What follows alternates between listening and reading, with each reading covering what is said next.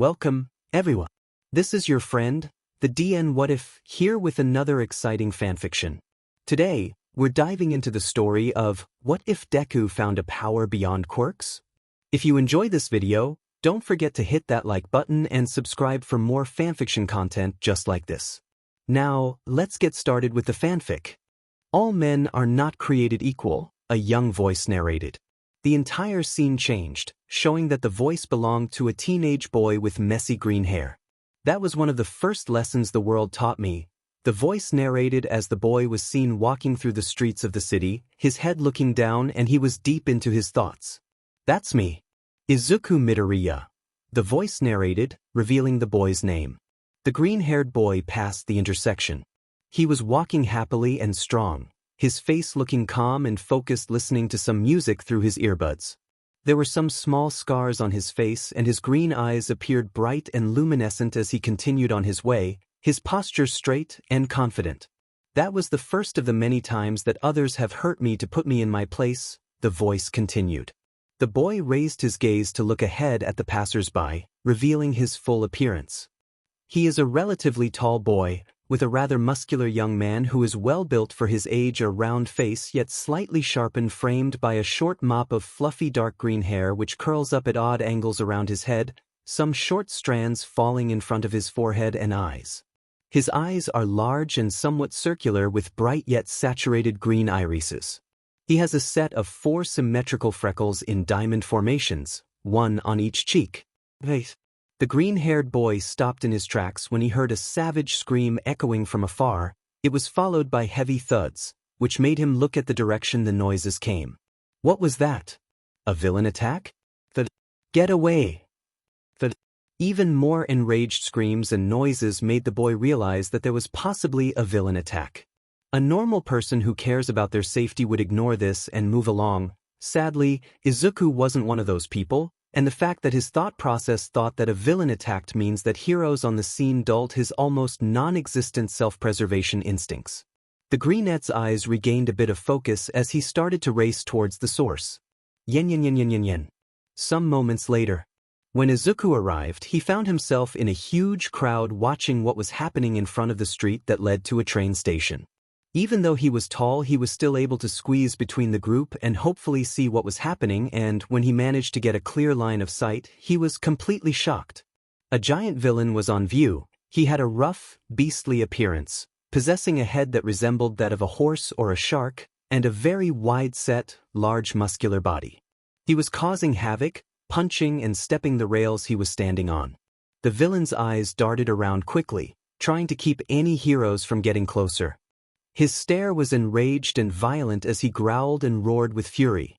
The green-haired boy looked with wide eyes at the battle. He internally wondered how this attack started or why. He glanced around, trying to hear if the others who were watching for more time than him knew something. But he didn't dare to ask directly, just the thought made him shake. A villain appeared. That's right. I'm at the train station. Not sure when I'll get in. He heard a man on his left shout to his phone. It didn't answer his question about what happened, so the boy scooted away, not liking the man's angry voice. The greenette stopped once he caught people talking about the incident. Turning into a monster? What a crazy quirk. What did he do?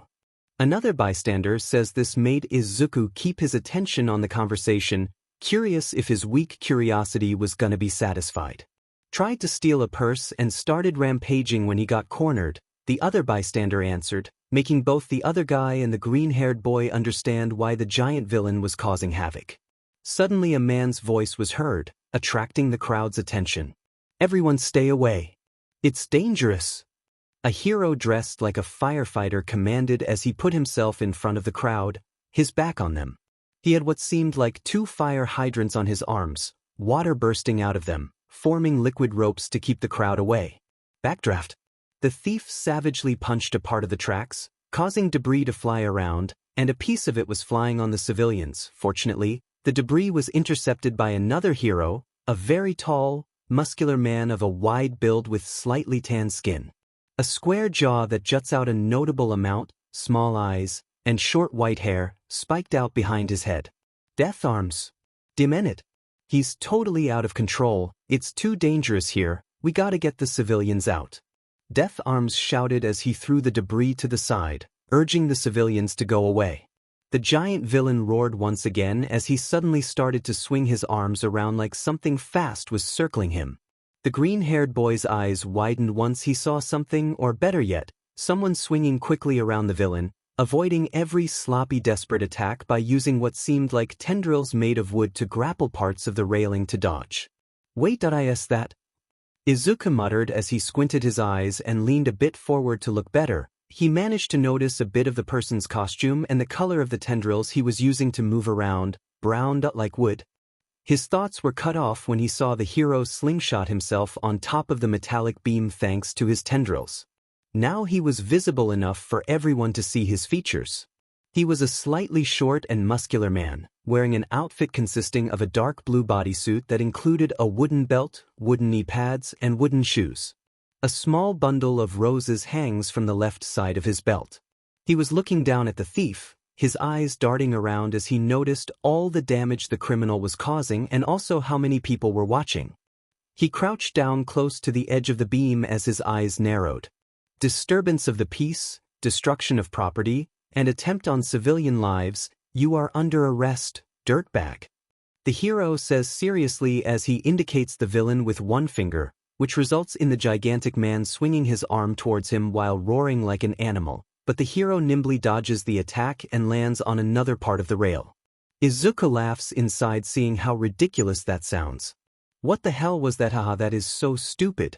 I see that you resist. Very well, you leave me no choice than to force you to comply, the wood hero added with a narrowed gaze, dodging everything the villain could throw at him. At a certain point, his opponent staggered because of his not caring where he out his feet, giving the hero the opening he needed. Now it's time for my special move, he started to say as he brought his arm back, which was quickly covered by a multitude of branches. Preemptive binding, lacquered chain prison, he shouted as the branches were about to reach the villain. Until Cannon, a female loud voice shouted as a gigantic woman was suddenly seen on the scene, giving a devastating flying kick which impacted the villain, throwing him back and making him fall unconscious on the floor with a loud thud. The owner was even bigger than the villain, probably surpassing 20 meters in height. The crowd was left speechless by the intervention of the gigantic young woman, their mouth agape while they watched her land on the street with a big thud, causing the surroundings to shake. Who is she? Izuku thought, shocked with wide eyes. He never saw her. Is she a new heroine? She is wearing a costume and could be a vigilante, but she seems to not be very sneaky. He didn't have to wait long for his answer as he saw the giant woman crouch a bit close to the villain, her hand grasping and lifting his limp leg a little to make sure he was unconscious. Once she made sure she hit the target well, she raised herself to her full height, surprising once again the boy and the crowd with her sheer size. Piece of cake for the world's next hottest heroine, who finally made her debut, she says as she finally turns her titanic body to face the audience, a friendly and a bit proud look on her face, making the boy see her appearance in full. She was a curvaceous young woman with purple eyes with white pupils and elegantly long eyelashes. She has prolonged, voluminous, creamy blonde hair reaching down to her waist with two shorter strands curled to frame her face, parted slightly to her right. She was wearing a purple and pale tan-colored skin-tight bodysuit, which was accented with orange stripes. She also has a pair of purple gloves with orange accents on the edge of the cuff. The design is similar to her boots, which are cut off at the thigh in a deep V shape. The suit also has 3 peculiar orange diamond-shaped dots on the purple top that are located under her chest, and she also wears a purple domino mask with horn-like protrusions on the sides. The beautiful heroine then put a hand on her hip and gave the crowd a confident smile, ready to make her true debut. She could already see the paparazzi. She winked once she noticed them, but very attentive eyes could see some cracks in her almost sultry behavior, like it was forced. Fate? Izuku had to blink a couple of times once he noticed it. There was no one better than him to recognize when someone was faking being happy. Pleased to meet you all. You can call me MT Lady. You will not have to worry about this bum anymore. A good old kick made him quiet down, she declared with another cute wink and a peace sign, increasing the cheer of the male audience, all of them extremely thrilled such a beautiful and friendly woman as their new heroine. Nobody noticed Kamui Woods falling on his knees with a depressed aura around him. She is taking all the credits, the wood hero muttered downcast as an imaginary cloud was over him. Death Arms was beside him, patting his back with a sweat drop. Yen yen yen yen yen yen. Meanwhile, Izuku was in his little world, muttering the details of the quirks he was lucky enough to observe. He was writing all of that in his notebook, which had various points where it seemed sentences were previously written but then covered by pen writing like its owner didn't like what others wrote like it was. Unwanted. A gigantification quirk, huh? Can be a double-edged sword due to potential collateral damage unless she can adjust her size. The greenest muttered as low as possible while he wrote on the pages, his mind already working to break down this quirk. A new hero, new analysis. A man next to him, who was busy staring at a milady, is intrigued by the boy's muttering, even managing to understand some words once he pays attention.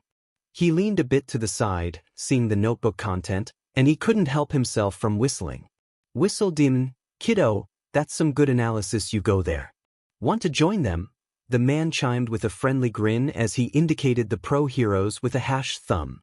The boy turned around for a moment as he looked at the man curiously. He was able to sense his friendly tone and not threatening body language. Yes, more than anything, he said with confidence, keeping the notebook close to his chest. A friendly grin made its way onto his face as he laughed a bit. He raised his hand a bit and then used it to lightly pat the boy on the shoulder in a friendly way. I see. Well, if you ask me, that big brain of yours will get you far. I will cheer for you when you make your debut, kiddo, he concluded with a thumbs up. The boy's eyes widened a bit, completely shocked by the man's kind words. A little light seemed to glow in his eyes. A small bright smile seemed to appear on his lips. Thank you. I'll do my best, Izuku said, but then noticed that he was late and immediately bowed politely to the man and walked again towards probably the place he is most afraid of and hates most of all at the same time. Yen yen yen yen yen yen. Aldera Junior High. Izuku opened the door that led to his classroom as quietly as possible so as not to attract attention. But as soon as he entered, he was welcomed by glares of disgust, indifference, and some of them even anticipation to have the opportunity to put the quirkless garbage in his place again. They all had the not written and not spoken permission to do anything they wanted with him. His dream was pathetic, his personality was pathetic, and his being quirkless was pathetic. Quirkless tried to oppress the quirked, so, like the teachers suggested, why not give them the favor back? A thrilling idea. The greenette simply sighs while walking towards his seat and sits on it, trying to make himself as unnoticed as possible. After a few seconds of glaring at Izuku, the students got back to what they were doing before. Meanwhile, the green-haired boy was thinking about some training ideas after school. Man, I want to use my spirit gun on these idiots so bad, but... Izuku thought as he could already feel their ki wanting to kill him. He always hated being in this school. He changed it regularly, but it was always the same. Here it was even worse and he can't change it, or he will need to repeat the year. He thought using his spirit energy and showing everyone that it was a quirk, but people would get suspicious about him getting a quirk out of nowhere after 10 years. Yeah, that wouldn't be good, so he had to hide his true self until he got into UA. His thoughts were interrupted by the entrance of the teacher. He was with a stack of papers in his hands. Calm down everyone, as you know this is your last school year and you have to decide what you will do in your future, he says as he sits behind the desk. He remains silent for a couple of seconds until he throws the modules in the air. But who am I kidding, you all want to be heroes. As he says this, everyone starts cheering and using their quirks to show off. Izuku just looks down at his notes and ignores them as much as possible. Already knowing that this day would be worse than usual, he could feel it, considering that for 10 years, almost every day was bad. Hey teach, do not include me among this garbage, at most they will be footstools for some unknown hero. Always if they are lucky, says arrogantly a boy with ash blonde hair. He had his feet on the desk. What do you mean by this, Katsuki? Are you looking down on us? Shouts one of the students with an offended voice.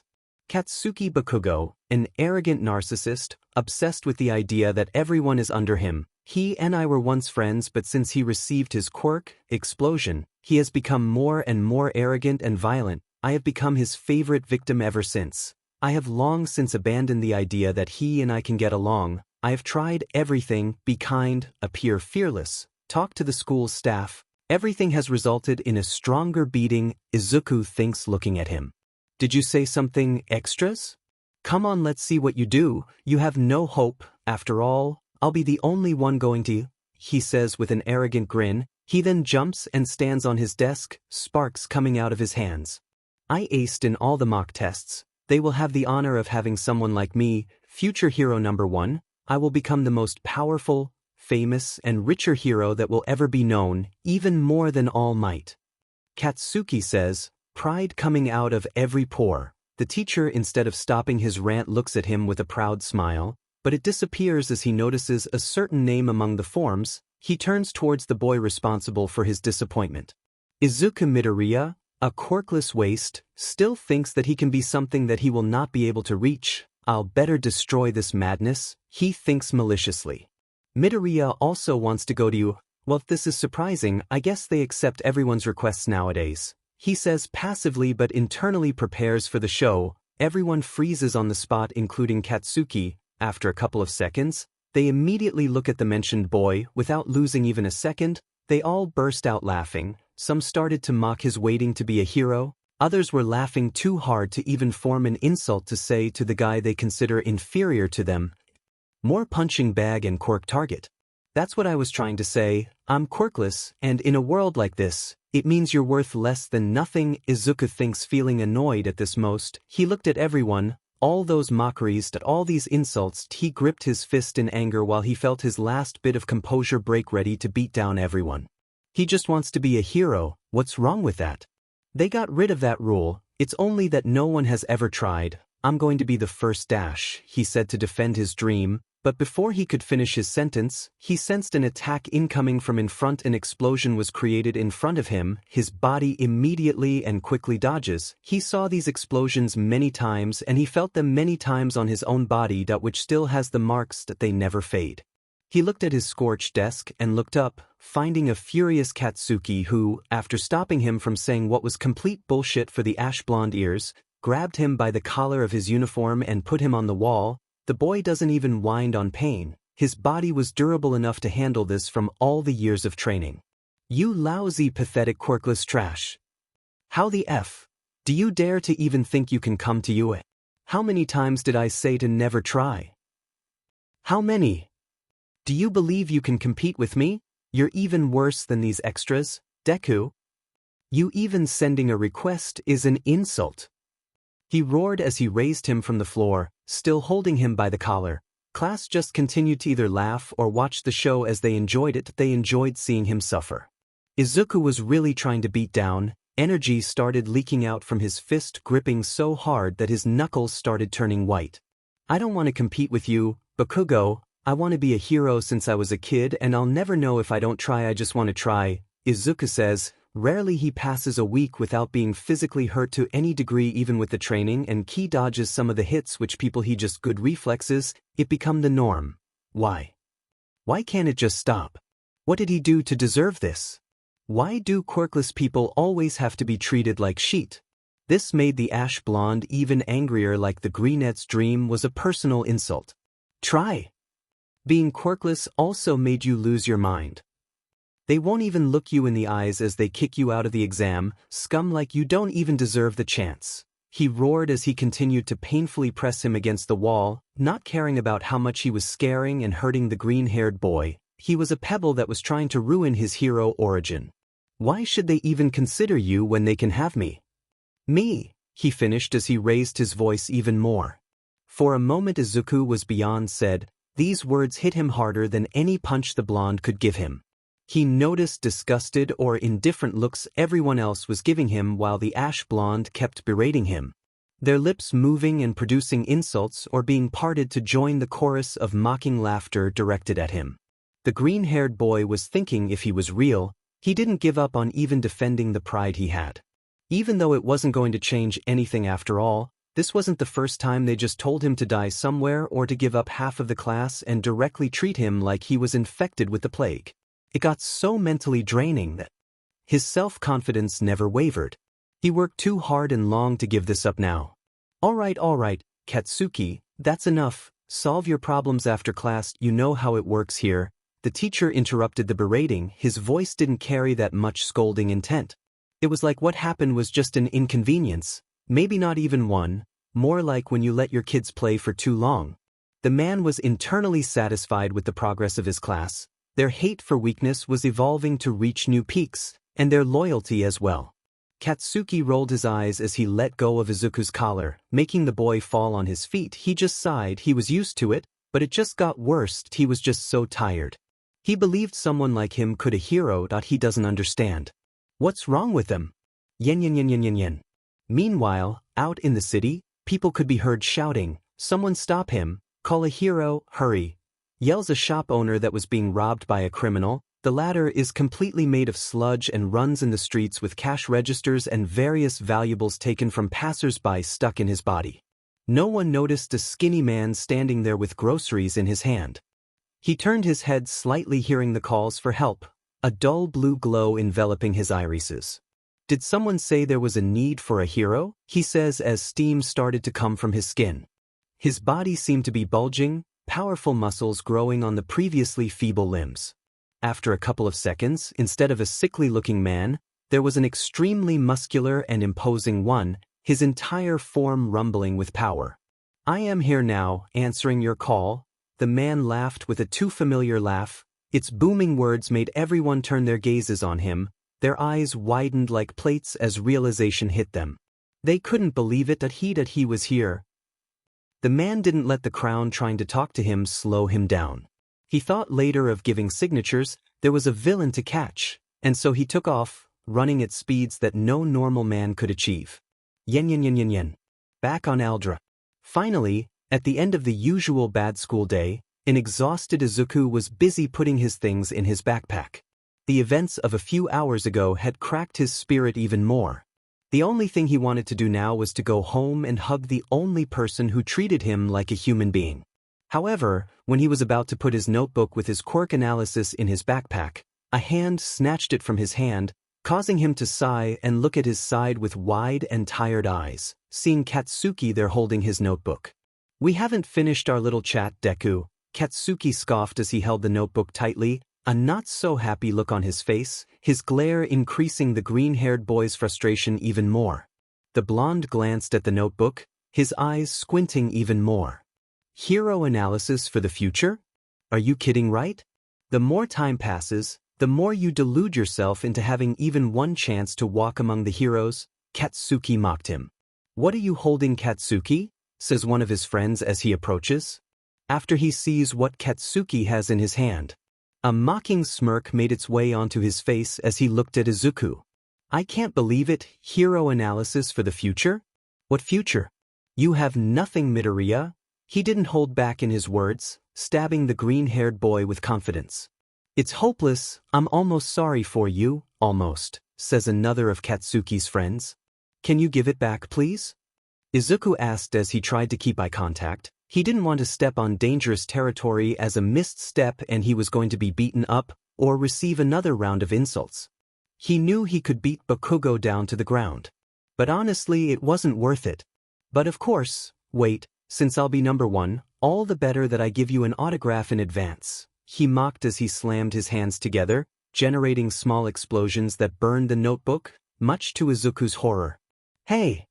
Izuku yelled with wide eyes as he saw his precious notebook scorched without a single regret, and to make things worse, the blonde glanced at him, at the notebook, and then he threw it towards the window. The green-haired tried to reach for it before it could fall out the window, but it was too late. It was gone. That his eyes became even more shocked. The boy could feel fresh salty tears dripping from his eyes. His hands were twitching, still extended towards the window. "Why? I didn't do anything. What the hell is your problem?" he whispered. He couldn't believe how far they could go to ruin him. Every bit of happiness was destroyed by them. "Don't look so sad, Deku. It can't be helped," the green-haired boy heard from behind, making his nerves twitch and making him slowly look back, finding the blonde without a bit of guilt for what he had just done. "I'm just trying to remove mistakes from my origin story." I don't want to talk about a quirkless failure dying in the background while I become the #1 hero. It gives a certain pathetic taste to the story, don't you agree? Katsuki mocked with a fake friendly voice as he walked towards his victim. He heard his goons snickering a little about his ego, but he ignored them for now to focus on the person he despises most. People show greatness from newborn.do, you understand? You got nothing, Zero, so do me a favor, Deku. He continued as he placed a smoking hand on Izuku's shoulder, the ash-blonde stare suddenly becoming dead serious, the fake smile and voice completely gone. Don't even try to put a foot on you, got it? He threatened with a glare as the warmth of his hand rose and started to hurt Izuku. The greenette's body didn't even flinch nor shake as he already knew that he was going to be hurt for the amusement of others, again. After a few seconds of silence, he sighs, a disgusted expression on his face as he pushes Izuku away. A bit of smoke coming from the green-haired boy's shoulder. The greenette looked back at him in suppressed anger. Really? Nothing? I thought you weren't so pathetic and had at least some fight in you. Oh well, I hope the message has finally entered your head. You have no chance. He finished as he started to head out together with his band. Izuku's body instinctively formed his hand like a gun with his pointer finger, the slight sound of crackling electricity while the sound of a constant high-pitched beeping sound started getting higher and higher while his spirit energy formed around it. Fortunately, Izuku regained focus and powered down his energy. From what he was told, at least he was happy he wouldn't be beaten today until Katsuki stopped and looked at him again, a grin on his face.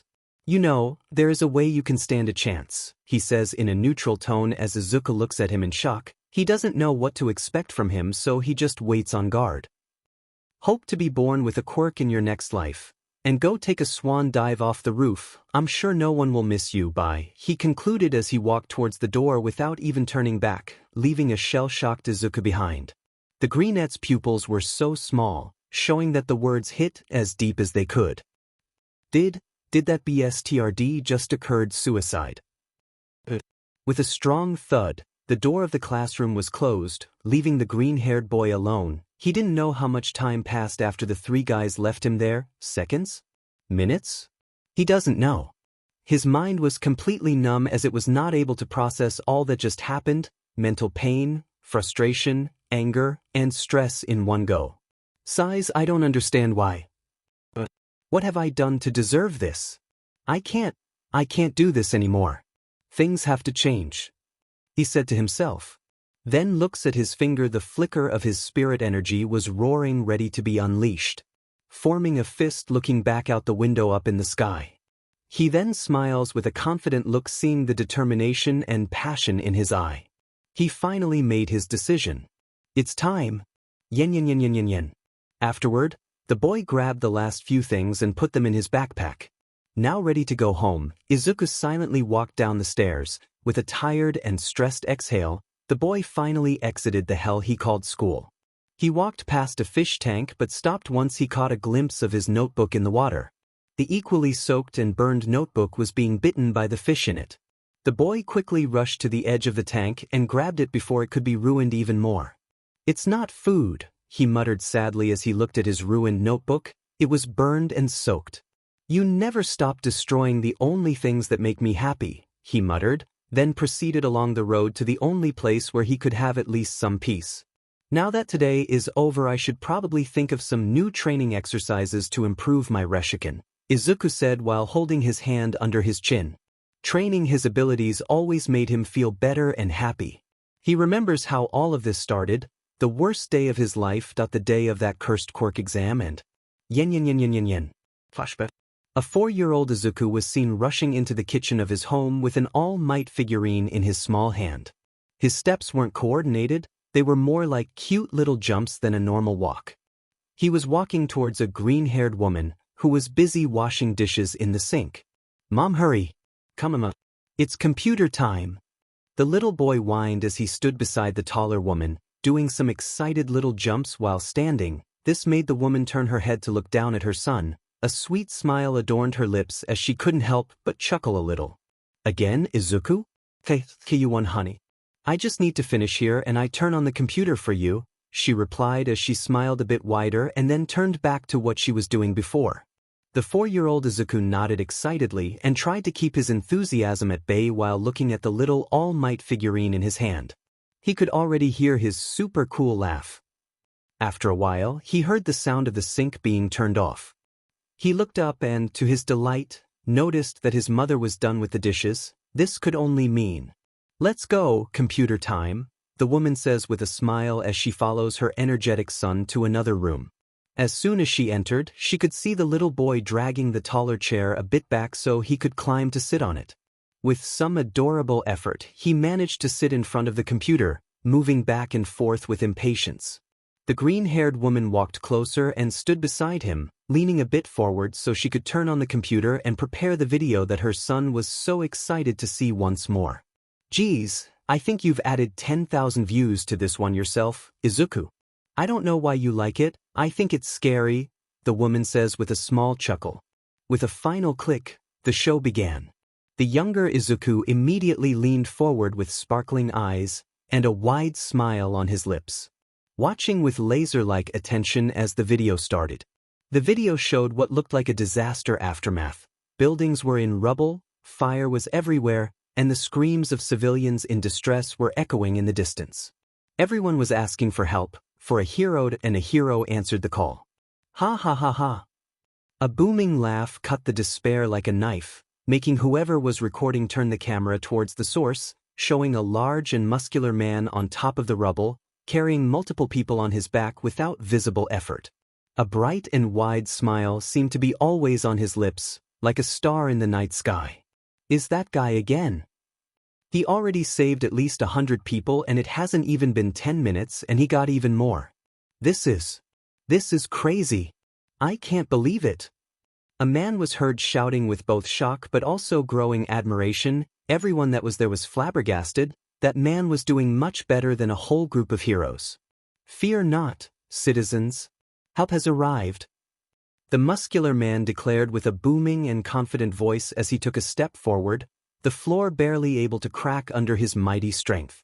"Because I am here," he concluded as his smile just widened. This was his debut. The debut of the #1 hero, All Might. The young boy's eyes couldn't get any brighter. He had seen this video many times, but it never got old. There was just a thought that his young mind could form when he saw the hero helping everyone and giving hope with a smile on his face. He's the coolest in the universe. And once I get my quirk, I'm gonna be a hero just like him, he thought with a big smile, already picturing himself standing beside his favorite hero as they fight injustices. He wants his quirk so bad. However, the excitement died quickly once the memory shifted to another location, that cursed doctor's office. "That will not happen, you'd better give up," a middle-aged man completely destroyed the young boy's dream with a simple sentence told with little compassion or intent of lessening the blow. "Whwh?" Young Izuku gasped as his entire body seemed to become white as a sheet with shock present in every part of his face. The All Might action figure dropped from his hand, but he didn't even look down at it. His pupils were small and staring ahead. "Oh dear. So you think there's something wrong then? All of the other kindergartners in his class have begun to show signs of their quirks, but my son is the only one who didn't." The green-haired woman asked with a worried tone and gaze as she glanced at her son. However, she had a hard time not showing her displeasure on how the doctor just delivered the news to the little boy. "In a way. Madam, you are a 4th-generation quirk user, no? What quirk do you and the boy's father have?" The doctor asked calmly as he leaned back on his chair while joining his hands together. His eyes were covered by round and big goggles, hiding his disinterested and cold stare. The woman nodded, putting a hand on her cheek as she noticed the dropped toy, ignored by her son, who still hadn't recovered from the shock. "That I can attract small objects to me. As for my husband, he can breathe fire," she explained as she used her free hand to lift the action figure and bring it to her hand. The process was slow, probably because she doesn't use it a lot. She then glanced at her son with a worried gaze. "They could be useful for him, right?" she continued as she patted her son's hair, trying to give him comfort. Maybe he was just a late bloomer. "Well, madam, in normal circumstances, your son should have already manifested one of these quirks or a combination of both, but after viewing his X-rays, I don't think he's going to." The doctor explained as he pointed at an X-ray of the boy's foot, especially on a specific point, the joint of the pinky bone. You see, when superpowers first began appearing, there were many research studies conducted and doctors discovered a link between the bones in a person's foot and their likelihood of developing a quirk. People with powers have only one joint in their pinky toes. Their bodies have evolved into a more streamlined version of the human form. You can see here that your son has 2 joints in his pinky. Like roughly 5% of the population these days. Based on the available research, it's safe to say your son isn't going to develop a quirk, the doctor explained dryly, killing the last bit of hope of the green-haired boy having a quirk and just being a late bloomer. So that he was quirkless. The little boy repeated in his head like a mantra as he looked down with a dazed stare. He couldn't believe it. How was he going to be a hero like All Might if he didn't have any power? How? How? He knew since he was 3 that he was special, and not the way his mother would describe being, but being able to sense things. He didn't know if it was his quirk at first. But no, now that he found out he was quirkless, he was sure that this gift was all his own. So he decided to keep this to himself, even from his mother. Now that he knew he was quirkless, this wasn't going to stop him. He thought about how All Might wasn't a hero by birth. He trained hard. So if he did it, why would he look at his hands, thinking of the many possibilities for him to train? The woman sighed sadly as he forced herself to be polite to the merciless doctor, thanking him as she softly took her son's hand and guided him out of the office. He was silent for the trip, just increasing her worry. Yen. Midoriya's house. Inko was walking back and forth in the living room. Since they came back, her son silently walked in his room and didn't go out for hours. She wanted to give him a bit of space to not feel overwhelmed. She knew how much he cared about having a quirk and being a hero, so she hoped he would go search for her once he was ready, and he would give him all the comfort he needed and some more. But after a couple of hours, she couldn't wait any longer. The woman stood in front of her son's room, her delicate hand grasping the handle and turning it, opening the door slowly so as not to scare him. When she peeked from it, she noticed that the lights were off, the rain outside hitting the window. Fear not, citizens. Help has arrived. Because I am here. The same booming voice came from the turned-on PC, making her glance at it. Her eyes widened a bit, even if the chair was covering him. Izuku was on the floor doing push. She then noticed that he was struggling, but he kept pushing through. All Might never became hero, just like that. He trained. So I have to train. I will become a hero, that I promise, Izuku said, struggling through his push. His mother covered her mouth with her hand, seeing her son work so hard for his dream, smiled as she teared up, closing the door and leaving him be. Yen. Thumbskip. It was the weekend and his mother was out at work, but Izuku, who was currently at Takoba Municipal Beach Park, had accumulated trash coming from the sea for years, turning it from a beautiful beach spot into a trash heap. But for Izuku, he saw that this is the perfect place to train. But then he had a feeling that his gift was telling him something was nearby. Even for his age, he was more smart than most kids. He then concentrates on the feeling until he picked something up. He opened and rushed over to a hump of trash, going through the garage, moldy wood, and rusted car parts. Luckily for him, there was something he could do enough. After a minute of digging through the garage, he found a dark brown old simple but sedan with some of the wood being slightly warped and chipped. However, what caught his feeling was inside. He opened it to find a square object wrapped up in cloth.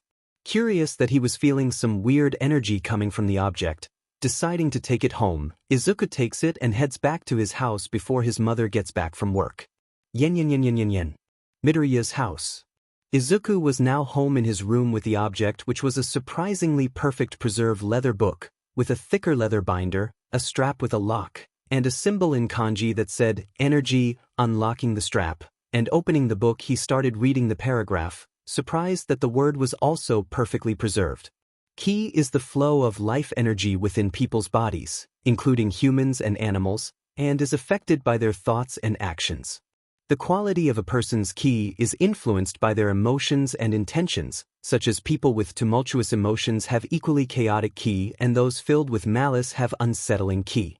Each individual's ki is unique, and it is rare for different individuals' ki to be the same.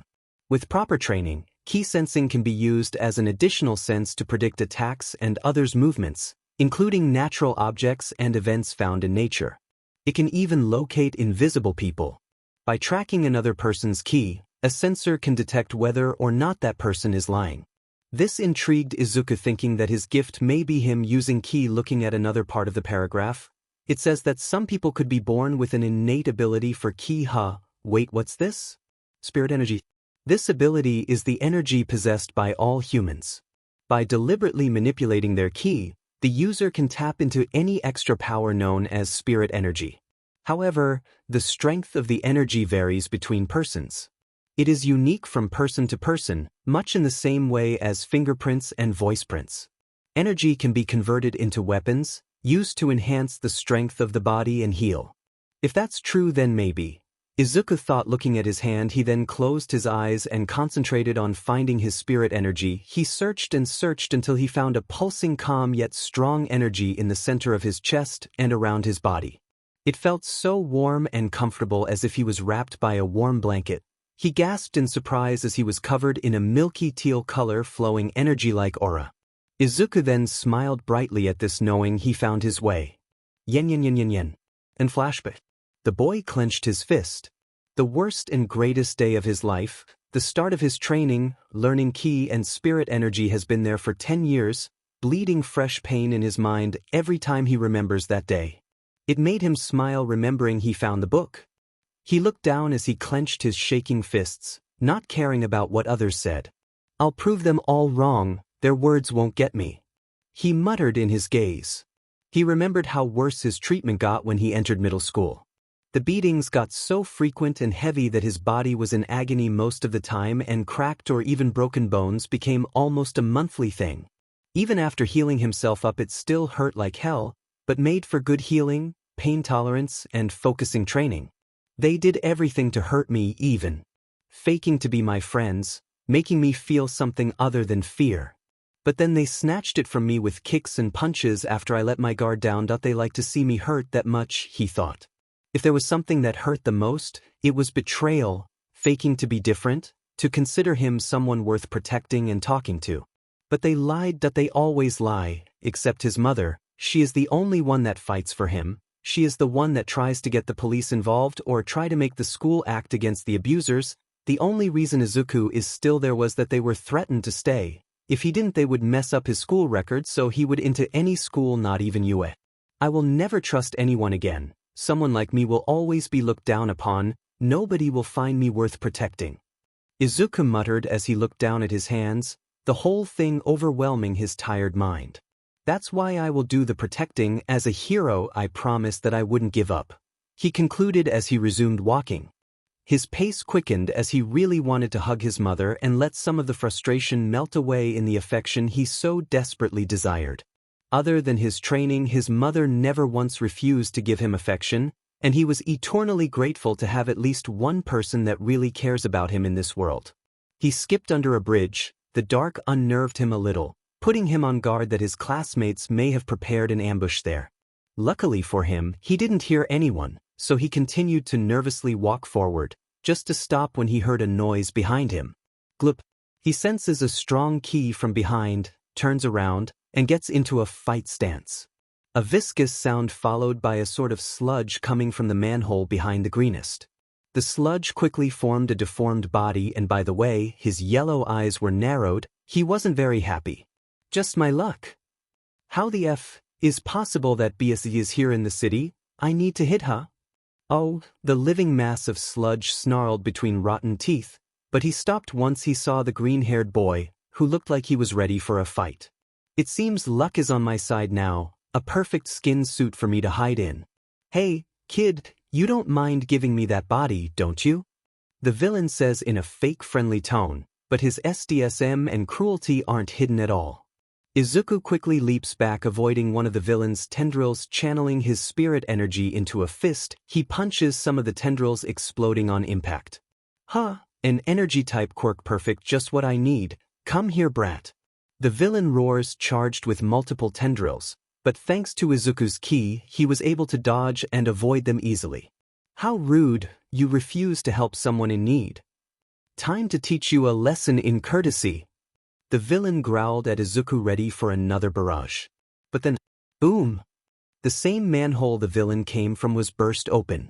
An extremely large and muscular man came from it, his blue glowing irises finding the villain and the boy. Both rage and concern were present in his stare, but he quickly stood straight and prepared to save the young boy. "Do not worry, kid.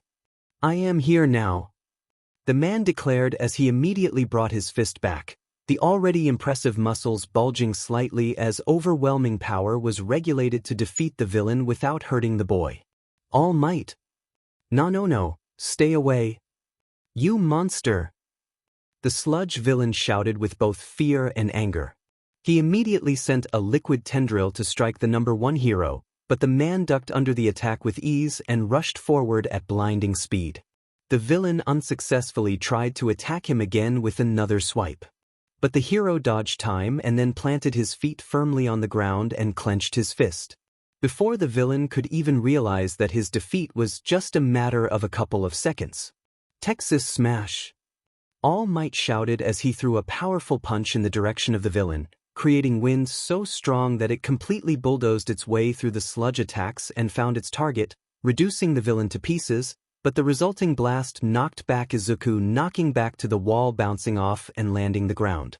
Looking up forward, he couldn't believe his eyes. All Might. It was the only thing that Izuku could mutter that he was just saved by his idol hero. "Phew, you gave me a big scare, young man, but I am impressed that you handled yourself so well. Sorry for not coming sooner. This city's sewer system is a bit of a labyrinth." The hero chuckled with a small embarrassed sweat drop dripping from his forehead. He had more than a scare, a heart attack would be more like it. The boy blinked once, then twice, the gears of his head shifting into overdrive. Before the hero could ask if he was feeling okay, the greenette yelped as he quickly stood with a shocked expression, his eyes having both disbelief, but also admiration. "Lol, Might. Why you are H here? Okay, Cammy, All Might is in FF front of me. He is so much cooler in P-person." Izuku stuttered, flabbergasted as his fanboy side took over, seemingly talking to the hero and himself at the same time, confusing a bit the hero, but hey, he appreciates the praises. Suddenly, the boy stopped in his tracks and seemed to be hastily looking around for something. "My notebook, I need to ask for an autograph," he muttered softly to himself as he quickly grew frustrated. He had his idol right in front of him and not a notebook to beg for him to sign. What an awful day. However, he was soon interrupted by the hero, who leaned forward with a chuckle. "Are you looking for this?" All Might asked as he extended his right hand towards the boy, making him see that he had his burned notebook. Thank you so much, Mr. All Might. See, could you sign my notebook? He already did. Thank you so much." Izuku gasped as he noticed that the hero had already given a signature on one of the pages dedicated to him in the boy's notebook. This made the greenette stop in his tracks and look up with quivering lips and a more animated stare face, the dizziness and pain completely left behind for now. All Might let out another small chuckle because of the boy's excitement. His thought process was interrupted when he felt an unfortunately familiar pressure enveloping his body. "Sheet, my time is running out. I need to go now." All Might thought hurriedly as he mentally cursed his limited time in this form. He shook his head and cleared his throat, making the shaking boy jump a bit and look at him. "Well, be more careful, okay? If there's nothing else, I need to get this guy to the police so they can take care of him. Stay out of trouble. See you around," the hero says as he patted his pocket, showing that the villain was passed out in a bottle that was kept there. He nodded at the boy with a smile and started walking away, much to the greenette's surprise. "Wait, so soon? I didn't get to ask that question. Wait." The boy thought, alarmed as he saw the hero's broad and wide back growing smaller as he walked away, his courage reduced to ash as he couldn't find the strength to say a word. His favorite hero was here, he could ask him that question, but his fear was holding him back. "See, can be a H-hero too?" His younger self's voice resonated in his mind. In a moment, his eyes regained focus as he looked at the crouched hero, who was about to jump away. He can't let his chance get away, even if he must risk his hero finding out he is quirkless. He will accept the hate, and he needs an answer. So he rushed more quickly than his conditions could allow him, and reached for the hero, trying to pull the hem of his shirt to grab his attention. However, this proved to be a dangerous idea, because as soon as his hand took hold of the shirt, the hero jumped high in the air, dragging the greenette with him. As the hero seemingly flew in the air like a rocket thanks to his immense strength, he could swear he could feel something on his leg. Strange. Why do I feel something on my leg? All Might muttered, puzzled to himself as he glanced down. His eyes widened in shock as he saw the same boy before clinging to his leg, holding for dear life. "Young man, what are you doing? Hold on," he shouted, shocked as he instinctively used his right hand to push the boy on his leg and hold the collar of his school uniform not to let him fall. "I'm sorry, All Might. But please, I have a question. You're my all-time favorite hero. I won't bother you ever again." Izuku tried to shout even with the air hitting his face. His mind was split, being terrorized that he was so high in the air while the other was urging him to chase after the hero for an answer. Okay, I get it, fanboy, now hold on. I'll land somewhere." The hero relented as he looked ahead while still holding the boy steadily. However, he was starting to feel the pressure in his body increasing, the metallic taste of blood irritating his mouth as some drops exited from the space between his teeth. "Sheet," he cursed inside his mind. This day couldn't get any more stressful. What he didn't notice was that the bottle containing the villain slipped out of the hero's pocket, falling into an alley. Yen. In another location, Katsuki was walking in an alley followed by his two friends. Lackey would be a better word for these two extras. The ash blonde had a big scowl on his face as the events of this school day replayed inside his mind again and again. That green-haired bastard never stopped challenging him, always thinking he was better than him. No matter how many times he showed him he was superior, he always pursued that shitty dream of his being a quirkless hero. This is a straight-up insult. Man, I still can't believe that he is still trying to get to you. That head of his must be filled with rocks, or maybe we just hit him too hard last week. Who wanna bet that he is gonna die on the first day? Maybe even before stepping inside, one of the two snickered as he nudged the other, who was stretching his arms above his head. "You're not like it would be a great loss anyway. People like him are all gonna die out in a couple of generations. Teach told us how they are just a step backward from us, so why worry? But they will just kick him out as soon as he steps inside, if they even accept his request, that is, but I doubt it." "What an idiot," the other one mocked without a once of guilt. At this point, years of well-placed lessons and words have turned the entire class, if not half the entire school, against the quirkless green-haired boy. The same boy turned to look at the ash blonde walking ahead of him while silently sipping from a soda can. "What about you, Katsuki? You two knew each other since kindergarten. Was he always this delusional?" he asked with a grin. There was someone who hated that Deku. It was Katsuki. He made it clear a lot of times. The explosion user simply sneered as he heard the two extras mock that equally pathetic BSRD. These two were just stepping stones like everyone else. His hand was clenching tightly the can he was sipping from, the metal bending because under his irritated grip. "Kaken, why you are scaring me?" A very young voice echoed inside his mind, so scared and vulnerable that it would have made many hesitate, but not him. He knows the truth behind those fake teary eyes, that BSRD was always looking down on him. Someone's gotta teach that worthless BSRD how the world works. He's still trying to be a hero, just FNG sees me off.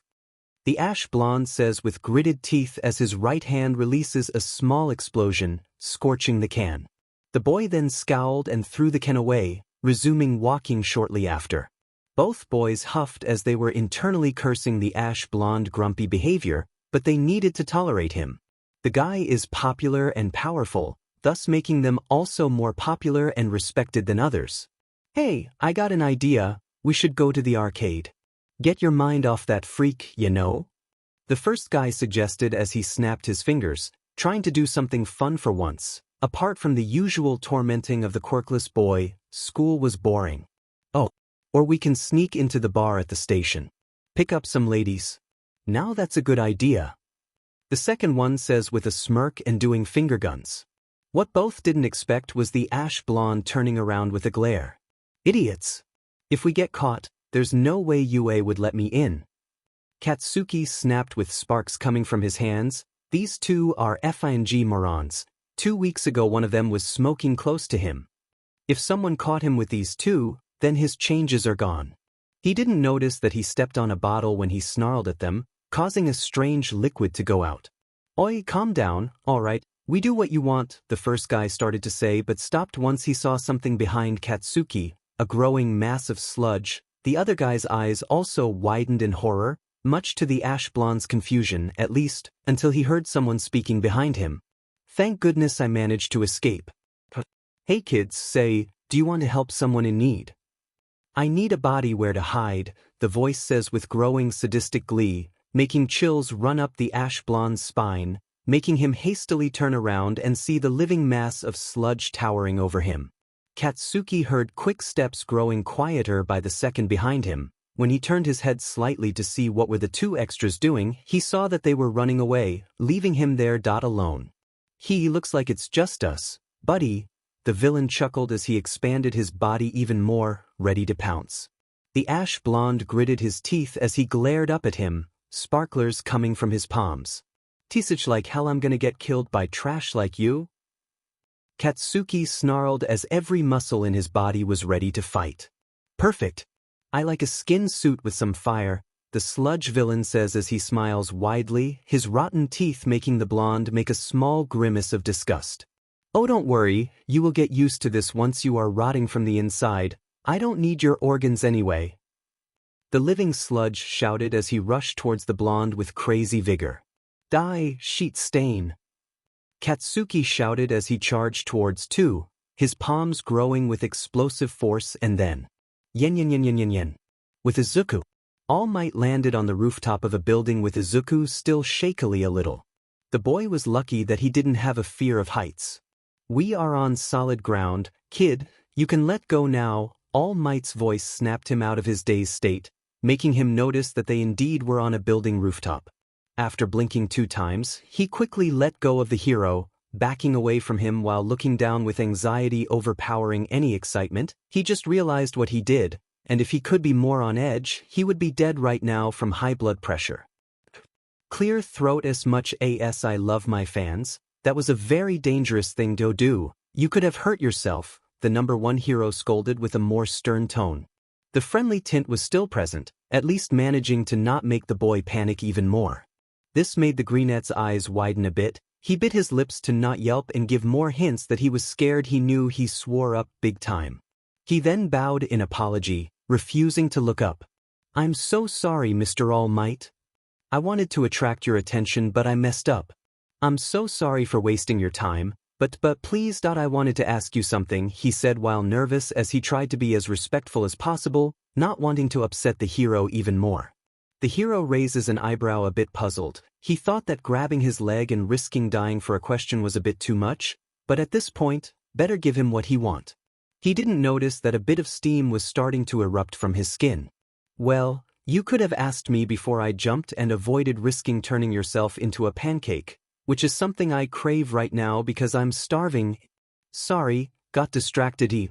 All Might dragged his words with a slightly awkward laugh and a comical sweat drop on his head. He hadn't eaten anything all day, and the idea of stopping at a store to buy some soft pancake was making him almost destroyed stomach demand for something that it could digest, and not liquid food. His slightly more lighthearted behavior didn't seem to snap the boy from his tense state. So the hero cleared his throat and regained a more focused gaze. Ask away, kid, but please be quick. I don't want this evildoer to wake up while we chat and start cursing us out. All Might tried to joke a bit, but what he got was a little JRK from the boy's head so he could finally look up at his imposing form. The greenette's face was a mix of nervous and a bit of dull determination. What the hero didn't know was that Izuku was internally giving himself every bit of courage he could muster. He could do it. He can do it. The green-haired boy straightened up his posture and tried to keep eye contact as his lips parted, the words he wanted to say for so long finally having their target. I'm quirkless. Finally, Izuku managed to unstick the words from his throat and shout probably the most difficult part of his question, cutting off All Might and making his eyes widen. Wait, what? The boy doesn't let the hero ask. Anything as he uses the burst of courage to shout everything else while clenching his shaking fists and keeping his eyes tightly shut. Even if I'm powerless, I want to be a hero, like you. Ever since I saw your debut, I wanted to be one. Everyone always mocked me and laughed when I even tried to pursue my dream, even though I've been training for the last 11 years of my life. He kept letting out his words, knowing full well he was telling more than he should, but he could hardly stop himself.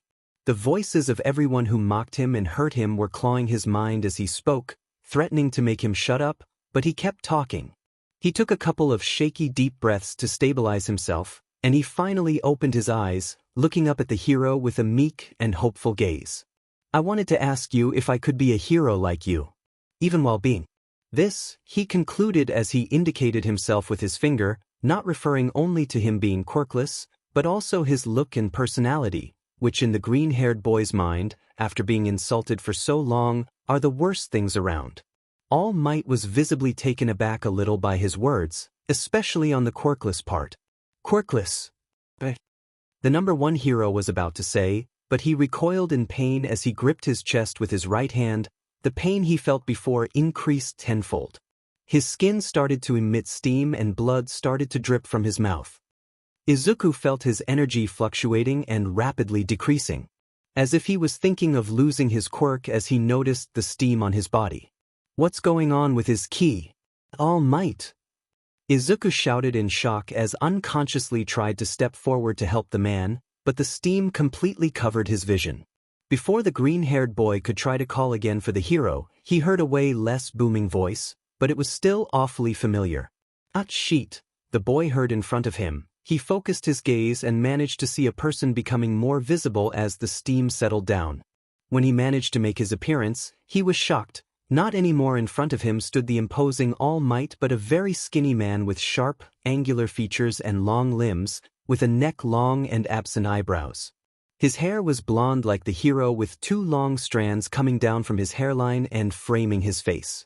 The green-haired boy was left with his jaw almost hitting the floor watching a completely different person standing in front of him. Where was All Might? Who is this person? Wait, could he be? Blurg. Oh, Kami! He is puking blood. Oh wait, who? Izuku started to say flabbergasted while raising his finger to point at the stranger. Who are you? Where is All Might? Izuku asked panically, who was this man? An imposter? No, impossible, he was as strong as All Might, a shape-shaping quirk? A quirk-copying one? Could it be? I assure you that I am All Might, now don't panic. The skinny man tried to calm him down as he waved his left hand in a calming way while the right was trying to wipe the blood from his mouth. Izuku made a couple of steps back with his eyes still wide in shock. He sensed the man's ki, and he was right, he was All Might. He doesn't know, the dots aren't connecting. Okay, calm down. He also noticed the blood still staining the man's mouth. Against his more wary instincts, the boy took a handkerchief from his backpack and cautiously handed it to the mysterious man, who blinked a couple of times in slight surprise, but then accepted it. Thank you, kid, he thanked as he used the handkerchief to finish cleaning his mouth, putting it aside after he was done. When he looked back at the cautious boy, he noticed that he was gazing at him with an intense stare. Why are you like this? He asked nervously. Even if Quirks can do many things, this wasn't natural, especially with the way he kept clenching his chest. The man cleared his throat as he straightened his posture. At this point, the boy already found him better answer what he could. Well, you know how guys at the pool are always sucking in and flexin', and try and look buffed. All Might explained as a mental image of a man trying to hide their belly by skiing air appeared in Izuku's head. The boy nodded. I'm like that, he concluded as his left hand reached for the hem of his shirt, and before Izuku could ask himself what he was doing, the man raised his shirt enough for the greenette to see his torso, and what he saw shocked him to the core. See this nice scar? He continued as he sat up close to the railing. He noticed that the boy's face paled when he saw the big scar that covered most of the left side of the man's chest. It looked painful, like someone literally tried to pierce him from one side to another, and almost succeeded. Izuku sensed the massive drain in All Might's ki right in the center of the scar.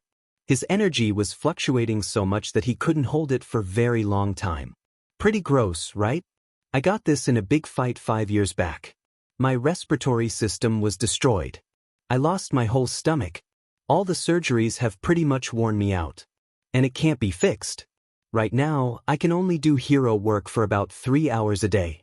Rest of the time, this is what I look like, All Might explained as he indicated himself. He didn't expect today's hero time to end with him telling a random kid about his fight and scar. What a day.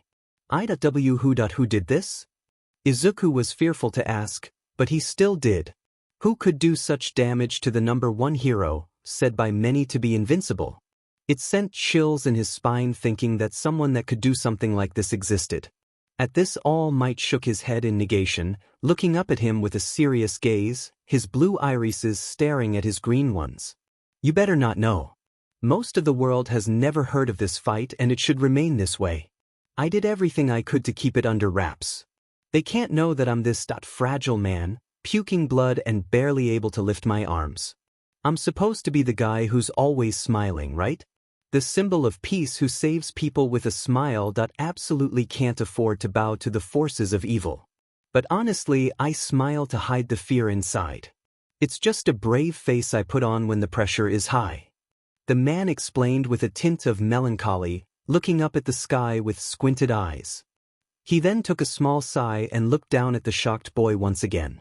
Sciatis, to be honest, but it's my duty. I can't slow down because of a small scar and some blood.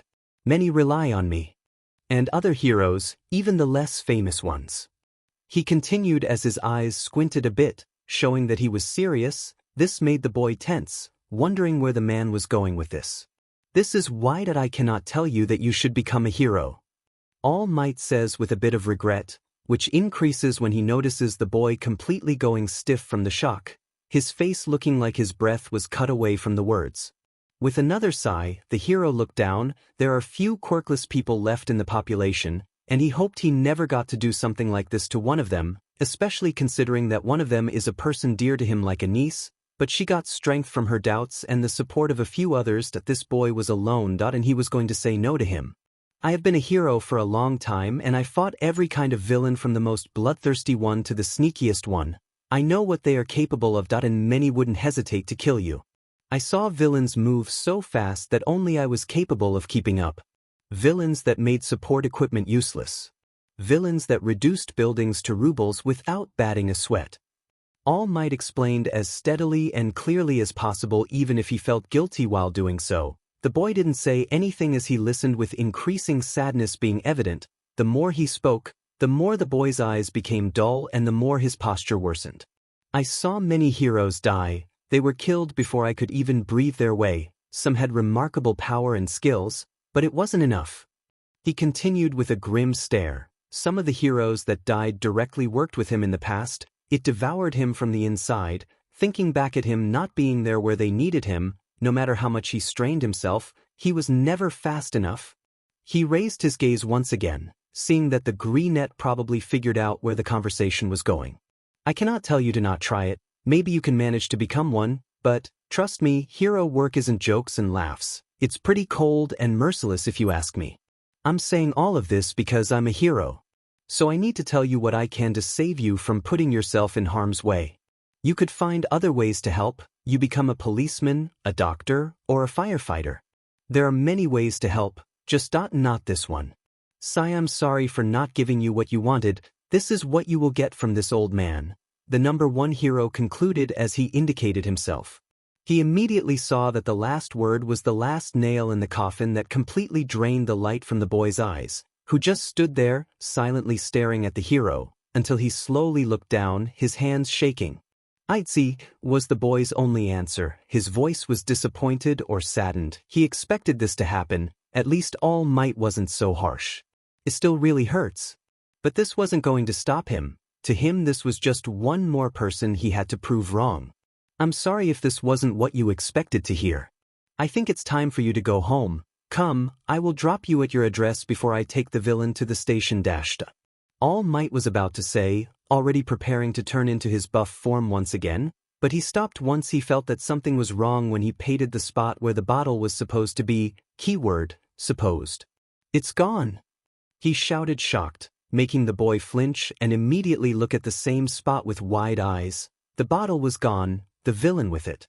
Before All Might could search for it, something rampaged in the distance. Boom! A big explosion made their eardrums shake as they hastily turned their gazes in the direction it came from just in time to see a huge mass of smoke and flames. In the distance. Oh no! All Might thought with wide eyes, it can't be a coincidence. Wait at those explosions. Izuku thought as he realized that the sound and strength of that explosion were familiar. He sensed a key that made his eyes widen from what he felt he exactly knew who it was. Both their sentences were cut off by another big explosion, soon followed by more. The boy recovered first from the powerful sound. He looked down at the stairs with a puzzled look. I can't be here. I need to see, Izuku muttered loud enough for the man to hear him, and before he could stop him, he ran down the stairs towards the site of those explosions, leaving the hero behind. Wait, young man! All Might shouted as he chased after him, having already a bad feeling about the greenette suddenly running towards a dangerous location. The explosions became louder and louder as Izuku rushed with his heart hammering in his chest and his energy started pulsing from his core. He didn't even know why he was running towards a dangerous area just after All Might told him that he shouldn't be a hero. Speaking of the hero, he was trying to keep up with the surprisingly fast boy. He was actually pretty quick in his steps. The man was about to yell another time for the boy to stop or at least slow down, but he stopped once he saw that they arrived at the site of the attack. Both immediately noticed the large crowd watching the heroes trying to subdue a villain, but the line of sight was obscured from Izuku's point of view because of his small stature. But All Might saw who the villain was, and his stomach dropped that it was the same sludge villain and, to the hero's horror, he had a hostage. All Might quickly noticed that the heroes on the scene were having difficulty because of both the liquid body of the villain and the rampaging quirk of the hostage, who was trying to free himself from the sludge, but what he achieved was slowing down the takeover of his body and unfortunately making things even more difficult for the heroes. Yen yen yen yen yen yen. Meanwhile, Izuku managed to squeeze between the group of people, ignoring their curious looks as he finally managed to get a clear sight. He quickly noticed some heroes he already seen the same day, Death Arms, Kamui Woods, and Backdraft. There were also other heroes that he didn't have the chance to see in action. All of them were trying to rescue the hostage and control the damage, but explosions and flames are not my cup of tea. That I give my place to someone else this time. Kamui Woods shouted as he used his wood tendrils to take civilians out of the danger zone while hastily preventing the flames and debris from hitting him. Backdraft made water erupt from his hands, extinguishing as much fire as possible to allow the wood hero to get the civilians to safety while doing his best to avoid the fire from spreading. Don't look at me. I've got my hands full here. Where are those fire trucks? The firefighter hero grunted as he aimed his hose spigots and generated as much water as possible to fight the rampaging fire. The multiple explosions just made his job difficult as the new fire replaced the one he already dealt with. He then turned his head slightly to look at a male hero to his right. Can you guys get to him? He asked as he kept his attention split to not lose track of the fire. No, can't get a grip on his weird body. Plus, that kid's quirks causing explosions left and right.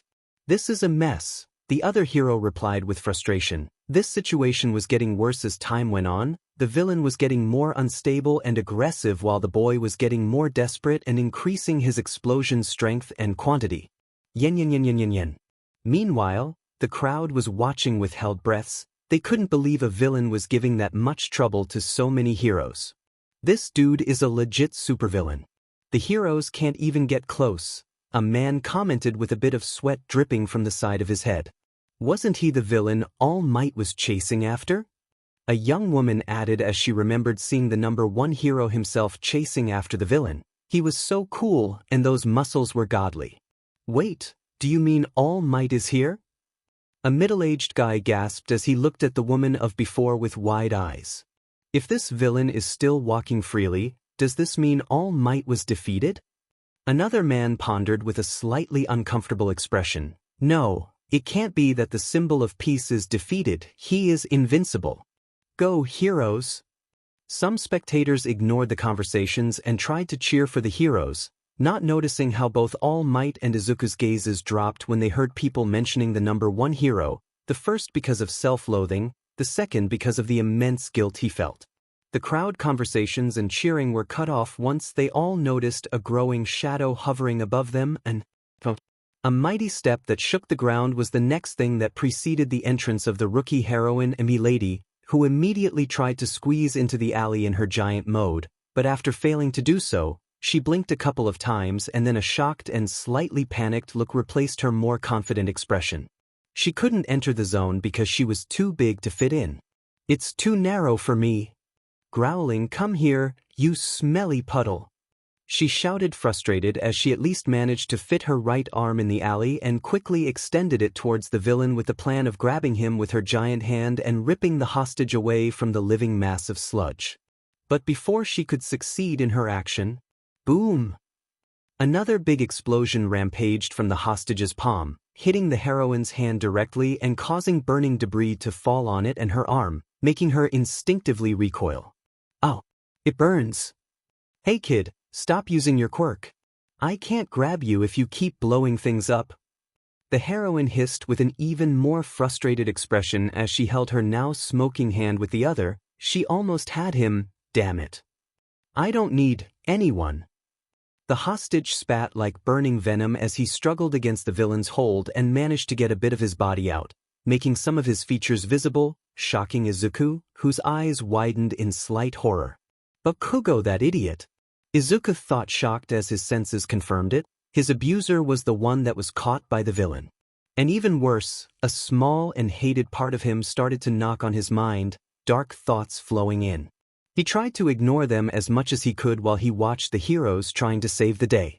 He saw Death Arm stuck under a tendril strike. The hero charged forward immediately and tried to hit the villain, but his strong punches only passed through the sludge's body without apparent effect. "It's no good. None of us have the right quirks to stop a villain like this. We OF-. He cursed as he hastily backed away just in time to see a big sludge hand crush the spot he was before. He then created some distance and joined the other heroes. And the number of people to save just keep increasing. "This crisis is becoming too much for us to handle," Backdraft replied as he created another burst of water to extinguish another blaze. "What we can do is to reduce the damage until someone with the right power shows up. Every hero of the city is most likely on their way," a male hero added as he took some ragged deep breaths, the hot temperature and smoke making it hard for him to breathe. The Greenette kept watching as all attempts were made useless by the villain or by Katsuki continuing to create dangerous explosions because of his adrenaline and survival instincts. He didn't know what to think or do. The ash blonde always hurt him, and today was not better. But then that he realized something, his face paled quickly as he did so. All Might had him captured in his pocket. If he is free right now, it is because I grabbed his leg. Everything that is happening here is my fault. He thought as his right hand instinctively cupped his mouth. His eyes shook as he was quickly overwhelmed by guilt. All this destruction was because he wanted a stupid yes from All Might. I must have dropped him in the air because I was distracted from worrying about my time limit. I can't believe I made such a rookie mistake, and after lecturing that kid about being a hero. I'm pathetic, All Might thought as his eyes widened, guilt forming in his scarred guts. He couldn't believe he made such a mistake and allowed all of this to happen.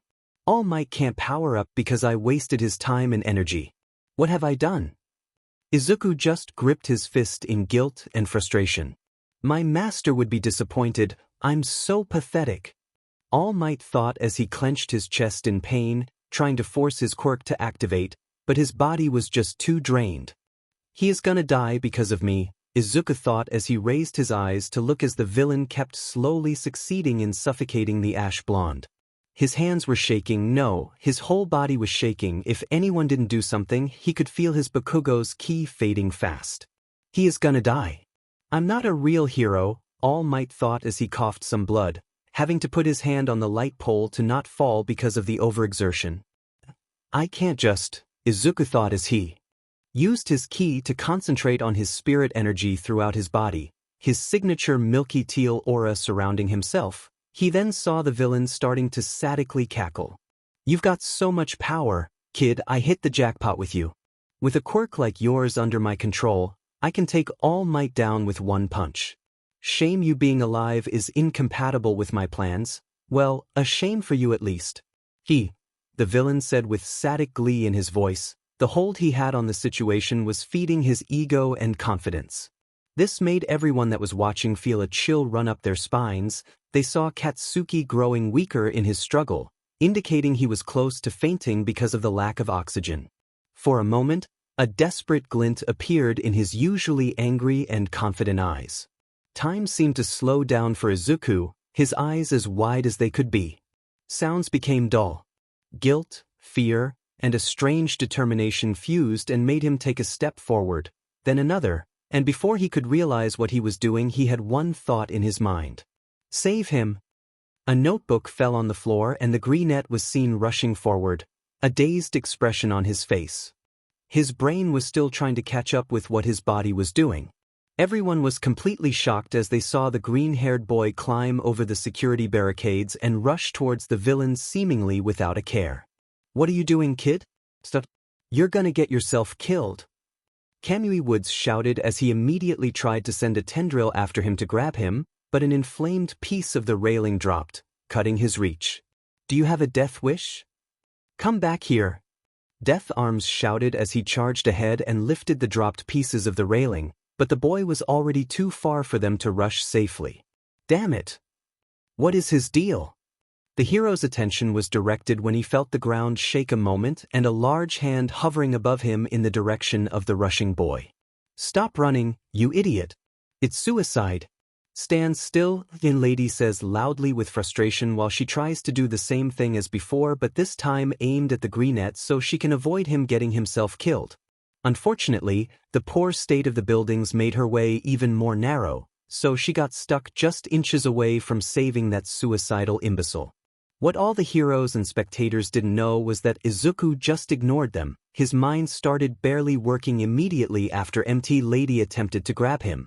The boy was panicking, the pain of his already injured body, the overwhelming heat of the surroundings, and the lack of oxygen caused by the fire was making him lightheaded. Okay. Calm down, you got this, you go Thizzy goddess, Izuku thought while covered in his spirit energy making sure he didn't pass out from the lack of oxygen. Alright, no more hiding anymore, Izuku thought as he raised his eyes to see the villain. Like an electric shock, his eyes focused on two details about the villain, the teeth and the eyes. They didn't change shape at all during the attack, so they aren't liquid. It's probably a weak point if I can hit there. Izuku thought as his brain shifted to think of a way to do something about the villain. Another idea shocked his mind as he thought of one of his techniques that, okay, Izuku, you can do it. Do something right in your life, save someone that this is all your fault, accept responsibility. Izuku thought as he gathered his energy into his palm. At the center an aqua-green spark of energy started forming, getting bigger and brighter. Rushing towards the villain once again, the living sludge finally noticed him and grinned. Look who's back.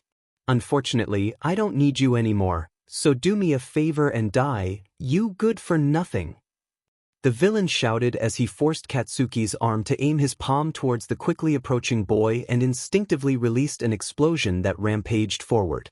The green-haired boy used his ki to sense the attack as he ducked out of the way at the last second, the heat of the familiar explosions causing nothing to him, and he resumed running. His heartbeat was one of the only things he could hear together with the voices of the many people that mocked him during his awful life. They told him that no one would miss him, that he would be better off dead and he couldn't be a hero. But at the moment no more playing around the weakling, shy, stuttering, scared, quirkless child anymore. From this point, he was going to show everyone the real Izuku Fang Midoriya. Izuku sensed another attack and swiftly dodged a tendril that was about to maul him into a bloody pulp. He just kept running to Bakugo, getting closer and closer. The villain's eyes squinted in fury as he decided to stop playing and directly pass to the slaughter. That's it. I'm gonna eat you alive, you lucky bee. He shouted as he sent his head straight towards the boy, his liquid body stretching to give it a snake-like form as he was ready to tear the annoying boy apart. Izuku's eyes narrowed seeing the villain directly charging at him. He smirked at this. He remembered a subject he studied came to mind. Momentum. I can't hit him in the body, but nobody said anything about the eyes. Okay, here it goes, I will show everyone what I got. Izuku thought with a blazing determination burning in his soul. The boy leaped into the air. The energy was gathered enough in his palm that it was pulsing intensely. Hey big booger! Izuku yelled as the sludge villain growled at the comment. Check this out, spirit sword. Izuku then conjured up a aqua-green color sword out of pure energy which shocked not only the villain, heroes, and bystanders, but mostly Bakugo and All Might. Knowing that both of them knew that he was quirkless. The boy Deku has a quirk. Energy Eye. The boy brought his hands together at the hilt and swung the sword downwards at the villain's eye, causing him to screech in pain and slow down enough for Izuku to put himself into position. You FNBSTRD. I will murder you as painful as Posib dash. The sludge villain was about to curse, but when he opened his left eye, he saw that the boy raised the energy blade while staring at him with a dangerously determined gaze. The villain tried to stop, but he was already too close. His teeth were clenched together instinctively, and this was a fatal mistake because Izuku used all his strength given by his adrenaline-filled body to swing his sword directly to the villain's teeth, cracking them thanks to the villain's momentum, stunning him. He hit him. One of the heroes gasped but then shook his head as he, Kamui Woods, and some others rushed towards the three, hopeful to save both the hostage and the kid that gave them the opening. The green-haired boy made his blade disappear. He immediately turned towards the main body and rushed, finally getting in front of the trapped Katsuki and pulling him out. As Izuku pulled him out, the ash blonde was free from the sludge, immediately taking deep breaths and then looking down at the panicking greenette with disbelief. What are you doing here? Are you effing insane dash? Katsuki was about to snap at him, but, to his shock, Izuku interrupted him with a punch on his cheek, which ironically made his dazed brain wake up immediately. I'm helping you, a hole. I hate you with every single fiber of my being, but I can't let you die here, no matter what. That's what heroes do. Izuku shouted, loving the fact that he just punched Bakugo. He was trying to save his sorry but the guy who abused him for 10 years nonetheless. The shout reached the crowd and the quickly approaching heroes, earning different reactions, but the heaviest one was the number one himself, whose eyes were wide. Watching someone else throw himself in harm's way while he is here watching? Yen. Meanwhile, Izuku freed Katsuki, channeling his spirit energy into his body. Izuku threw him over his shoulder and then blasted off to the nearest hero at inhuman speed, before safely placing Kakin on the floor behind him next to Death Arms. Watch him, Izuku said, looking at Death Arms, before racing back to the villain. The greenette exclaimed as his fingers suddenly began to swell up with spirit power, signifying that he had successfully transferred all of his power to said finger, and he held his wrist as he carefully aimed right at the villain. Hey booger man, this is my favorite move. Hope you enjoy it, he announced before finally going in for the kill. Despite his body being made entirely out of sludge, the villain found himself visibly sweating in pure fear at his impending defeat. Sludge villain, meet spirit gun. At his cry, Izuku finally fired his attack, hitting right inside his opponent's buckle activity. The moment the blast reached him, the sludge villain yelled and thrashed around in immense pain as he was violently shocked from the inside, feeling the sensation in both his interior and exterior. The light show was so intense that every onlooker at the scene had to shield their eyes, and it went on for about 15 seconds before. Splat.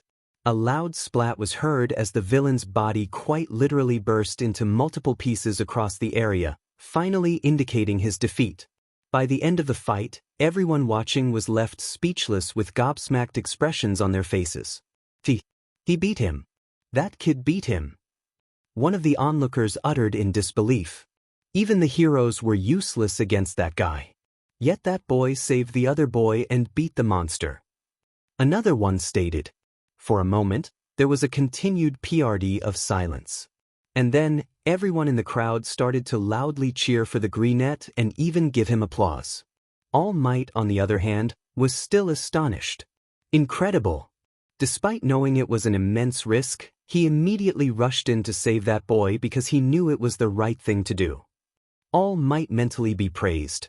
And to only add to his heroics, he succeeded in where the pros failed and single-handedly stopped the villain for the second time. Without him realizing it, a wide grin grew on the hero's slim face. Young Midoriya, after what I've witnessed today, there's no mistaking it. He concluded, you are just the one I've been searching for. Yen yen yen yen yen yen. Meanwhile, the aforementioned had fallen to one knee, taking a breather to recover from using up most of his spirit energy. He panted for a bit before grinning in triumph. Me 1, Bu German, 0. He remarked. It was then that the sound of applause suddenly registered in the teen's ears, and he looked up to be met with the fervent cheering of the crowd. Way to go, broccoli-haired kid. Yeah. You kicked that villain's slimy butt. You're a real hero in my eyes. Izuku was taken aback by the profound praises aimed at him as he wasn't exactly expecting it. Although he couldn't lie. It felt cool. He simply grinned and shot them a peace sign, making them cheer even harder. Looks like everything worked out in the E. Hey, kid. The teen jumped at the sudden call-out and he whipped around only to see a ticked-off, a displeased Kamui Woods, and an oddly neutral Death Arms approaching him. Oh. He uttered with a nervous sweat drop. That was completely, utterly reckless. What on God's green earth were you thinking, you idiot? Kamui Woods immediately chided. Izuku immediately squirmed at the harsh reprimand. All of his bravado from earlier had vanished in an instant. Well, I was just trying to dash. To steal the show? To get the spotlight for yourself? Lady interjected.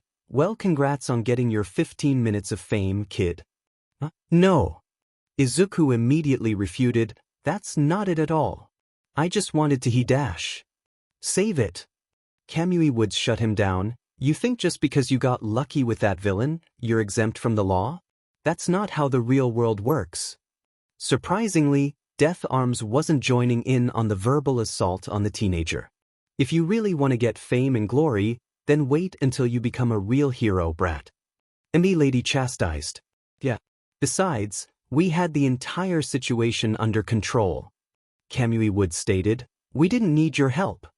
The moment he uttered those words, the timid greenette suddenly froze with a blank expression. He didn't just say what he thought he just did he? Whoa, slow down a minute. Izuku suddenly spoke up with outstretched hands. Did you just say, under control? So not only are you dumb but you're also deaf?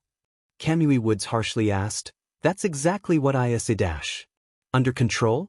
Under control?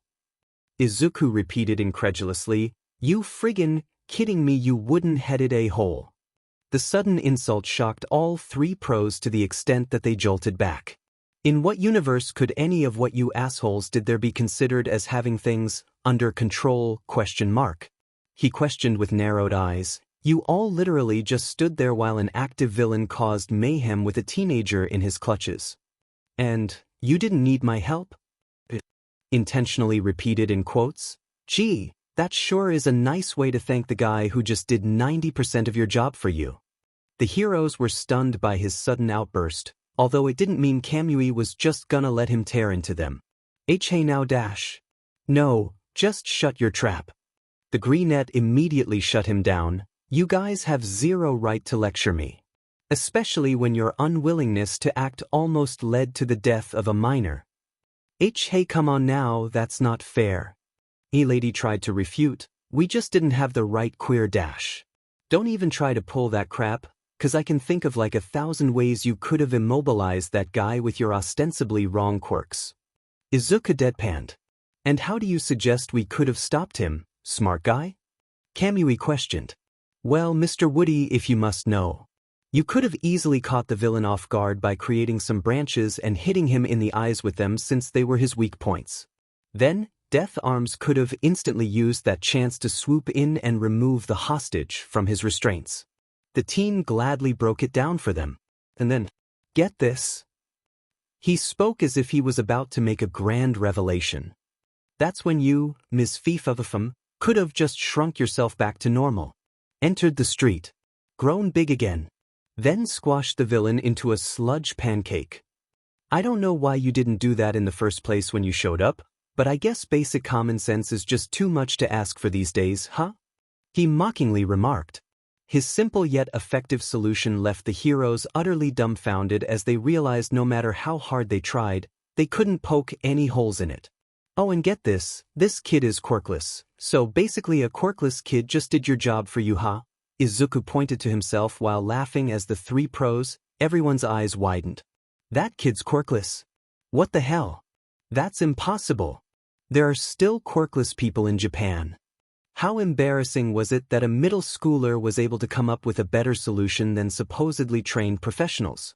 Lady tried to speak up again despite her bewilderment. You know, it's funny. The greenette chuckled for some odd reason. When I saw that giant debut you made, there was already something about your vibe that rubbed me the wrong way. But your first reaction to me saving a helpless victim being accused me of wanting to hog the spotlight tells me everything I need to know.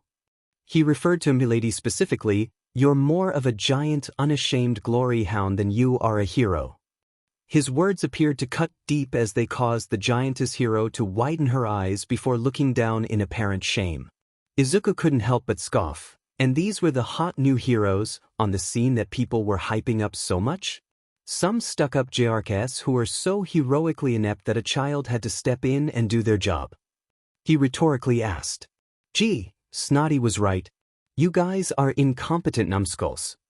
He referred to the sludge villain's earlier insult. What was that? Kamui Woods was the only one who appeared to be offended. Listen here, you little dash. A muscular arm halted him from stepping forward. Just let it go, Kamui. Death Arms instructed. We both know the kid's not wrong. The wooden hero was about to protest, but he begrudgingly backed down with a sigh as he knew couldn't argue against his claim. With Kamui pacified, the muscular hero looked back at a surprised Izuku. You've done plenty enough to help us out, kid. We'll take things from here. He stated, for now, you should head home. It's pretty late. Why, okay. The teen awkwardly nodded. I'll do just that. Oh, and make sure not to leave out a single speck of him. He's pretty slippery. He cautioned. Noted. Now go on, kid. With his warning heeded, the teen turned around and began to walk away. Oh, and kid. He turned back around at Death Arms calling in curiosity, only to be met with a smile and thumbs up from the muscular hero. Thanks. The greenette was greatly caught off guard as he honestly wasn't expecting the act of gratitude, especially after he just chewed the hero and his allies out. Although, it didn't change the fact that it felt nice to receive an official thanks for his help. He brightly grinned and shot the pro a thumbs up before finally walking off. The pros watched as he was stopped by nearby paramedics who wanted to check him for any injuries, which he had no problem complying with. It was clear from the demeanor of the three pros that Izuku's words had gotten to them, and they had a lot to think about. Yen. Izuku was now heading home after a crazy day had it been on today, from almost getting from a villain, meeting All Might, saving his abuser, taking down the same villain, and talking smack to those pros. Yet today was a crazy day. His pace stopped when he heard quick footsteps approaching from behind. He sensed the familiar key and turned his head nonchalantly to look behind and see Katsuki quickly running after him. Deku! Katsuki breathed out as he stopped some meters away from him. The ash blonde seemed out of breath. After regaining a more steady breathing, he looked up at the greenette with a set-off glare, making him take a couple of steps back. Don't think for a second he shouted, but... Bang! A spirit bullet hit the ground right in front of Bakugo, stopping mid-sentence. Looking in front of him, Izuku pointing at him with a charged spirit gun ready to fire with the signature constant rising beeping noise behind. Bakugo! Izuku spoke in a cold and deadly voice that made the blonde flinch and have a cold sweat. What is this? No way, I'm afraid of this quirkless sheet, gritting his teeth, but for some odd reason he stopped himself as if his body was being controlled. He then, before turning around and walked away, an angry aura around him. Izuku stared at the leaving ash blonde powering down inside. That was something, Izuku muttered to himself, not quite understanding why the blonde wanted to say this to him so much. The boy looked down at his gaze once again. That guy seriously needs to get in, but whooping, Izuku thought. He then sighed in and turned around to resume walking home, but then Izuku sensed another key signature and smirked. I'm here! All Might shout as he suddenly appears from the intersection, which didn't even spook Izuku since he sensed him. All Might? What are you doing here? And should you really be in that form now? Izuku asked as soon as saw the hero, confused as to why he was here in the first place. Was he going to scold him? He should. The hero laughed a bit. I stand for justice. Not sound bites. Because I am all, he tried to say, but then vapor started coming out of his skin and then he suddenly deflated again to that sicky-looking form that he turned before on the rooftop. He hunched over and started to cough a bit. Izuku instinctively got closer, wanting to help the man but stopped when All Might raised his hand to block him and made a sign to wait a moment. After coughing some blood, the #1 hero took a deep breath and looked at the boy again.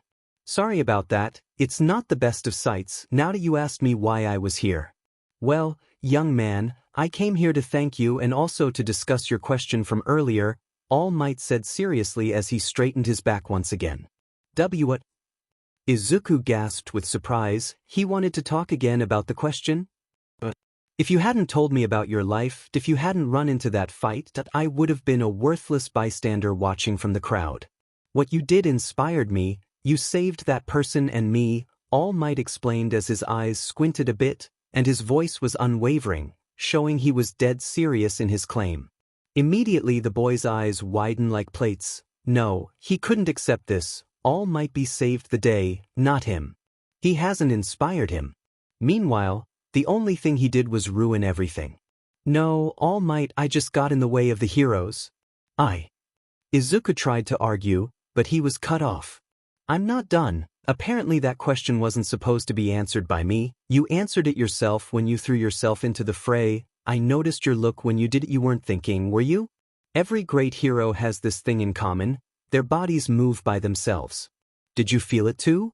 That need to act even if you weren't enough. All Might be asked seriously as the wind started to blow, moving his hair. Izuku couldn't say anything, just nod as tears streamed down his cheeks. He didn't know why he was crying once again, but these words were making him struggle to keep his emotions in check, maybe because he was getting praised, not mocked.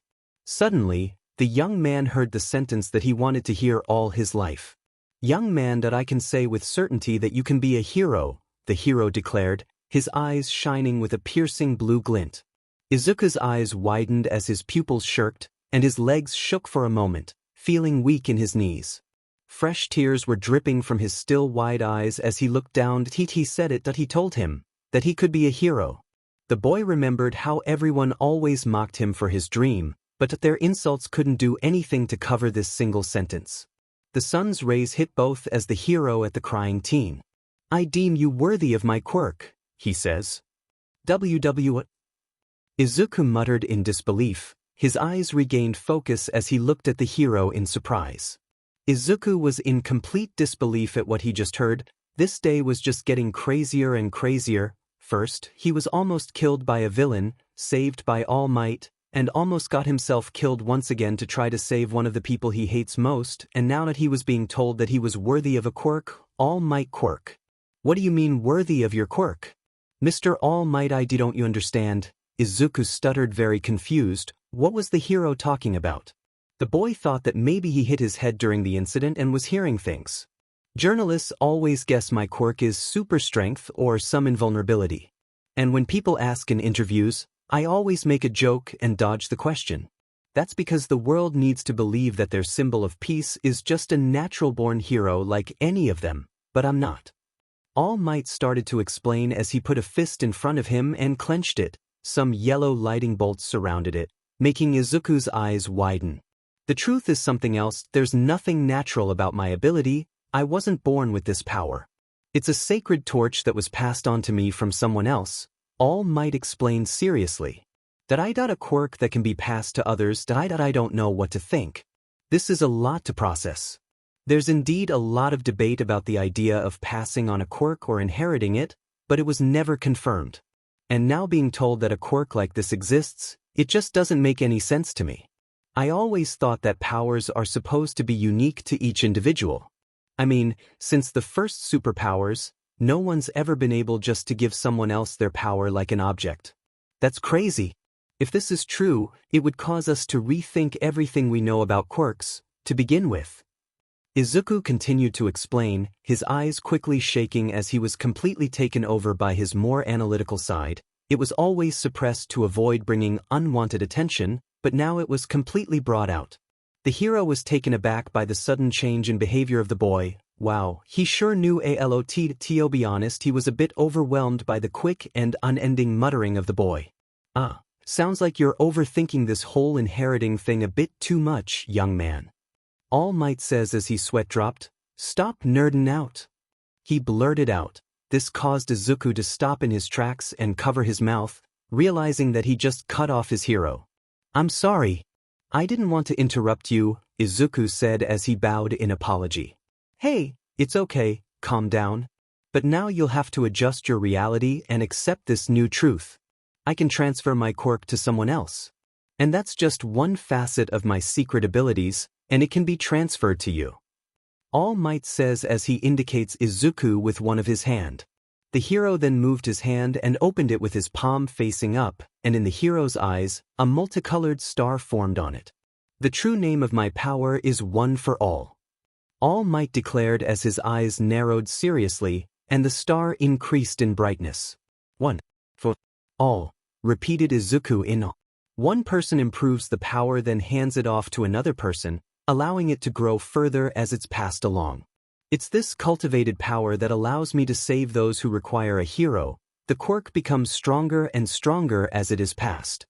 All Might be continued as he clenched his fist. I am the 8th. Before receiving this power, I was quirkless like you, my boy, All Might concluded as he indicated himself. The boy's eyes widened like plates. Quirkless. That's why you said you understood how I felt. You were like me? Izuku asked, shocked. Correct. That's why my answer when we were on the roof was atrocious for me to tell you. It was like I told me of the past, that quirkless guy who wanted to make sure that anyone could smile without fear, that he had to abandon his dreams, says All Might with a little guilt in his voice. I wouldn't have blamed you, Mr. All Might. It's not the first time I've heard it anyway, Izuku replies, lowering his voice a lot for the second part. All Might have heard him anyway, and his desire to make the offer increases even more. Young man, can I ask for your name? All Might asked as he crouched down a bit, getting on eye level with the boy, who was still on his knees. Izuku Midoriya, Mr. Izuku replied nervously. Young Midoriya, you need to know that I was on a long hunt for a worthy successor. And then I watched you jump into action as the rest of us stood idly by. You may be a quirkless boy, but you tried to save that kid. You acted like a hero. In the face of certain death, you tried to do the right thing. For this I deem you worthy of this quirk, of being the next bearer of OFA, All Might declared, exposing his intention. The boy stared at the hero with complete disbelief. He couldn't believe that he was offering something so precious to someone like him. But then he thought about something, all the training he put in to harness his ki and spirit energy, from all the people making fun of him for his dream, from the constant bullying from his peers and Bakugo, to the many scars, he had to either have to heal them or hide from everyone. Having trust issues with adults other than his mother. Hiding who he is just because of something that wasn't like everyone else. He was like a caged bird that wanted freedom. Was he just going to throw all of that to fit in with others? But there is also the fact that there might be some things that spirit energy can't do alone. He knows that spirit energy can reach limitless highs with proper training. Then that power goes beyond spirit energy, but there might be powers that even go beyond that. Then I was thinking about how the symbol of peace's time limit must be looking for someone to pass on the quirk. The boy looked down at the floor and thought of the many possibilities of him accepting the quirk or not. Then after a second or two he made his decision. All Might, I don't think it should be me. All Might, I want to be a hero with my power. Plus I bet there are surely so many better candidates than me. Izuku started to say, shocking the pro this answer, but the boy did have a point. There were many different others who he could choose to be his successor. He just knew that his time was spilling as the symbol of peace. Izuku continued, not giving the hero the time to say something. Before encountering you, that I've been training for 10 whole years to be a hero. Sighs ever since I found out that I was quirkless and I wanted to be a hero because of you. I've been tormented, bullied, picked, heck even beaten to the point where I hung by the neck for a few seconds. Izuku says while laughing while slightly touching his face with only the tips of his fingers. He then releases a trick with his spirit energy that he learned when he was younger. All Might's eyes widen at Izuku's new appearance. He has 2 scars on him, one being a large scar on his face, starting from the left side of his forehead, forking out in the middle, and finishing underneath both of his eyes, and other a very visible zigzag scar on his neck that extends across his throat. To say the least horrified was an understatement. All Might know the population of quirkless people was low in Japan and some were bullied, but he would never have thought it was this horrible. What kind of monster would do such a thing? Horrible, right? Well, that's just on my face and neck, they're more on my body, but that's not important, right?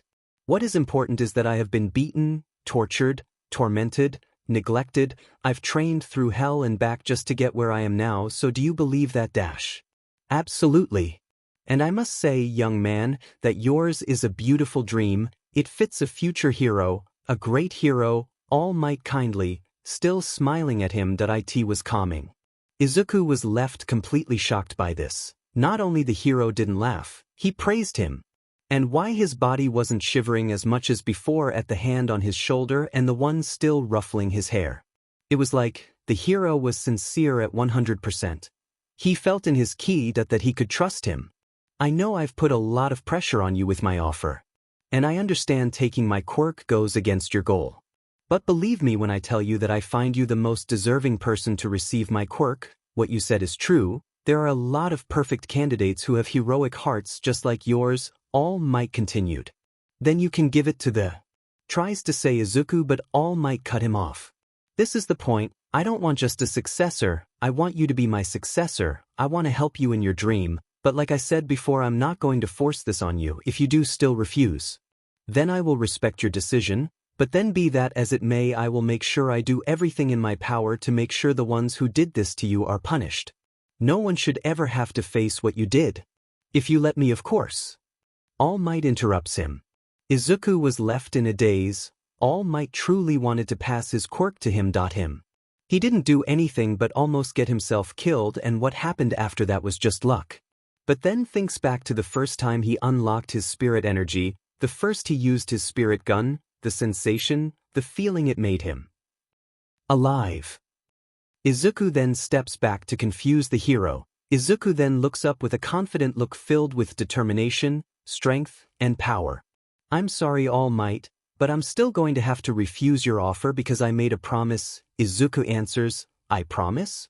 All Might asked in confusion. Izuku then pointed his thumb at his chest. I promise that I'm going to show everyone, even you, that quirkless people can be heroes. To show everyone that the quirk doesn't make the hero, but the person. That with hard work and training, people can swear to new heights. That is my goal. Izuku finishing his speech as his spirit energy was flowing around him, showing the depth and power of his resolve. All Might was surprised at the boy's conviction. He was impressed that the boy would stay behind his goal, something he couldn't during his younger days. He was saddened that the boy's refusal, though he would make a wonderful successor. He still respected his decision, though, but there was one thing that was still on his mind. Before he got another word, Izuku spoke. Well, All Might, this has been interesting, but I have to get going. But here, Izuku said while throwing a flash drive at the pro before vanishing before All Might's eyes. He stood there for a minute, before taking his phone out and going through the contacts, scrolling a bit until he found the 2 that interested him. Time to make a call to a couple of friends. Yen. Izuku finally got home after the craziest day of his life. He sighed and then opened the door. As soon as surpassed the doorstep, he was instantly met with a green blur that slammed on him like a rocket. He miraculously was capable of remaining on his feet. He immediately felt 2 arms surrounding him in a powerful hug. Izuku, finally you are here. I was so scared. The boy heard a familiar female voice and he immediately looked down, finding an attractive, slightly slender and tall green-haired woman, his only beacon of hope. Until now he had 2. The woman raised her gaze to look at him, showing that she was frantically crying. I saw you on the news. Why did you throw yourself in danger like that? You made me worry so much. Inko asked, very worried as she continued to cry. Fine, Mom, calm down. But I need air, Izuku said nervously, starting to turn blue. Inko immediately lets go as Izuku breathes in some air. Gasp, sweet air. I'm sorry. Wait, are you sure that you are truly fine? How many fingers are these? Do you feel pain? Do you need to go to the hospital? Inko says frantically, as she holds her other hand in front of his face, her fingers extended. Mom. Izuku called as he softly grabbed the hand in front of his face and put the other one on it too, making the woman stop to look at him. A rare small smile was present on his face, his eyes showing love and warmth. I'm fine, I'm sorry to have made you worry so much. Izuku says calmly, making her calm down a bit, but she is still worried. The woman looked down, gazing at his hands, seeing the patch that covered the back of his left hand. They always hurt him without mercy, and no matter what she does, she can't stop anything. She can't keep him in her home forever, but he can't go outside either if he is being treated like this. She couldn't hold back the frustrated tears from dripping as she looked up at him again. Why do bad things always happen to you? Why can't they leave you alone? Why does a kind and sweet boy like you need to always suffer like this? She says very frustratedly as she tightens her hold on his hands. She can't stand all of this happening to her son. First, the remarks of the neighbors, then the abuse at school. Yes, because what they are doing to him is not bullying, is straight up abuse.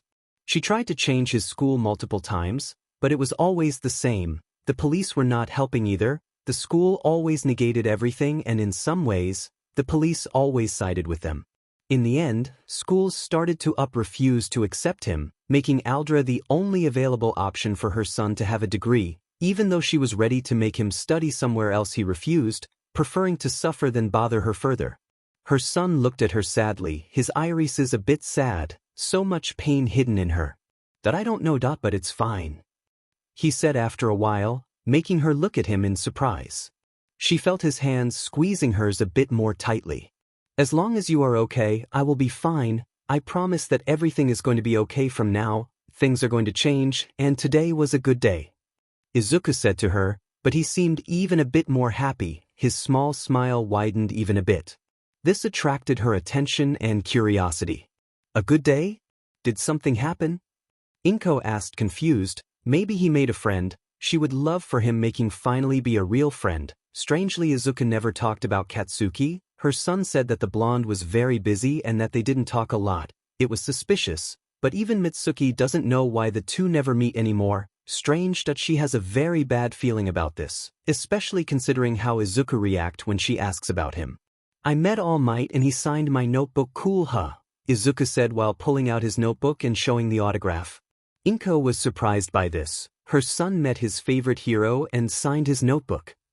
She was silent for a few seconds until suddenly she took Izuku and crushed him with a hug twice as strong as before.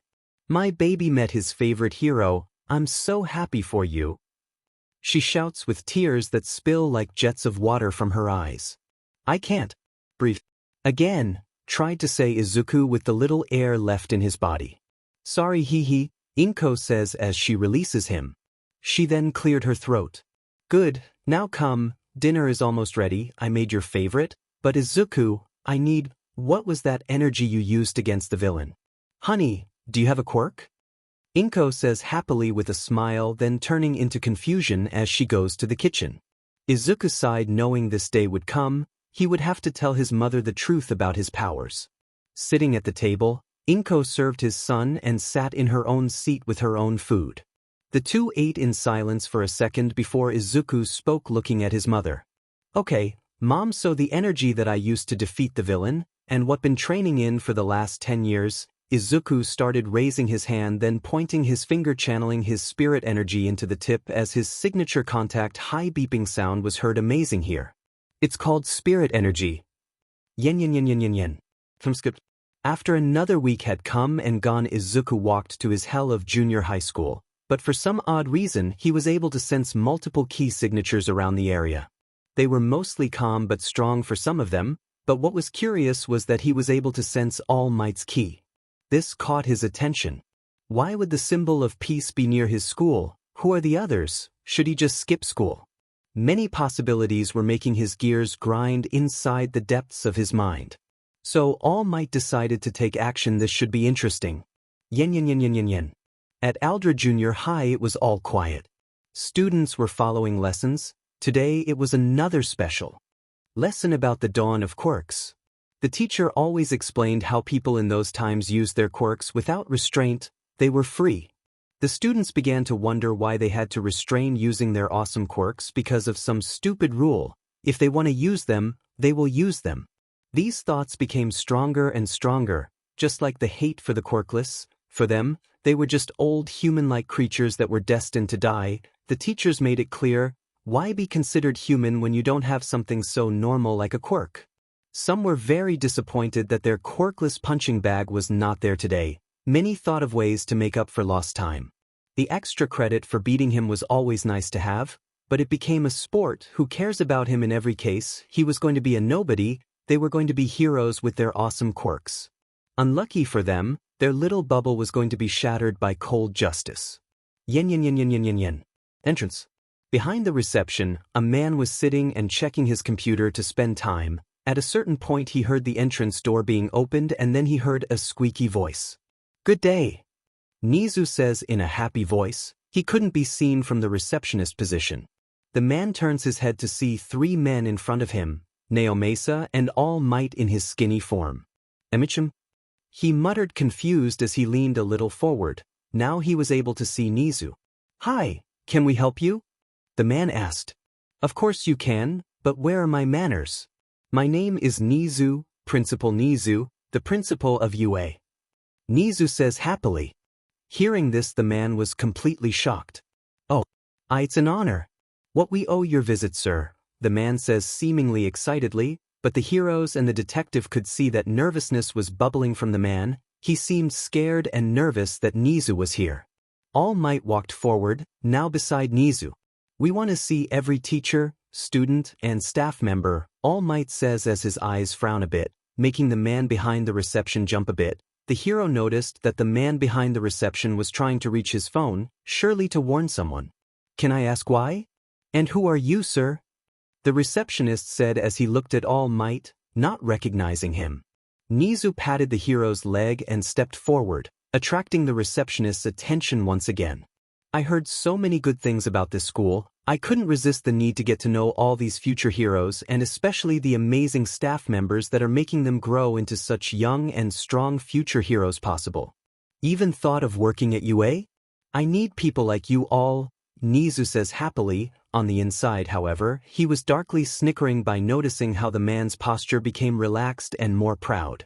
It only required some good words and now their wariness decreased a lot. Now they got them in the trap. It's so easy to manipulate such filth. We are honored by your praises, sir. I will immediately call the director. You will be amazed by our students, the receptionist says excitedly as he starts using the front desk phone to call the school principal. The four men walked away from earshot, planning how to move from there. Why do you want to bring them together in the courtyard? All Might asked as he looked at Nizu. To prevent anyone from escaping while we question them. I did a lot of research on this place. They are spotless, and they have a lot of funding. The probability of this place being a recruiting center for that group is becoming more evident. But now we have them in our clutches. I will have so much fun playing with their evil minds. Nizu chuckled with a smile, already enjoying the nice words he would tell everyone in this school before handing them to the police. The principal then turns toward the detective. Are your colleagues in position? He asked. Naomasa nodded as he showed that his radio was turned on. He then put it into his overcoat. Yes, I'll keep radio contact on so they can listen to what we hear, and thanks to my quirk, we can immediately know if this is an MLA recruit center, the detective says. Inside his mind, he was still thinking about how the police never did anything even when the Midoriyas shown them evidence. Scars like that are impossible to be ignored as evidence. This means that maybe there was either a spy that was hiding this building activity or even corruption. Both were very likely to be true. Nizu clapped his paws together a couple of times with a smile. It was time to start the show. Perfect. Now, gentlemen, let's go. We have a job to do, Nizu says with a tint of malice on his happy face, rubbing his paws together, already looking forward to the show. Yen yen yen yen yen yen. In the courtyard. Both students and staff members were gathered in the courtyard. in front of them, stopping the four men in front of them. The students were whispering to themselves, asking each other who these men were. They were silenced by the principal of their school, who started talking in a happy voice as he walked in front of the huge group. Izuku, on the other hand, just kept his eyes closed, focusing on the key signatures that were around the field. I know it was a bit sudden to make everyone come here, but I have splendid news. The principal of UA decided to make a surprise visit to our little school. The principal says happily. Immediately everyone goes wide-eyed and looks at the detective and two heroes. They wonder why one of them was dressed as a detective, but maybe he was a hero. They can't ever know. Izuku just sighs while pinching the bridge and shaking his head. These idiots.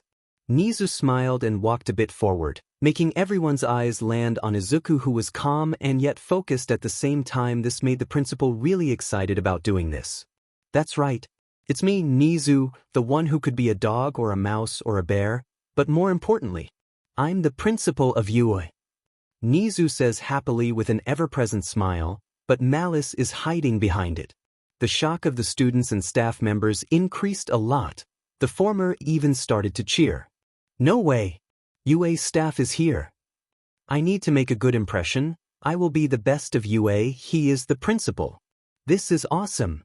Students started to cheer and shout excitedly. Their occasion to be heroes that graduated at UA was right there. Izuku frowns at this. If any of these idiots actually make it into UA, all hell would break loose. Some of them internally scoffed at seeing a tiny and weak-looking principal instead of the powerful monster that the teacher always pictured him to be, but they didn't say anything as they wanted to make a good impression to hopefully be admitted to his school.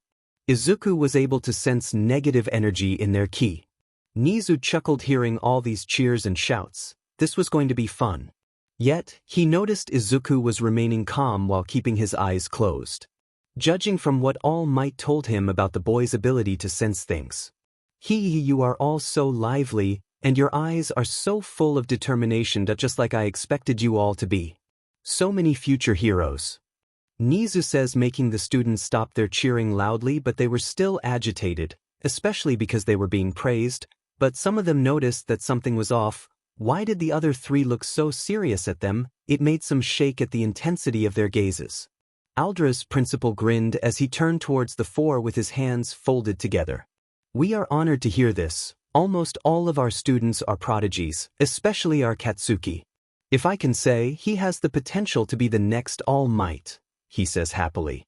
He didn't notice the skeleton-looking man scoff at this, his stare narrowing as his fists clenched, looking to be getting angry. Oh, can I see him? Surely this young man needs to come to my school. We can't miss this opportunity, can we?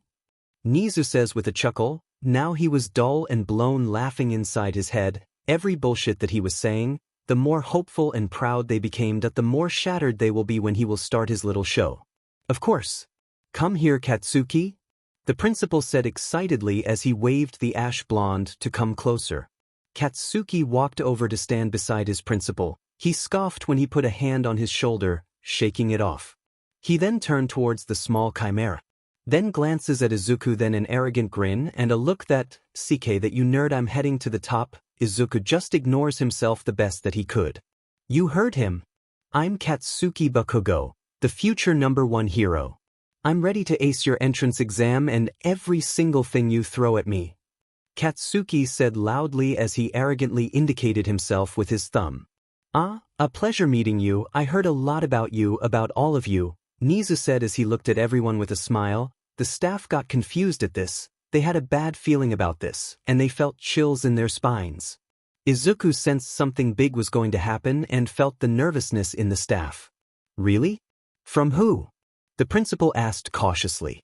Nizu looked at him with a smile on his face. A student of yours. You should have seen the information he provided. He said a lot about this place, and to be honest, I'm surprised now that I see all of this in person. These friendly faces, the enchanting building, special lessons, Nizu starts to say with a smile.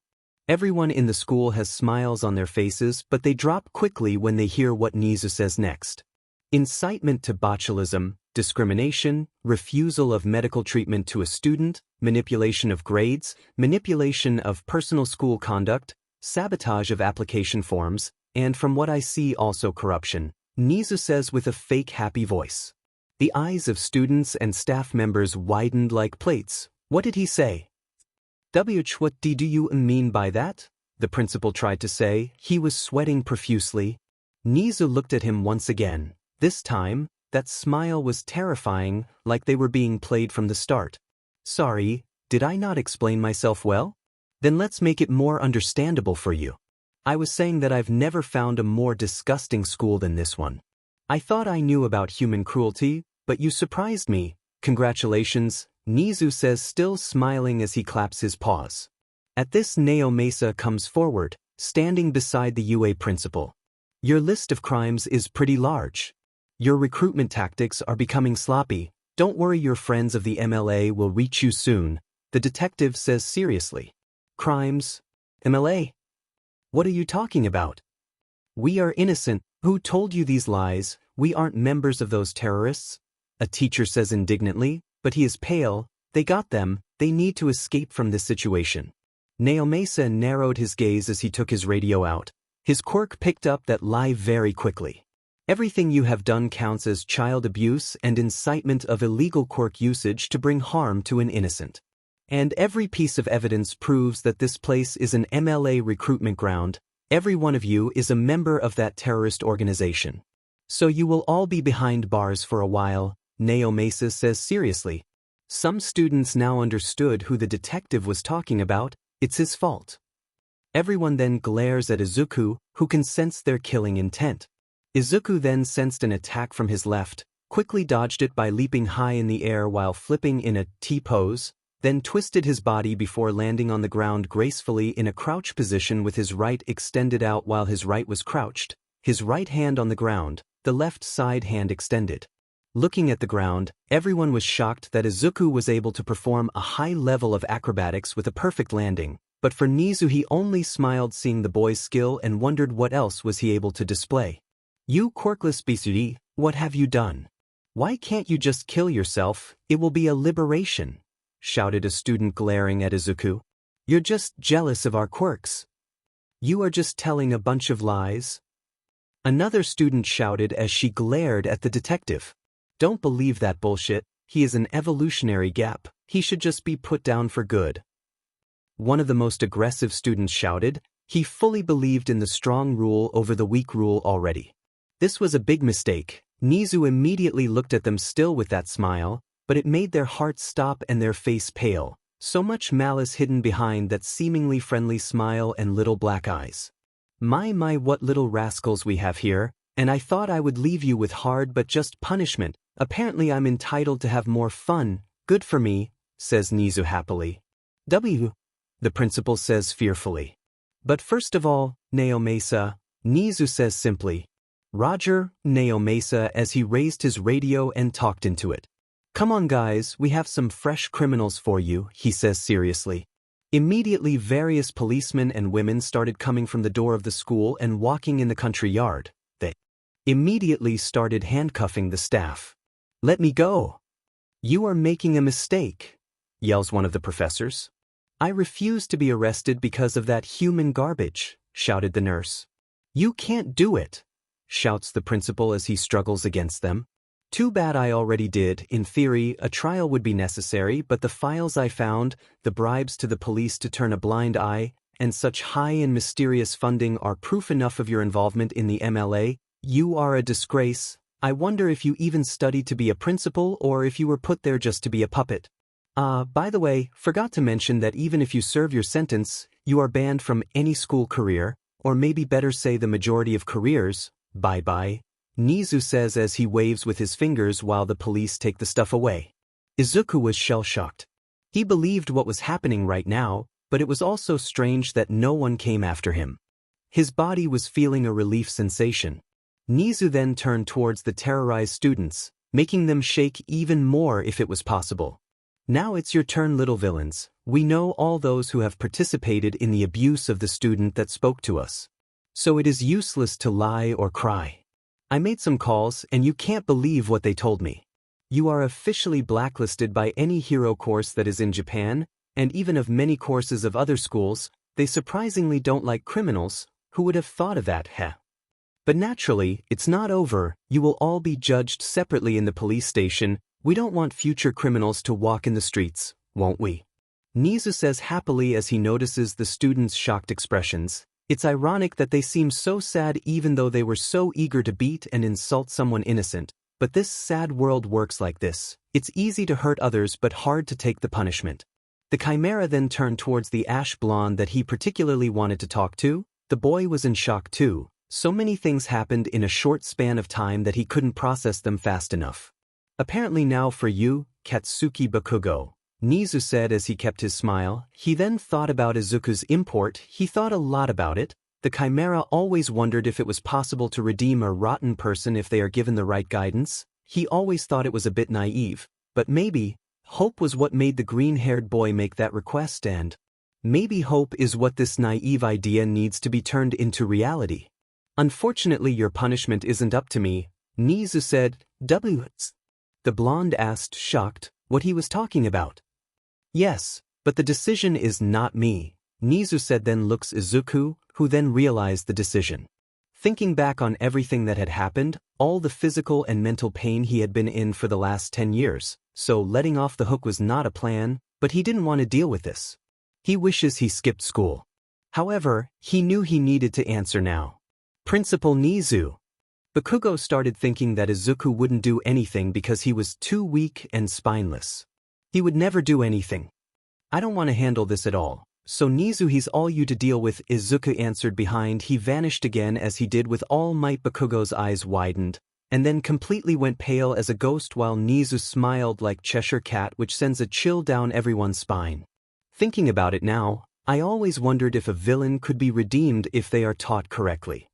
Nizu says as he snaps his fingers, making Naomasa walk over to him. He is holding something small in his hand. So I decided to do something a bit naive. I will give you one chance in good faith. Of course, you will have conditions to follow. You will have to follow some meetings with our lifestyle guidance counselor. Nizu explained as he then indicated the bracelet that Naomasa was holding. And you will have to wear this, so we can know where you are. We don't want you attacking students. I wonder if you will last long enough to be redeemed, but this is the good of the game, right?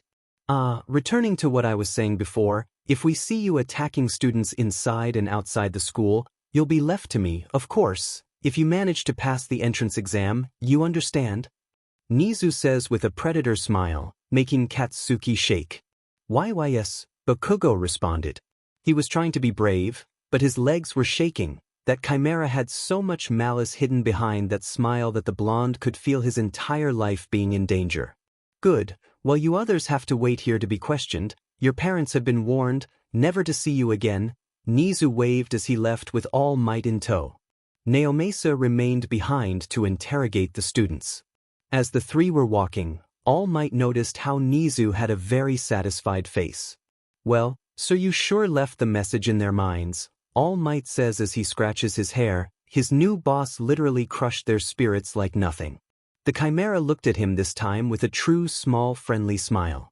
They are children, but that doesn't make them immune to the consequences. What they did doesn't make them very different from the villains. Let's not talk about the school staff. I must say it was funny. Did you see the face that the principal made? So amusing. I love to punish humans, huh? Nizu said, cracking like a madman or mad rat. In time you will understand, but now enough to talk about this. We have to prepare for the entrance exam, Nizu added as he turned to look ahead, glancing at the spot where Izuku disappeared. Izuku Midoriya, what wonders will you bring to my school? I can't wait. 1-996. 1-997. 1-998. 1-999. 2000. Izuku was doing one-handed push-ups, switching between his left and right hands, in the woods. It's been 2 months since the incident with his junior high school, Aldera. The school was completely shut down, the teachers were arrested, and students except Bakugo were sent to juvenile court or jail for their crimes. Then his mother sued not just Aldera, but the school district, which she won of course, and ended up with a massive fortune because of that, and started getting Izuku in online school until he got into UA. Plus another thing with his mother, she completely cut ties with Bakugo. After he told her about everything from being quirkless to the bullying, his spirit powers, to the scars, and let's say he had never seen his mother so sad when she ripped a new one into the Bakugo as she did. She then started looking to reconnect with her old friends, mostly ones from college and high school. Speaking of school, Yue hasn't tried to contact him at all after the incident. He thought the principal would want to talk to him about his spirit energy, but strangely he didn't. He did a nice meat and cheese basket with a card that said, "Hope to see you at Yue, patiently waiting for your arrival." After finishing his set, Izuku stood up and over to his resting spot in the shade under a large oak tree and sat down on the ground, his legs crisscrossed, with his bottle of water and duffel bag right next to him. He was drinking his water, thinking about improving and adding new techniques to his arsenal.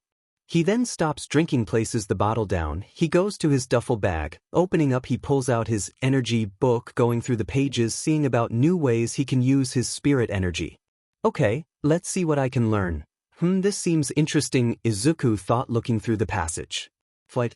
This technique is first shown in fighters who rely on levitation-related techniques, such as users, who master aerokinesis, but it is mostly used among a class and above fighters, allowing its users to perform techniques that would normally be very impractical or downright impossible without it.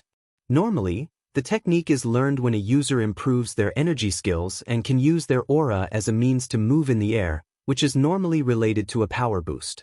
Nonetheless, warriors can learn this technique after harsh and constant training. Elemental manipulation. The main concept of the technique is to use its power to connect to a specific element. Besides creating, the user can also produce it from their energy. However, in this case, each element type needs to meet specific forms to be created and manipulated. The user can use the composite element and use it to their advantage, like redirecting to hit a target, as well as handling it to perform powerful techniques such as defense, attack, refinement, endurance, and so on. Despite having almost the same concept for all handlers, it was shown that an element can be controlled somehow unconventionally and that not all handlers' elements can produce it from its energy. Once Izuku was finished reading the information about the techniques, he could come up with these abilities, but after turning to the next page he started smiling wildly like Cheshire Cat. He couldn't help but chuckle while saying, "This is going to get interesting." Yen yen yen yen yen. Training montage. Izuku was leaping from ledge to ledge on the mountainside while having heavy metal ball chained to his ankles.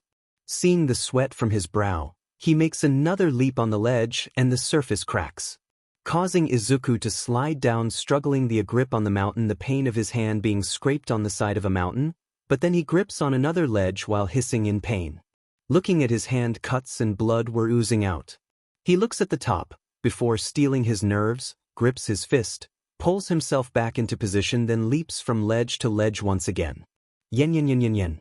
We now see Izuku balance himself upside down on one finger on a sharp and pointy spike, keeping his energy focused on the spike while his hand was behind his back on a round and smooth stone while being surrounded by a pit of snakes. Yen yen yen yen yen.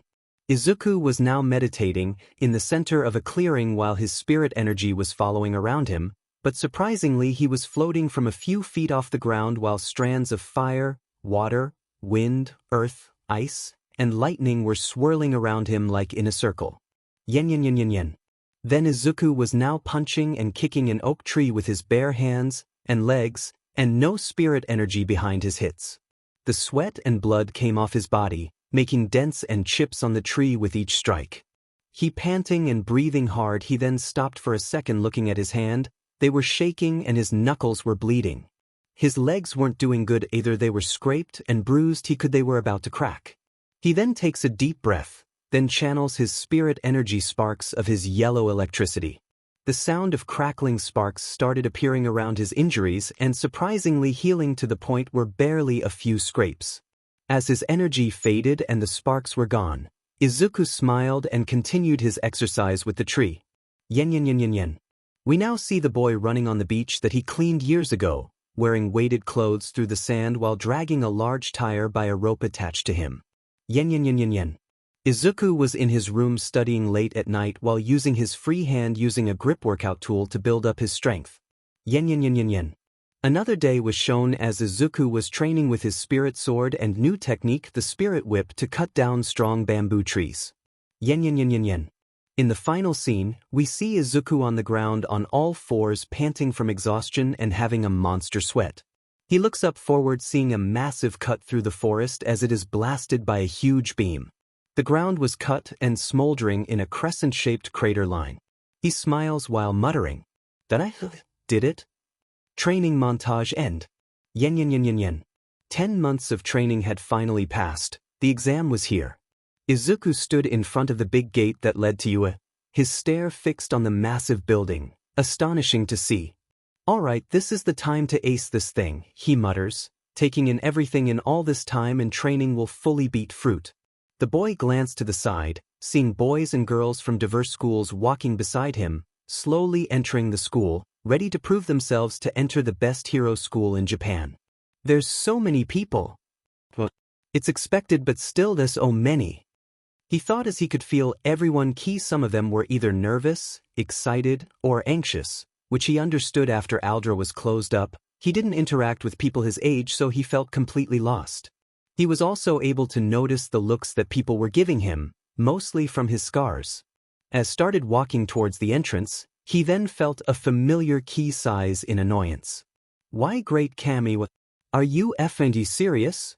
What the F are you doing here?"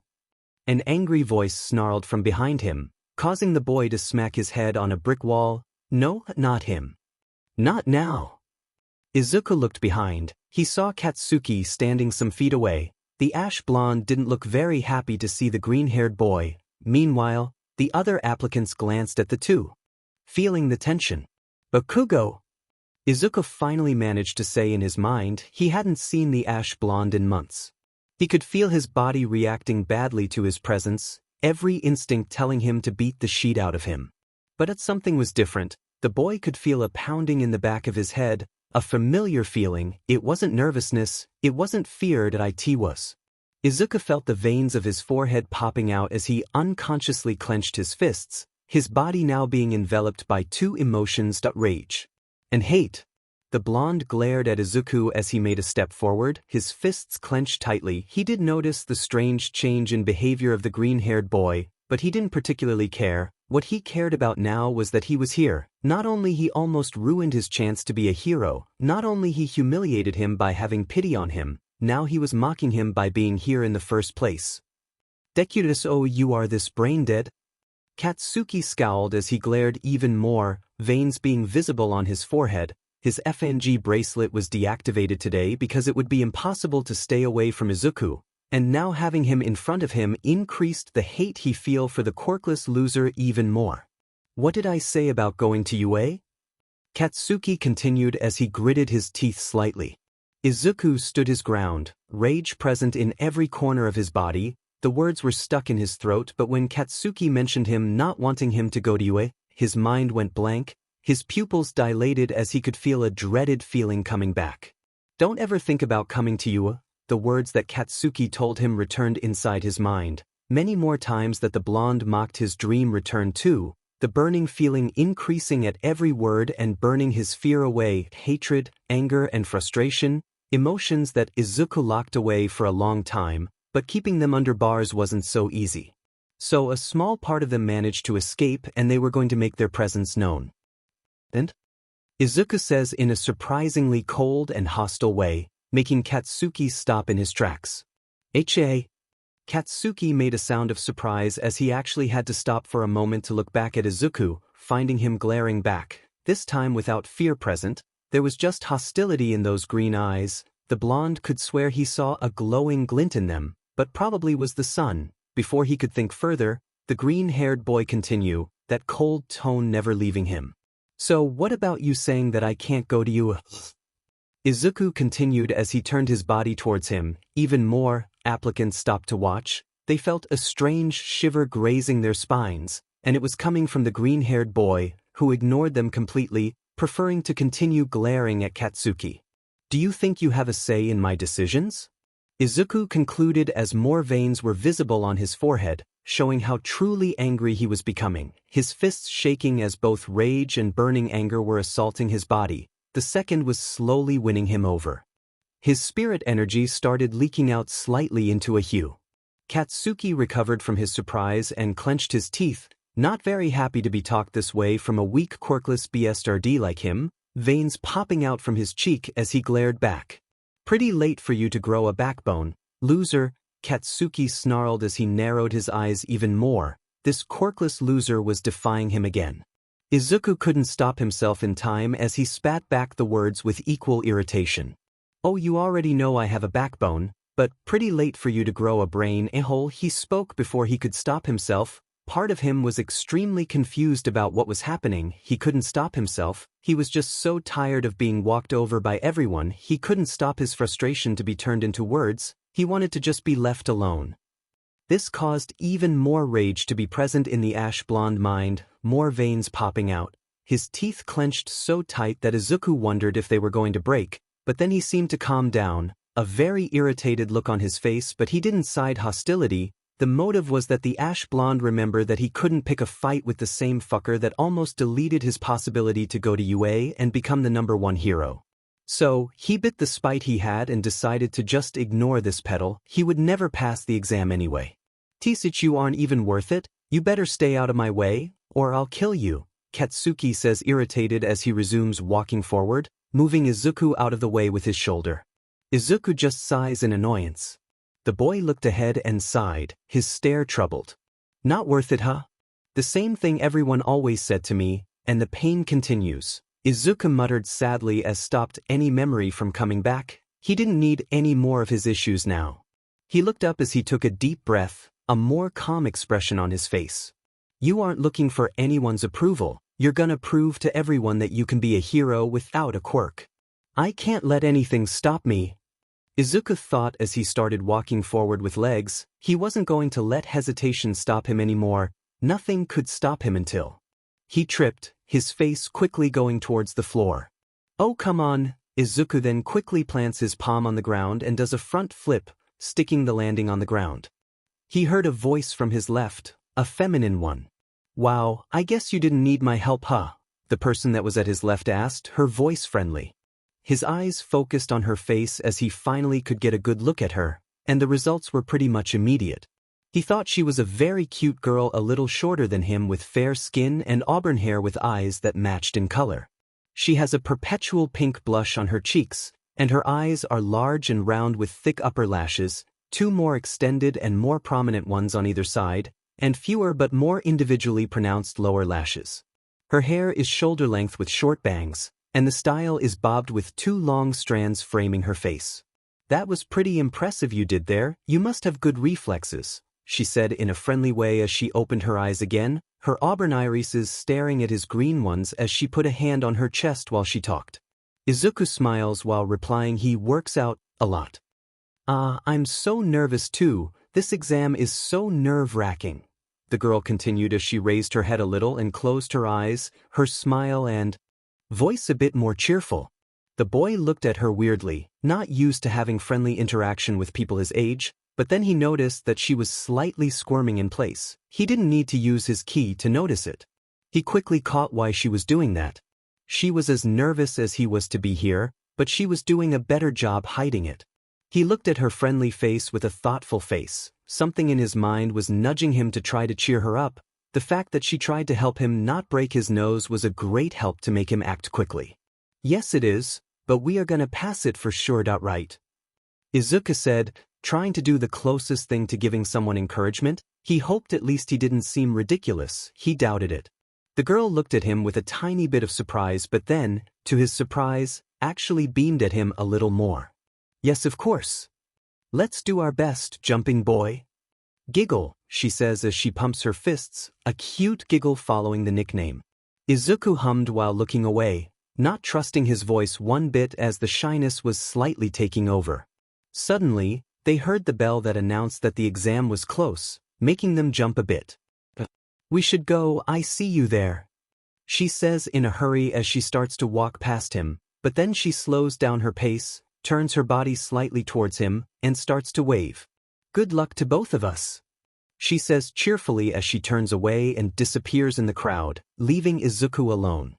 Izuku smiled knowing that he helped someone. With his confidence high he started walking into the school. Yen yen yen yen yen yen. 5 minutes later, the written test.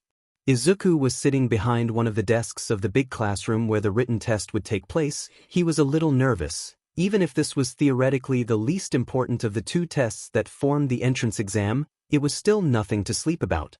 He glanced around curiously to distract himself, noticing the other applicants talking with each other, sharing some jokes, some quiet laughs. He even heard a couple talk about how cool they would be when they become full-fledged heroes. His eyelids lowered the smallest bit, his stare full of shy curiosity. They look like they are having fun, he said in his mind. An even more curious expression made its way on his face as he glanced at another group. He saw a boy and a girl very close to each other. The boy at a certain point kissed the girl on the nose, which made her blush a bit and giggle.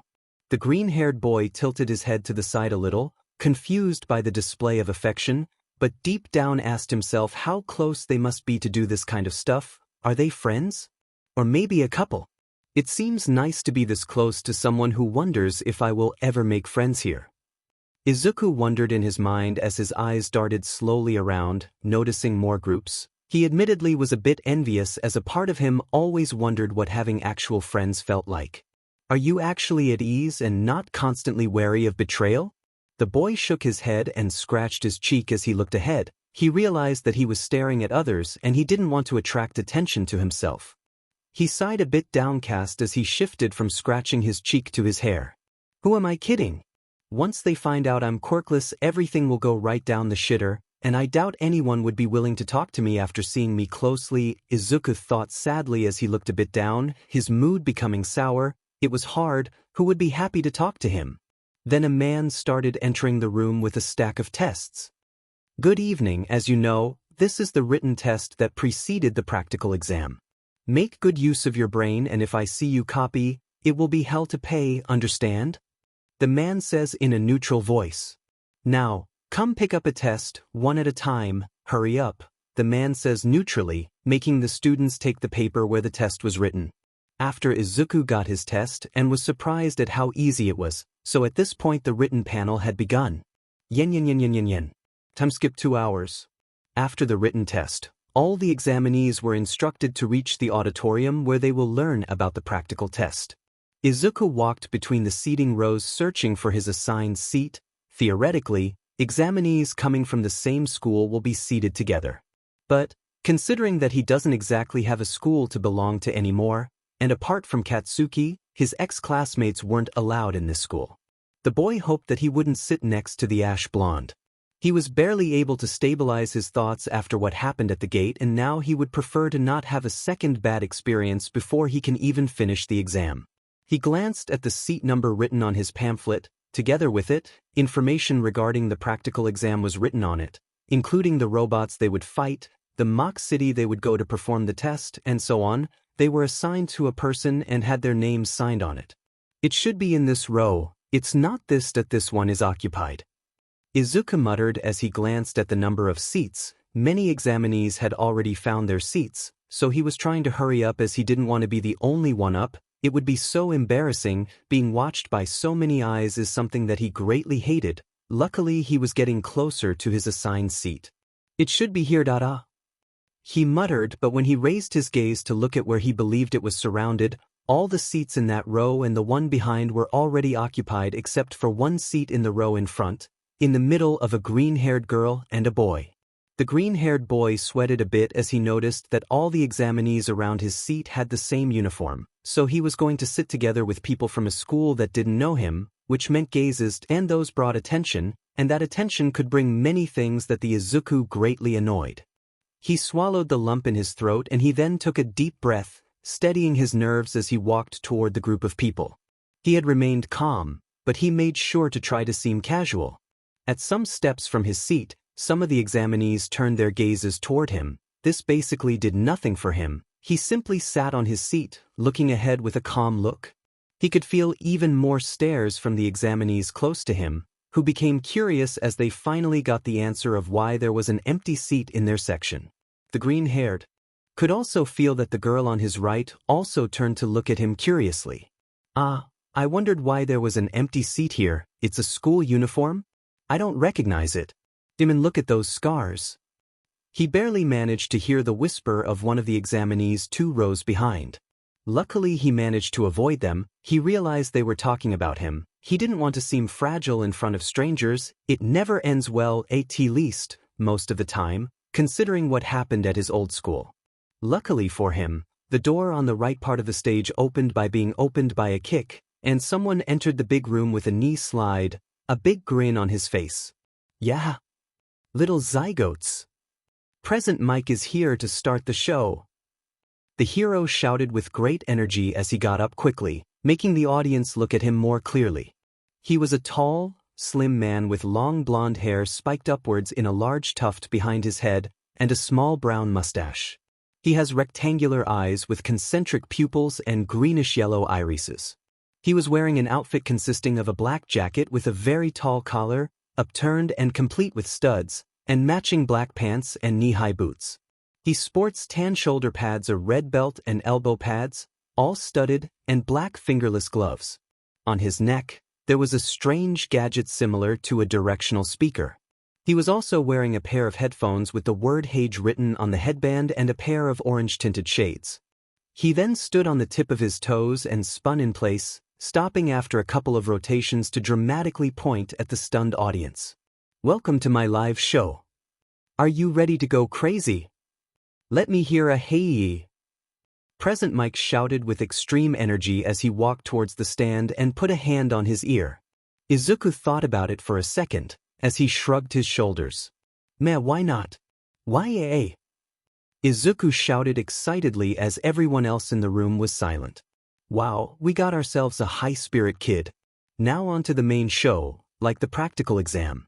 Are you ready? Yeah. The man asked. Why eh? Izuku shouted again, and no one else did. Wow. You should all be like that kid, he has spirit. Anyway, you rockin' boys and girls will be out there conducting 10-minute mock battles in super hip urban settings. Present Mike said as the giant screen behind him showed them how this battle would work. Let's check out your targets. There are 3 types of faux villains in every battle center. You'll earn points based on their level of difficulty, so better choose wisely. Your goal in this trial is to use your quirk to raise your score by shredding these faux villains like a mid-song guitar solo. But check it. Make sure you're keeping things heroic. Attacking other examinees is a no-no, ya dig? Present Mike began to explain as made some hand gestures or poses to be dramatic and keep the flow his way. Behind him, the screen showed something similar to a video game. A small pixelated Present Mike jumped over 3 types of robots, destroying them and gaining points. However, as the hero was explaining, the boy said sternly that he was relatively tall and with a muscular physique with a wide frame. He has short dark blue hair, flattened neatly down and parted on the right side of his head, a small patch completely shaved near the base of his head, and rather square eyes that match the notably pointed shape of his jaw. His eyebrows seem to be permanently pointed inwards, quite thin and long, the far ends sharply hooked inwards, and he wears glasses with rectangular lenses, raising his hand. Excuse me, sir, but I have a question. The tall young man asked stiffly. Hit me. Present Mike says with a grin as a spotlight appears on the tall boy, who doesn't seem to mind as he raises his pamphlet. On the printout, you've listed 4 types of villains. Not 3. With all due respect, if this is an error on official UA materials, it is shameful. We're all here today in the hopes of being molded into model heroes. We expect the best from Japan's most notable school. A mistake such as this won't do, the boy says with a slight frown, indicating his printout with one finger. Man, this guy has a stick up his butt or what, Izuku thought. But he didn't stop there. Suddenly he turned around, facing Izuku. Also, he continued as he began to raise his free hand, seemingly to point toward the green-haired boy. Izuku's eyes widened in terror as he realized that the boy was most likely going to call him out, humiliating him in front of everyone. The F-. What did I do? The tall boy raised his finger to point at someone. Izuku then noticed that it wasn't him, even more surprised when the dark blue-haired boy, instead of pointing at him, indicated someone else that was some rows behind Izuku's. You with the spiky ash blonde hair. the stiff boy called, revealing that his finger was pointing toward a not-so-happy Katsuki. Iche? Are you talking to me, for eyes? What the F do you want? Katsuki says with an angry frown, what the F does this loser wants? Does he search for a fight? Izuku was surprised by this and looked back to see that it was Katsuki who was called out. What? What was happening? The dark blue-haired boy frowned more as he stood straight. What I want is that you stop cursing and grumbling to yourself. It's not only distracting but it's also making the people around you uncomfortable. This is not a behavior worthy of a hero. I would like you to stop, and if you can't, then you should just leave this building if you dislike being here so much. The tall boy says as his glasses reflected a bit of light. The only visible eye showed that he was irritated. His ash-blonde left eye started to twitch as veins were visible on his forehead, his anger increasing several times. Why don't you just mind your own business and shut the F up before I blow up your mouth to pieces? He says with hostility. What does he think he is to talk to him like this? Extras should know their place in front of someone powerful like him. Before the dark blue-haired boy could answer, he was anticipated by present Mike. All right. Stop it, both of you, you with the foul mouth. Don't threaten other examinees or you will be disqualified. We don't like that type of behavior. Are you in tune? Present Mike says without smiling this time, already recognizing the special student that Nizu warned all the teachers about. Teach whatever, Katsuki scoffed as he sat again while away. It was not worth it to argue with. These extras. The hero turned towards the tall boy now, his grin returning. Examinee number 71. Thanks for calling in with your request. The fourth villain type is worth 0 points. There are 3 robots that in order of difficulty and points will grant you at their defeat, Victory, Imperial, and Venator. The fourth robot, Executor, is just an obstacle we'll be throwing in your way. There's one in every battle center. Think of it as a hurdle you should try to avoid. It's not that it can't be beaten, but there's that kinda no point. I recommend my listeners to try to ignore it and focus on the ones toppin' the charts. Present Mike explained as he indicated behind him, the screen showing every single faux villain that will be present in the exam. The tall boy nodded and then bowed. Thank you very much. Please, continue, the dark blue-haired boy says as he sits down, satisfied by the answer. Too stiff, ease up a little listener clear throat. Present Mike muttered as he then cleared his throat and looked at everyone with his excited aura back to full gear. That's all I got for you today. I'll sign off with a little present. A sample of our school motto. As General Napoleon Bonaparte once laid down. A true hero overcomes life's misfortunes. Now that's a tasty soundbite. I got one better. Are you ready to go beyond? Let's hear a plus ultra. Present Mike shouted excitedly as he put a hand on his ear. Plus ultra. Many examinees cheered this time. Good luck. Hope you practiced hitting more than just books. On your sheets there's the battle zone you are assigned to plus the bus number, so don't get lost. I know how it feels, haha, he says at the end. After that, the examinees started to get up from their seats. Izuku got up too, ready to change into his workout gear so he could go to the bus and finally end this exam. Yen. After the bus ride, Izuku stood in front of the gigantic gate leading to the Battle Center B, or Ground Beta in short, a massive mock area that emulates a standard urban area, with streets and buildings. From the map that he had in his pamphlet, the area was as big as a small city. This is just another UA training grounds, an entire mock city. I've never been here before, only the industrial one is amazing, Izuku muttered awestruck as his eyes trailed all the height of the gate, making the green-haired boy feel even smaller than he was, and the fact this massive mock city filled with robots made his excited. The only thing wasn't just the robots, it was the others. This is a full-blown competition which just made him know that he couldn't hold back. This might as well be a whole town. How many replica sites like this exist on this campus? UA's nuts. A tall boy some meters to his right shouted in awe, making the boy come back from his thoughts and quickly look around a bit nervous. He then noticed that he was surrounded by the other examinees. The green-haired boy remained calm in this situation, but he couldn't help as his eyes glanced around to shyly scan the many examinees who were waiting like him. Some had support equipment attached to their bodies. So many different quirks, they even brought support items to use them better. I don't have anything, well I won't need them since I got my energy, but I wonder? Izuku wondered in his mind. He patted a spot on the back of his pants workout, checking if the medical supplies were in his pockets. From what he read on the pamphlet, you can't bring weapons or gadgets that aren't compatible with your quirk. But you can bring supplies or other things to use during the exam that aren't specifically to destroy robots, like food or, in Izuku's case, medical supplies.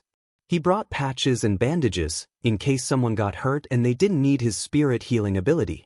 As he kept checking the other examinees, he noticed all kinds of mutations, horns, additional limbs, or different body types. All of this spiked his curiosity even more, his passion for quirk dulling his previous nervousness. His stare focused from the other applicants' bodies or support items to their faces. He didn't realize that, unconsciously, he was trying to find the ones that he had met so far. He doesn't know why, but having someone that he recognizes in his field of vision was something that he thinks will ease him up a little. Maybe the girl of the gate, that she was so friendly with me, it was nice. Izuku muttered quietly to himself as he glanced around more. If he recognizes someone, it might be a good idea to walk to them. He wanted a good experience. He not so secretly was growing more and more curious about all these new situations he was finding himself in. His thoughts were cut off when his eyes noticed the same tall boy with glasses from the auditorium. He is here too. Better to avoid him for now. Izuku muttered, a bit cautious, as he made a mental note not to make himself noticeable, even if he wanted to see if it was possible to get along with some more people. He had to focus. As he looked away from him to resume his search for someone he may recognize, his attention was caught once again when he saw a girl that stood a lot to his eyes. Maybe it was the energetic aura she had around her, or it was the way she looked. The girl was a little shorter than him and with an athletic body, her skin being a light shade of pink, and she had somewhat square-shaped eyes with black scaras and yellow irises and notably long eyelashes below and around the sides of her eyes. Her face is framed by short, fluffy, and unruly pink hair which is slightly darker than her skin. She also has two thin pale yellow horns protruding from her head, hooked squarely and leaning diagonally to opposite sides. She was wearing decorated purple gym clothing. What confused the green-haired boy a bit was that the girl, instead of being nervous, seemed strangely excited and pumped up like she was ready for anything. He unconsciously tilted his head to the side, both curious about her. I guess not everyone is scared of this exam. He muttered, noticing that she was stretching her arms in the air while leaning a bit her body forward, giving the boy a better view of her cute horns. Her look intrigued Izuku a lot. She looked like an alien beauty. Her horns are so tiny, and her skin and eye color, is it because of her quirk? She is so pretty, and she didn't stop smiling for a second. Maybe she is friendly. Izuku thought curiously, his cheeks heating a lot for mentally calling a girl cute, but he managed to keep himself from freaking out as he was surrounded by other people. The last thing he needs is attracting attention and mockery. He noticed that the girl was about to turn towards him, so he looked away, but then his eyes widened in relaxation as the direction he turned allowed him to see one of the people he was unconsciously looking for, the girl from the gate that tried to stop him from falling. The nice girl of the gate. That maybe I should wish her good luck. Mom said that I should try to interact more on my own. Izuku thought. He just realized that those shockingly positive exchanges weren't started by him. So maybe if he truly wants to get along with others, he should try to start the interaction himself. With this thought in mind, he nervously started to walk towards her. He interacted with anyone his age that wasn't a complete jackass, so this was unknown territory for him. Before he could get close enough to her, he felt a hostile key signature behind him as a hand was placed on his shoulder. On instinct, he quickly grabbed the person's arm and did a shoulder throw, throwing the person on the ground. Holding their wrist slightly twisted, he planted his foot on the side of his rib cage. Izuku then noticed it was the same black-haired glasses worn by the kid from before. What the F were trying to do? Izuku demanded answers while the boy winces in pain while he was in surprise, but yet turned into an angry state. I saw you were going over to that girl. What are we going to do to distract her? It's not fair behavior according to the rules. Now I see you're nothing more than a delinquent arc. The glasses-wearing boy spoke as Izuku held his wrist tight. You're an idiot, Izuku said, letting him out as the boy quickly got up confused and angry, but before he uttered a word, And start. Present Mike shouted from the top of the side of the open gate, just increasing everyone's confusion. Everyone was perplexed, no countdown started. So do they have to go or wait? Izuku was equally confused. He tried to understand what was happening, but then he remembered something that he read on the pamphlet. Simulation of a real-life villain attack. This means. Izuku thought as his eyes widened in realization. He looked at the open gate and made a step ahead, already silently drawing his energy out. There's no countdown.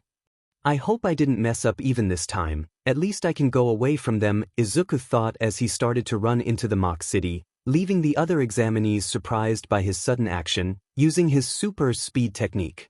Yen yen yen yen yen. At the entrance of the mock city. What is that idiot doing?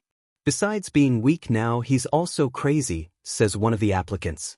The two girls who wanted to help the green-haired boy and the tall boy with glasses were still looking in the direction he went, seeing his figure grow smaller and smaller. They were starting to have the same thought process that made the boy run into the mock city, but it was instantaneously created when Present Mike spoke again. What's the matter? There's no such thing as a countdown in a real battle. That listener got the right idea. Run. Ruin. The hero shouted, causing everyone to widen their eyes and rush too. Yen yen yen yen yen. A couple of minutes later. With Izuku. Bam. Crash. Izuku ducked a three-pointer arm, his teal-colored energy dancing around his skin as he adapted to the tempo of the multiple small fights. He didn't have the time for nervousness or anxiety, his mind just had space for one thing only. Excel at this exam, prove them wrong. But it was difficult because he originally had a theory that was now true. So I was right, I can't sense the key of robots because they have no key for me to sense. The boy gritted his teeth as he dodged another attack from the slim robot. He punched the middle section, the metal plate easily breaking and deforming, making the robot lean forward, exposing its vulnerable head. Oh well, reflexes and instincts it is. Izuku quickly bent his legs and jumped enough to be a little above the robot, his arm raised and his fist clenched, covering his fist in spirit energy. Spirit punch! He shouted as delivered a downward punch directly at the one-pointer head, easily destroying it, resulting in the robot going limp and impacting the floor. The boy landed immediately after, moving some small metal fragments out of the way with his shoe to avoid stumbling. He took some small deep breaths, more to slow down his thought process to better articulate them, wanting to count his points. I have 20 points, it's nowhere near enough if I want to be first. He thought as his eyes narrowed with focus. He was about to go look for more robots, but he stopped when he began to hear loud sounds all around him, like something was approaching fast. Wvish, he muttered, confused as more sweat formed on his forehead, a bit of shock creeping out. And, before he could put himself in position, bam! The wall of a building at his right was breached open by a three-pointer, its armored tracks rumbling as they spun, bringing it closer and closer to the surprised boy. Target locked, its emotionless voice says as it raises its giant arms, ready to fight. Izuku yelped a little as he was surprised by the sudden entry of the three-pointer. It was bigger than the other ones, primarily its arms and torso. He ready hand posing like a gun, while he uses his other hand to hold his wrist. His energy gathered at the tip of his finger. Spirit gun. Firing spirit energy bullet, Izuku recoils from the shot, skidding back a few feet, and the shot pierced through the chest of the robot before exploding in scrap metal. Take that, you tin can, Izuku yelled before checking his hand as 4 of his fingers were glowing with spirit energy before clenches his fist. So I've got about 4 shots left. Then at the corner of his eye saw a couple of bots charging right at him, from the left. Izuku smirks while muttering. So they want to play, huh? I should warn you guys. Izuku then turns towards them. He then closes his hand and positions it backward, focusing his spiritual energy in his palm and compressing it. He then throws a punch towards the target, releasing the energy in the form of multiple energy projectiles. I play rough. Shotgun. All the shots then hit their marks, causing them to explode into a pile of scrap metal too. The robot's shoulder-mounted rocket launcher fired a couple of non-lethal rockets toward him, but he lowered his body while running, and when they were close to him, almost exploded and stunned him. But he jumped at the last second, using the explosion to propel himself forward toward the three-pointer. He felt a bit dazed by the close purple stunning explosion, and the concussive force hit him in the back hard, but he gritted his teeth and bottled up any whine of pain that he may produce, using it as a means to get closer to the robot before it can even react. Izuku was quickly descending towards the robot, and when he was about to slam into it, he raised his arm as his fist was covered in flames, his eyes flashing in teal for a single moment. "Fist of the mortal flame," he shouted as he spiked the robot with his arm, easily deforming and tearing the metal like paper. While also setting the bot molten metal, the flames ignited the parts right after. After he got his feet on the ground, the boy had the time to take a single quick breath before he heard something approaching fast from his right. He immediately turned his gaze to look at the direction of the sound with his glowing eyes, seeing a one-pointer ready to attack. A battle plan quickly formed inside his mind, feeling the metal under the arm he used to destroy the three-pointer. With his arm still placed over the destroyed metallic body of the three-pointer, Izuku opened his hand and closed it, grabbing a piece of the destroyed scraps of the robot and crushing it with his superhuman strength to make it slimmer and longer. He then turned his body towards the approaching robot and rushed forward, his eyes showing nothing close to fear, just burning determination. "Ah!" he roared as he used the scraps as a makeshift knife, his superhuman strength making it able to pierce through the one-pointer body. He then pulled the knife to the side, tearing a good chunk of its middle section. The boy wasn't there. He let go of the scraps and clenched the now free hand into a fist. "Raph!" he shouted as he punched right through the hole he created and then grabbed the robot power source, tearing it out of the metallic body and throwing it away. "All right. 3 robots left. Keep your tempo," Izuku thought as he immediately repositioned himself to face the other robots, his mind working fast to coordinate both his footing and keep his energy active. His eyes moved towards the closer one-pointer, which raised its arm and tried to hit the boy, but he quickly dodged by jumping back, his eyes immediately focused on the robot's single red lens. The boy's eyes narrowed a bit as he landed and spun his arm in a circular motion with great speed. A small twister formed around his wrist. He heard the other robots getting closer, but he put all his focus on the one he was aiming at. "Okay, let's try this. Tornado Fista," he yelled, getting himself ready to throw one of his most difficult attacks. He shouted as he charged straight forward and successfully hit the one-pointer right in the eye. The force of the air pressure was enough to both shatter the lens and severely damage the head, making it lose its coordination and rush forward without a pattern. Izuku ducked to the side, avoiding being hit by the damaged robot. It slammed against the one-pointer that was trying to attack the boy from behind, causing both to crash on the ground. "All right," Izuku cheering in his victory. But he just kept forcing his mind into a battle-focused state. In this state he only had to focus on the task at hand. He noticed a shadow over him and he immediately understood what was about to happen. With quick movements and reflexes, he put himself in position and turned his head to look up at the two-pointer that was leaping at him. He dodged the side, watching as the robot's 4 legs slammed on the floor. But it wasn't over. It tried to continue its assault by using its tail head to deliver a whipping strike, but he caught it, his feet sliding a little on the ground as the momentum slammed into him and made him back away. "I got you, and now," Izuku says with a grin that imitates all might to boost himself even more. He fixed his footing, channeling his energy, and got ready. "We finish this," he shouted as he pulled the tail head, lifting the robot and making it spin around. After a couple of rotations, the boy turned to his target and pulled the robotic extension, dragging the robot with him, and smash! He slammed the two-pointer on the 2 one-pointers, destroying all 3 in one move. The boy was panting as he backed away a little, putting his hands on his knees and letting his heartbeat settle down. "With this, I have 64 points. Not that bad, I guess, but I need much more," he muttered as a small nervous smile made way on his face. He couldn't help himself from being happy that he was doing something, happy that he was not a complete disaster, and that he managed to avoid his fear and anxiety to slowing him down.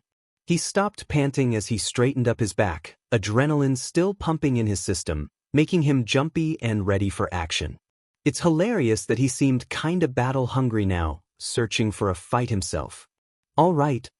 I'm getting more used to this. Maybe I'm not that terrible," Izuku muttered as he started running through the city, destroying some occasional robots that got in his way. Now having 64 points, he could feel his hopes getting a bit up, but he didn't slow down. The memories of his training and those of his promise to be first at the exam kept his determination pumping. Gonna search for more robots. Still not enough. Keep your focus? Huh.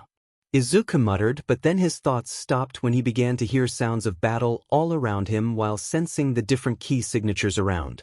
That must be the others fighting. This means there's going to be fewer robots here. That's not good. I need to find another area quickly. I just need to pass the street and go around them. I don't need to talk or interact. Simple enough, I hope.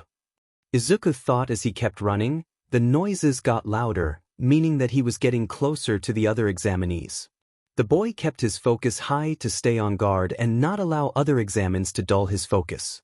After some moments, he entered a more open area similar to a small square, both examinees and robots present there, the first dispatching of the seconds without too many problems. This made the boy stop for a moment to glance as his fellow examinees destroyed the robots, Quirks being used to the maximum, attracting a lot of his curiosity. But then he shook his head, not considering him even a rival worthy of consideration, so he shouldn't be so interested in them.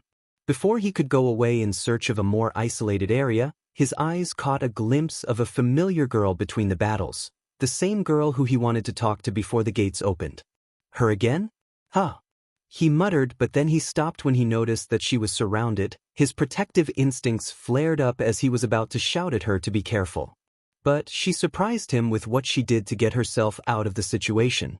The auburn-haired girl quickly touched the robots around her with her hands, a faint pink glow emanating from her fingerprints. After she did that, every robot started to float in the air, getting at some meters of distance. The girl then brought her fingertips together as she did with him on the front gate, and the robots stopped floating and then started to fall towards the ground, crashing on it and being reduced to scraps. The girl seemed to be tired due to the strenuous use of her quirk, panting a little as she put her hands on her knees, trying to catch her breath.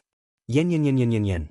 Meanwhile, Izuku was left with a slightly agape mouth and imaginary stars around his head as his interest was completely taken. Does she have a gravity manipulation quirk? Or maybe she can just remove it and give it back? It doesn't seem telekinesis to me. I felt strange when she made me levitate. My ears felt strange. Izuku thought as he gave himself into a bit of quirk analysis. He doesn't do this often, but the combined presence of a cool quirk and a friendly person made his curiosity almost impossible to contain. It's so cool, she destroyed them with a couple of moves. Izuku muttered, but then he stopped when he noticed that her eyes were open now and she was staring right at him. But he saw that a couple of bots were charging right at him. Spirit sword. He conjure his signature aquagreen sword. All right, sucker, Haveity. Izuku yells while charging through, slicing bot after bot after bot. The robots in that area were mostly dealt with, so the noises were greatly diminished, allowing the girl to mostly focus on him.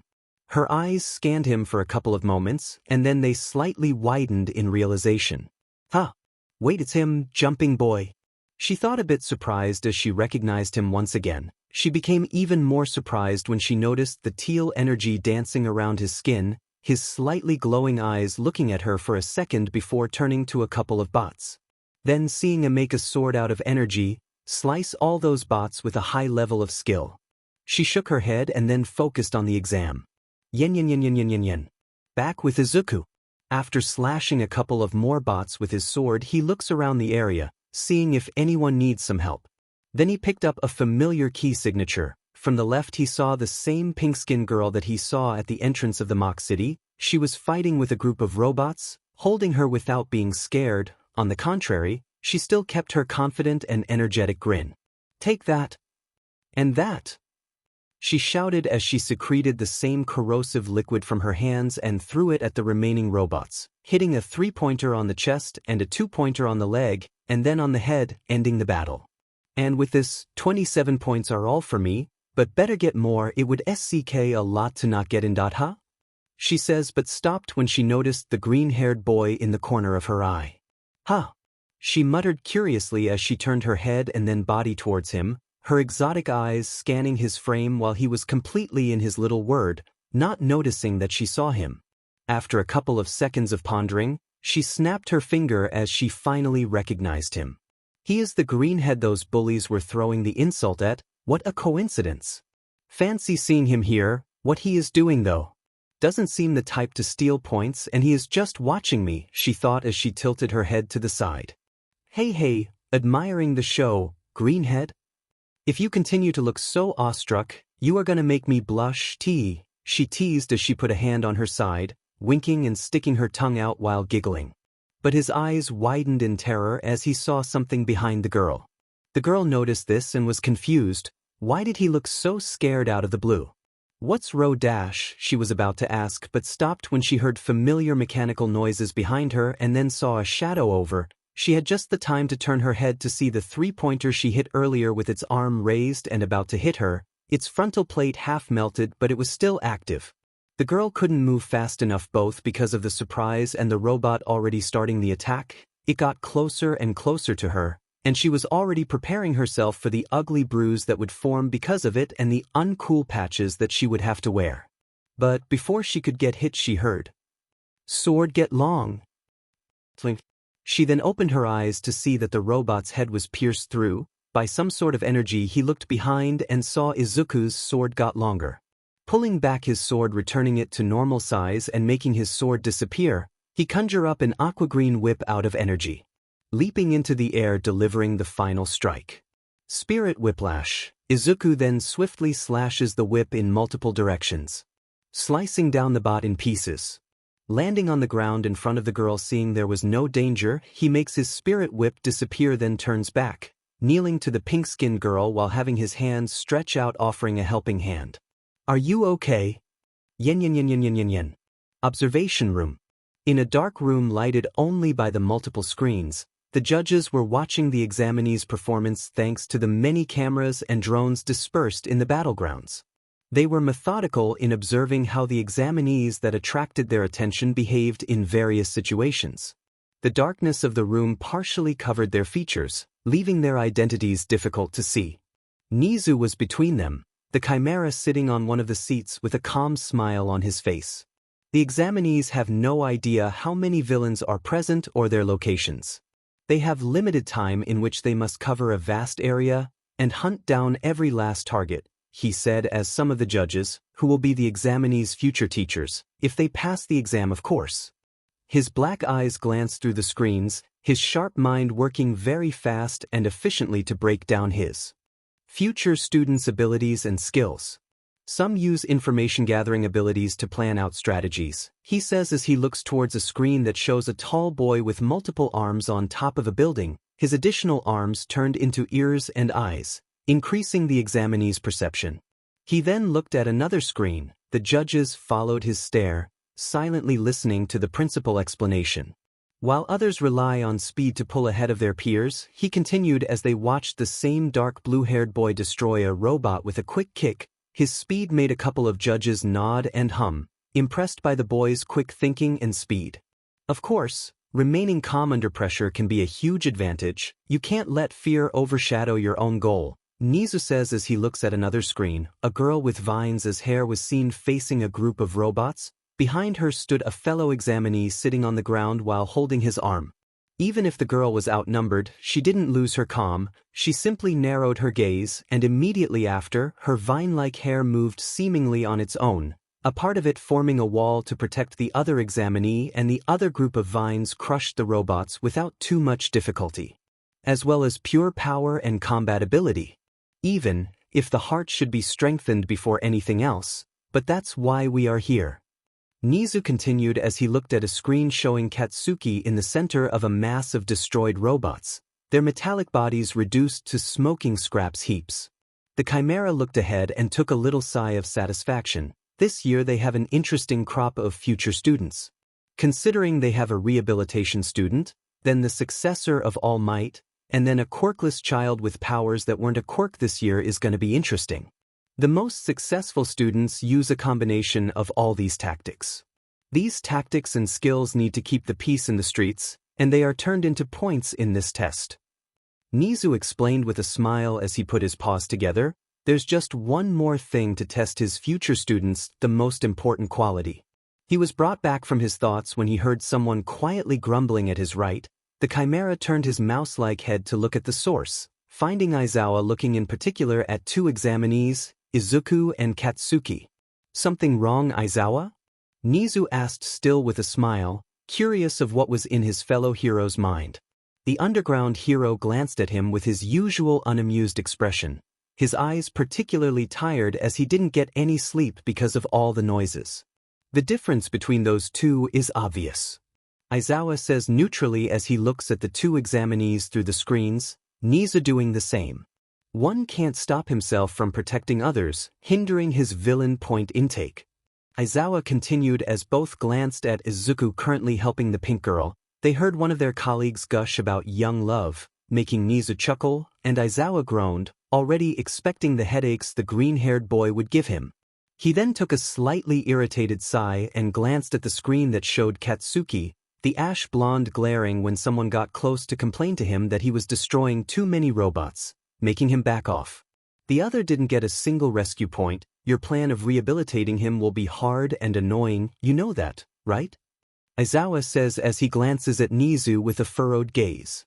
The Chimera didn't seem to mind the doubt one but the doubt of his employee, choosing to feed the tired underground hero irritated curiously. "Of course, I know this will not be easy, Aizawa. But you need to admit the possibility of seeing if the right guidance can truly change the path of a violent and cruel person is something truly intriguing," Nizu says as he glances at both examinees, many ideas on how to break down this particular situation he accepted to create. "So this is just an experiment?" Aizawa asked as he raised an eyebrow, curious about the principal plan. The Chimera shook his head, his smile still present.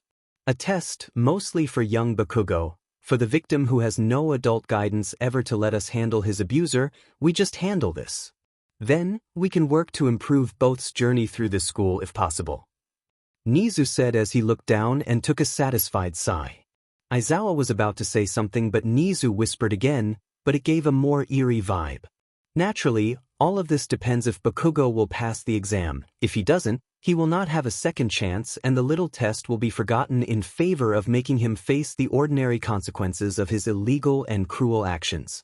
But, given his capabilities, he has very good chances. This means that we must be extra vigilant towards him," Nizu says calmly as he claps his paws together and looks at Aizawa again, his friendly smile returning.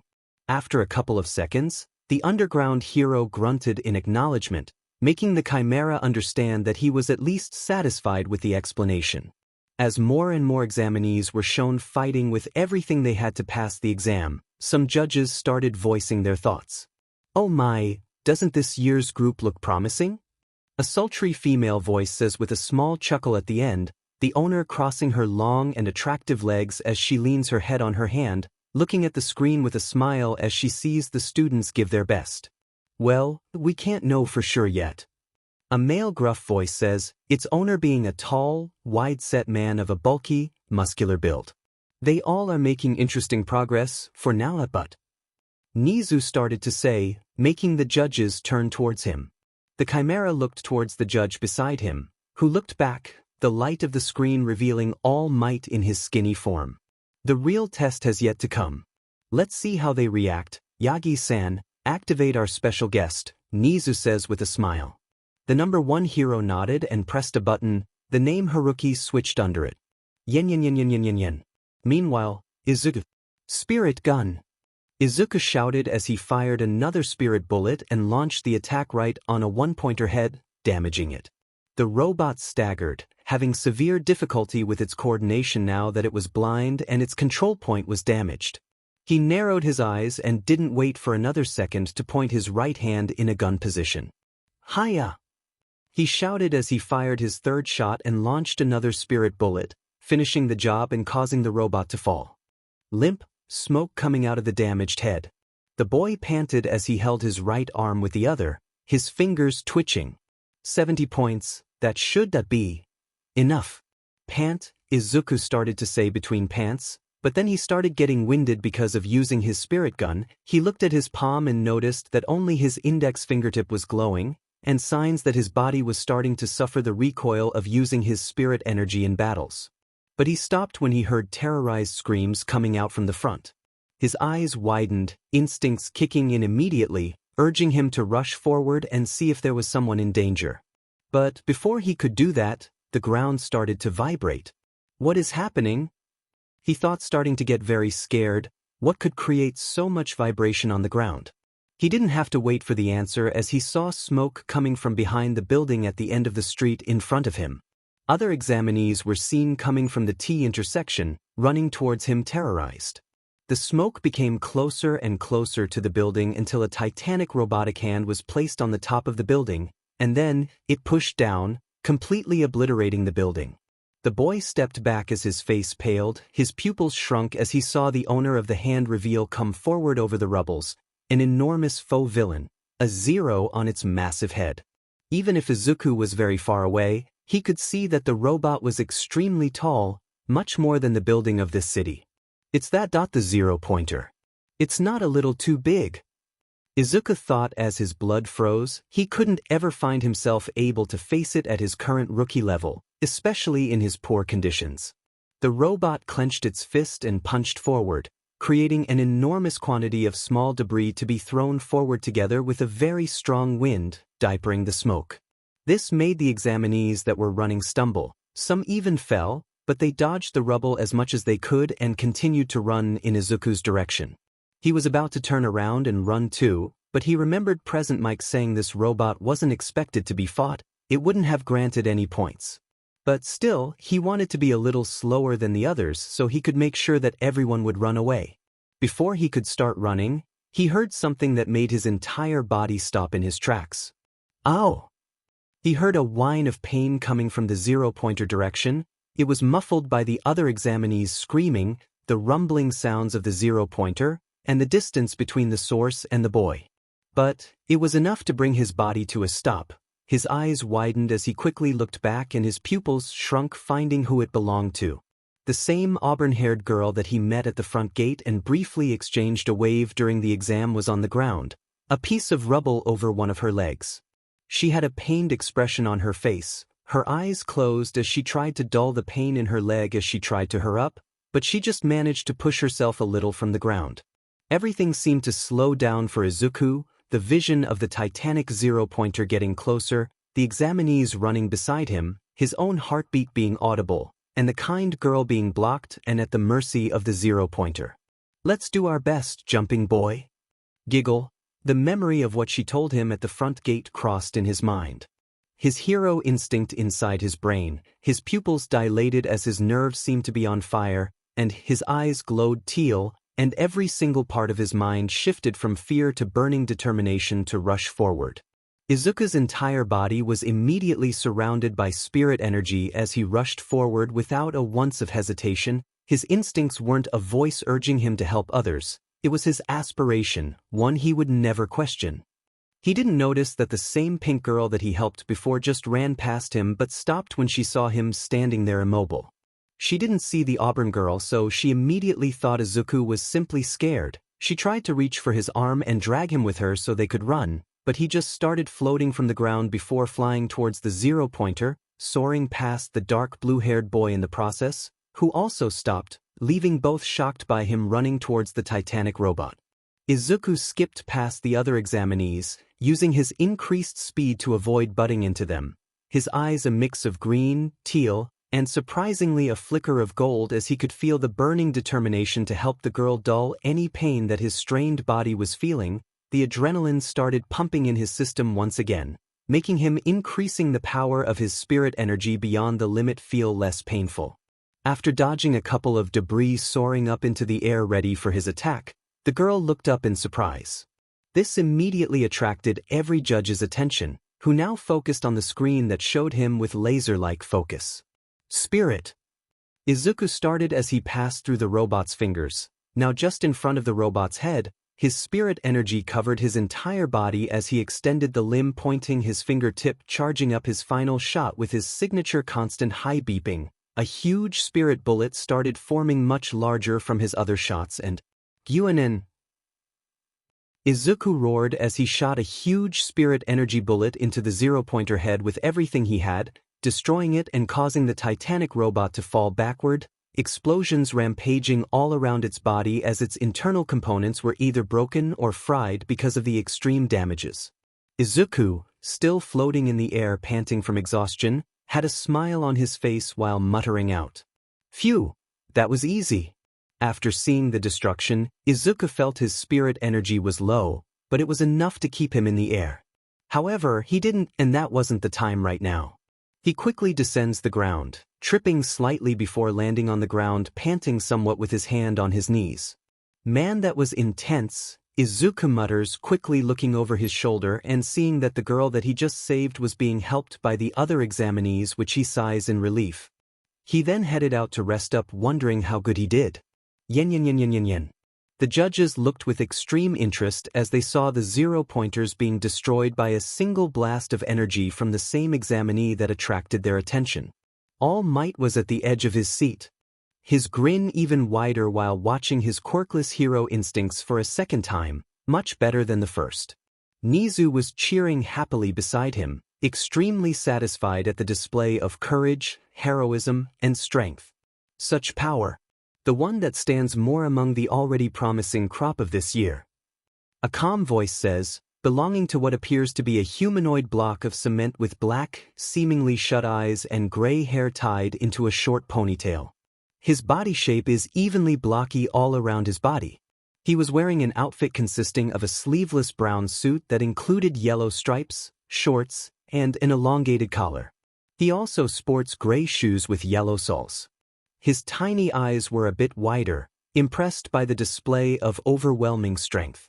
I agree, even the way he behaves is something that we should keep track of, as his response to underwhelming pressure was to rush forward to protect the other examinees, not hesitating to use his quirk to its fullest to do so. It isn't the same level of power he displayed during the exam until now, so that level of strength, that is a truly powerful quirk. Another judge says seriously as he nodded. The light of the screens hitting him and revealing his features, he seemed to be wearing a tan cloak that covers most of his body, the area over his torso, and the high collar resembling that of a double-breasted trench coat.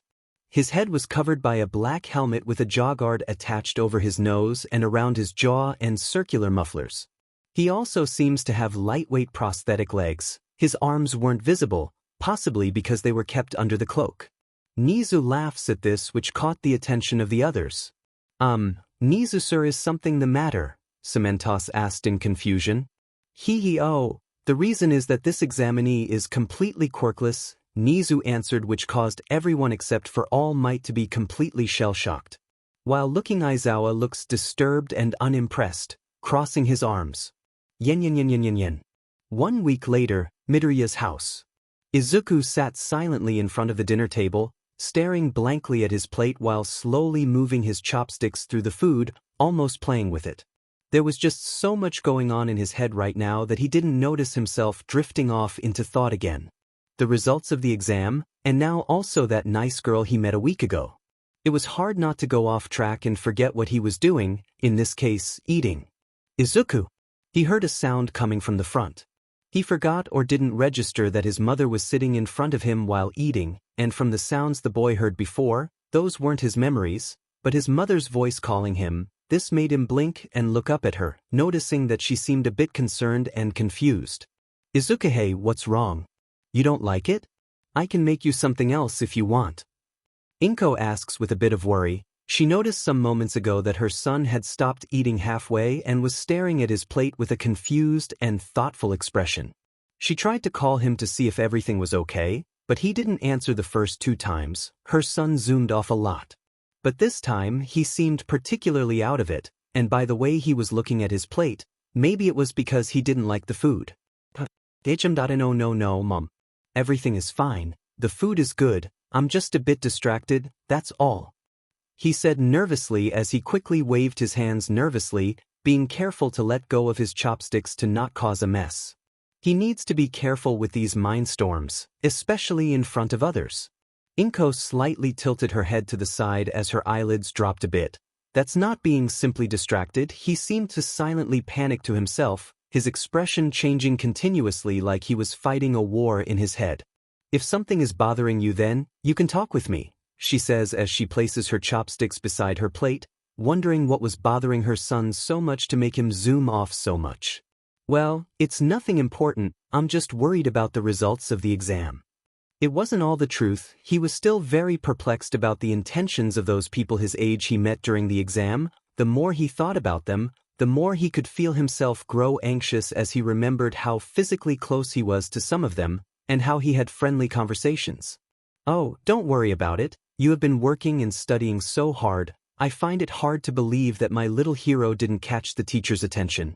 So don't worry, I'm sure you passed, she says with a small smile, trying to encourage her son to be more confident.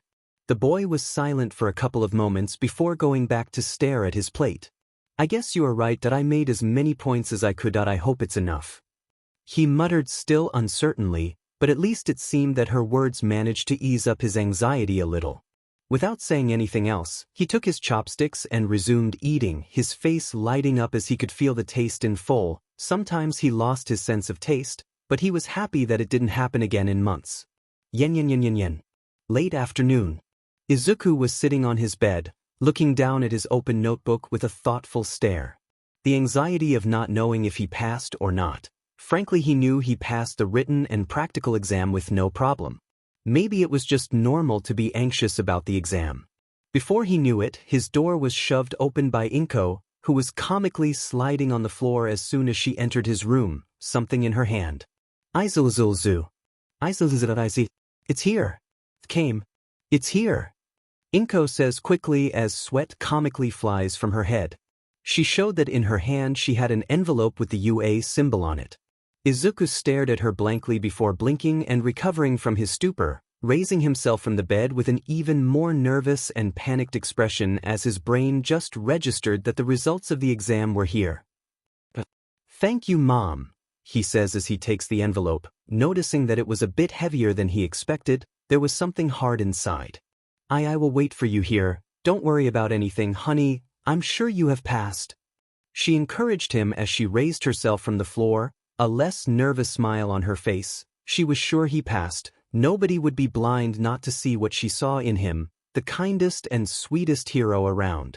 Izuku hummed and he nodded, still very nervous but trying to put on a more confident face to boost himself up. Inko closed the door to give him some privacy while he saw the results of the exam. The boy turned towards his desk and walked over to it, sitting on the chair in front of it and placing the envelope on it, his anxiety and eagerness mixing in a shaking and sweating mess. Okay, this is it, I just need to open it, that I can't move, I'm so nervous, he muttered as he nervously stared at the still closed envelope. In it, there was his future at UA, positive or negative. He kept staring at it for another few moments, building the courage to finally see the results. The anticipation was killing him. So, he decided to bite the bullet and get it over with. He shakily grabbed the edges of the envelope and opened it, but he was surprised and confused when he saw a metallic disc inside instead of a written message.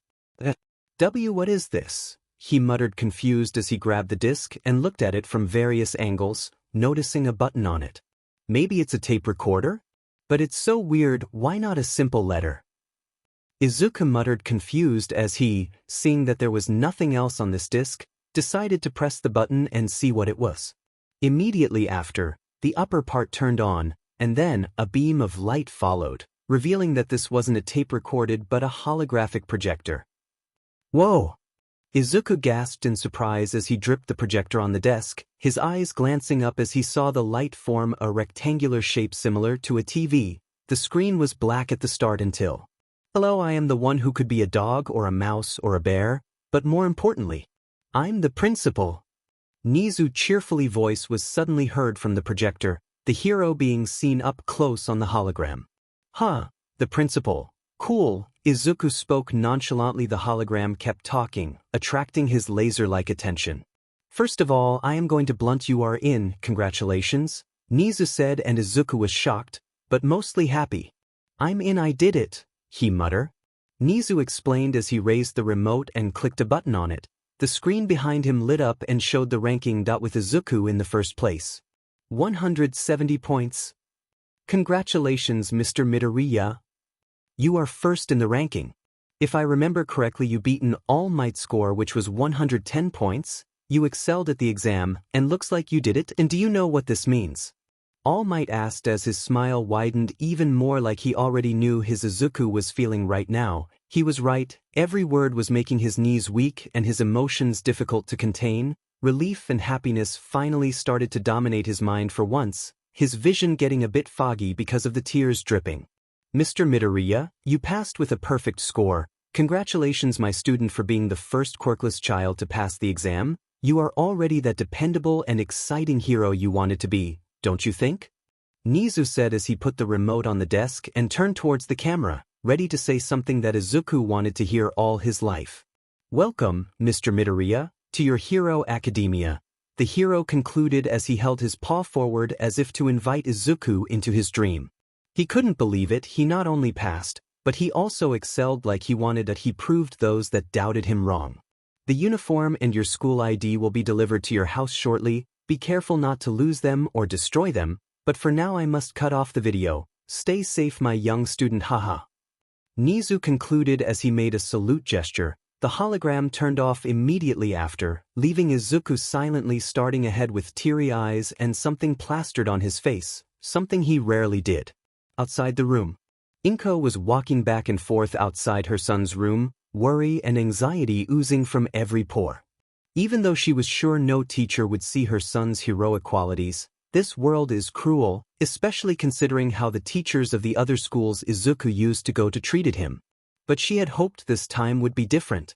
Her anxious thoughts were interrupted when the door opened, and her eyes darted towards it just to see her son there. His eyes were teary and he was shaking, but there was something that immediately surprised her. He was smiling, not a fake one that he gave her to reassure her that he was okay. He was the happiest she ever saw him in years. Izuku, Inko started to say, her eyes wide as she realized what this meant. I did it, Mom. That I did it, Izuku whispered with his smile widening the smallest bit, his heart much light as he realized maybe all this training didn't go to waste. He could be useful to others, to All Might, to his mom. He could be a dependable cool hero like he always wanted. Inko immediately started to tear up as she couldn't hold her happiness either. Immediately she rushed to him and hugged him as tightly as possible. Even if he felt that his ribs were about to snap, he accepted it. He was so happy to care about anything else. My baby did it. I'm so happy, Izuku. Inko shouted as she happily cried rivers of tears. He returned the hug. Finally, their life was going the right way. April, first day of the U.A term. Do you have everything? Yup. Your cell phone? Have it. Your wallet with your school ID? In my pocket. What about your tissues and handkerchief? Got them. Are you sure? Yeah, I'm sure. But are you Dash? I'm sure, Mom. I'm gonna be late. Izuku was at the front of his apartment, making sure he had everything he needed for school, with his mother nervously asking him things to make sure. I've got to hurry, Izuku said as he put on his signature red shoes and quickly opened his front door. Izuku! Inko called out to him. What? Izuku turned back to his mom and saw a small smile with tears in the corners of her eyes. Inko admired her son in his UA school uniform. You look cool. Izuku was partially taken aback by this, staring at his mother with a look of wonder. He then formed a determined smile on his face as he left his apartment yelling, I'm off. He started to run down the street with the largest amount of excitement that he'd ever had. Today was his first day of school. And not just any school, but the #1 hero academy of his dreams, Utada High. He desperately wanted to use his super speed to get there faster, but he knew he would get in trouble. A thought came into Izuku's mind, prompting him to stop for a moment. He's quirkless. The quirk laws don't apply to him. He then grinned, before disappearing and racing to the school only. Appearing as a flashing blur for a second before disappearing again and then reappearing in a different area. Izuku smiles while racing to the school, thinking that things might be different. He didn't know why he felt his bones and energy. For some reason I think things are going to be different, huh? I wonder why. Yen. Midoriya's house. Inko was currently doing the laundry after seeing his son off, thinking of if he was okay. After the conversation about his school life, the Bakugos, and his powers, when she hears everything she breaks down in tears, repeatedly apologizing for not helping him and being a terrified mother, but Izuku comforts and reassures her that it wasn't true. Mom, you are not a terrible mother, you are the absolute best for all the love and care you gave me, I love you, and no matter what I will always be grateful. Hearing those words, she believed that her son wasn't meant for this world. He was so kind and caring, yet strong, very strong. She saw that in his eyes, the burning passion to help people. She knew she would always be proud of her son. Looking at her laundry and then her hands, thinking about her son and his future to become heroes. From this point, she was going to support him no matter what the question was. Yen. At Yue. Walking through the hall, looking around in awe, amazed at that he was finally here. After making it didn't take him long before he finally came across a giant door, labeled Class 1A on it. Izuku's eyes widened at such a huge door. This is huge, but he then took a deep breath, grabbed the handle, and slid the door open. Looking around and seeing that it was empty only shows the many desks in sets of 5 seats sitting off in 4 rows. Guess I'm the first one here. Izuku just shrugged it off, before walking inside, closing the door behind them, and heading towards the last desk near the corner. Seeing that he had some time to kill, he leaned into his desk, crossed his arms, and took a nap to wait for class to start.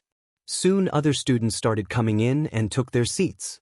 One pink student in particular was talking with her friend who looked to be a bunch of clothes floating in the air. I tell you, Toru Takoyaki is best, gasp, it's him, Mina said, but stopped when rushed over to Izuku desks. Mina, stop, he looks like he's asleep, Toru interjects as Mina pouts while she hears some arguing from 2 of her new clad. Don't put your feet on the desk, the glasses, the student ordered. Bakugo grinned in his seat. What junior high did you go to, your side character? Bakugo remarked at the glasses student. The glasses student paused before explaining, I attended semi-private academy. My name is Tenya Ida. Semi? So you're a DMN elite, huh? Looks like I'll have fun crushing you. Bakugo teased Ida. Crushing? That's cruel. Do you truly aim to be a hero? Ida gaped. Tihis. Bakugo spat before glancing at the back as he spotted Izuku sleeping and growled for Izuku. But then, the door slides open revealing Aizawa looking tired and annoyed, not wanting to be here, just got out of bed with his eyes tired and droopy. I'm your homeroom teacher, Shota Aizawa. Nice to meet you, he said, looking unamused. Homeroom teacher? The whole class thought in disbelief. Aizawa then reached into his sleeping bag and pulled out a number of P uniforms, tossing them to the students. It's kinda sudden, but put this on and go on to the field. Don't make me wait. He then left the room as quickly as he was in it, leaving everyone completely confused as to what happened. Surprisingly, as no one noticed, Izuku had vanished from the desk and was walking with his hands in his pockets, while thinking. This will be interesting. Yen. The boys' locker room.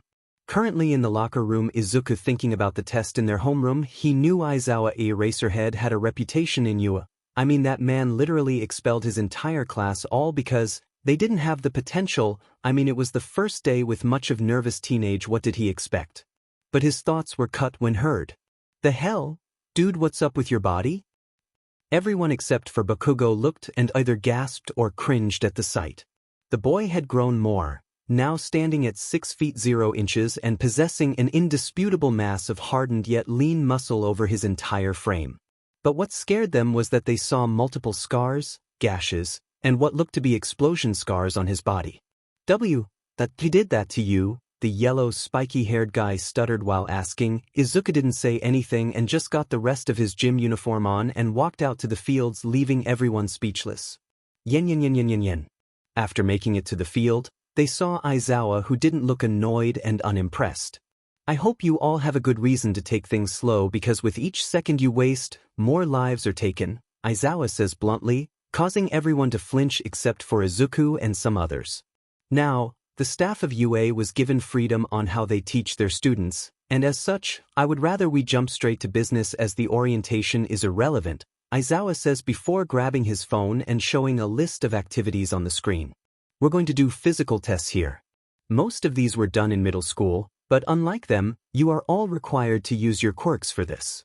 50-meter dash. Grip strength. Standing long jump. Repeated side steps. Ball throw.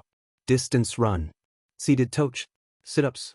So, basically an exercise test with our quirks. Well, except for me, Izuku thought. Midoriya, Izuku perks up before he feels some people staring at him. You've gotten first in the entrance exam. What was your distance when you did your ball throw? Well, I didn't do very well back then because I was very scrawny, so 0.40 meters. Izuku says, and now he feels everyone staring at him. Aizawa decides to toss the ball towards Izuku, which he catches in reflexes. Right now, do it with your quirk. Izuku can hear a snicker from Bakugo, which makes him sigh in annoyance, before walking to the center of the circle. He takes a deep breath before he lets the energy in him flow through his body. This will give me the chance to try out this. Concentrating his spirit energy, his signature teal energy aura started showing, making everyone intrigued while some were in awe. Bakugo of course glared and growled at the broccoli-headed boy. At the same time, another student with a burn scar on his face was mostly curious about Izuku's strange power. Whoa, that's so manly, a boy with spiky red hair said. So does he have an energy-type quirk? A girl with long black hair wrapped in a ponytail said. Man. I thought he was going to use that sword thingy he used in the exam, Mina said while pretending to swing her hands around together like she was holding a sword. But the one who was most interested was the blonde girl from some who happened to be Melissa Shield and also the 9th user of One for All. When she heard Izuku's name be called out, she remembered a conversation she had with her Uncle Might. Yen. Flashback. Melissa, I'm going to be honest with you, you were not the first I decided to make as my successor. All Might said in his skinny form. She wasn't really surprised, but she was curious as they were currently at one of the personal gym. Really, who? All Might face away from her and then stares at the ceiling for a moment.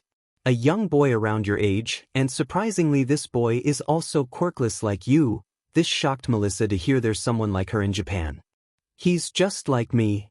Yes. Yet somehow he was able to tap into an unknown source of power that is not a quirk and that is completely unheard of. Melissa was even more interested in this boy. What? But how? That I'm not sure. I hope once he gets into you I can speak to the boy about his powers, but be as it may, All Might then faces Melissa with a serious look. You shouldn't get on his bad side. From what I saw, the boy is highly skilled, smart, and most importantly powerful. I hope after talking to him I can introduce you to him and maybe the two of you can become friends. Melissa then absorbed all the information about this quirkless boy, thinking if the two could be friends. Flashback and yen. Melissa thought that All Might was right about him being powerful. Aizawa of course didn't look impressed. He then saw purple energy start forming around the ball, with sparks and the crackling of electricity. He then drops the sphere as he stops floating a few feet above the ground, taking a stance and rearing back his leg. Reshu, Kokyuha. He kicked the sphere with all his might, creating a sonic boom as everyone was hit by a powerful gust of wind and lightning started to spread around the ball's trails. Everyone stares at the display of power in shock as Izuku looks at the ball before he stops his energy and the reinforced feeling around his body disappears. Izuku then took a deep breath and looked at everyone's expressions, but what he sensed was the emotions from his teacher, mostly hostile emotion coming from him. Yeah, that's not good. Looks like this teacher is gunning off right off the back. Here, you will all push beyond your limit on each test. Aizawa says as he shows the result on the screen, displaying 2031 on the screen. Holy shit, 2031 meters? That's a whole new record. A boy with blonde hair and a black streak in his hair exclaims in shock. How are we supposed to beat that? A guy with black hair and weird elbows asks in utter disbelief. This looks fun. A pink-haired and pink-skinned girl exclaims. The last one causes Izuku to have a bad feeling. Hearing that, Aizawa looked up. It looks fun. He then formed a sadistic smile on his face as he looked towards the class. If you really think it's fun, then how about this? Whoever comes in last place within the tests will be judged to have no potential at all and will be punished via expulsion. Wait! Everyone cried out instantly. He can't be serious. It's the first day. Izuku thought as he checked his key, his eye widened slightly realizing that he was serious. When I said we're given the freedom, that also includes what we do about the circumstances of our students, Aizawa says as a creepy grin forms on his face. Welcome to the hero course. No, seriously. How does everyone approve of this hobo as a teacher? Izuku thought. Why you can't expel us? This is the first day of school. Even if it wasn't, this is too unfair. A girl with green hair exclaims in shock. And do natural disasters and villain attacks also fair? Aizawa asks in a harsh tone, silencing everyone. This world is full of unfairness, and heroes are the ones who can overcome this unfairness. If you simply want to hang out with friends at McDonald's after school or go to the arcades, too bad. For the next 3 years, the UA will do everything it can to give you all one hardship after another. There are reasons why the UA's motto is Go Beyond, plus Ultra. Try to overcome all of them with everything you got. I get that he wants people to take heroic course seriously, but isn't this a bit much? Izuku's sweat drops before looking at his classmates, noticing some of them were getting nervous. This got Izuku said, gripping his fist in anger as some of his spirit energy started leaking out. Give your plus ultra performance, there's no way you'll ever become real heroes if you don't. Aizawa finished. From there, the rest of the tests began. 50-meter dash. Tenya and a girl with long dark green hair were seen in a 4-point start position behind the starting line, their feet positioned on the start blocks as they prepared to run as fast as possible. While the others were simply waiting for the test to start, Izuku was staring at her with curiosity. His eyes moved down to glance at her hands, once again noticing that they were a bit larger than normal, and then he glanced again at her face, admiring her facial frog-like features. I wonder what quirk she has, maybe related to her features, a frog-related quirk? Or maybe it's just a normal mutation. Should I talk to her? She wanted to talk about Selkie, maybe she wants to start where we stopped. Izuku wondered a bit shyly inside his head. Even if he was still a little nervous about being around so many people, he discovered that being close to someone he knew was nice people at least eased his worry, making him feel less alone. Naturally, there's always the problem with how to start the approach. On your mark, the robot standing on the finishing line said, cutting his thoughts off and making him immediately look up at the two, his internal debate completely forgotten. Get set. The robot continued, and both Tenya and the girl slightly raised their midriff to adjust their position and run even more effectively. But the sound of a gun being fired was heard from the robot, starting the test, and the two didn't waste time. As Tenya ran using his engines to quicken his pace, the girl leaped. Like an actual frog, covering a lot of distance with every leap. Wow! Izuku muttered as he saw how fast Tenya was for the first time. He also noticed the smoke coming from his calves, so that's where his quirk factor is located. Cool. The tall, dark blue-haired boy quickly made it to the finishing line, his muffles still emitting smoke. Tenya Ida, 3.04 seconds, the robot announced, earning some impressed looks from some students.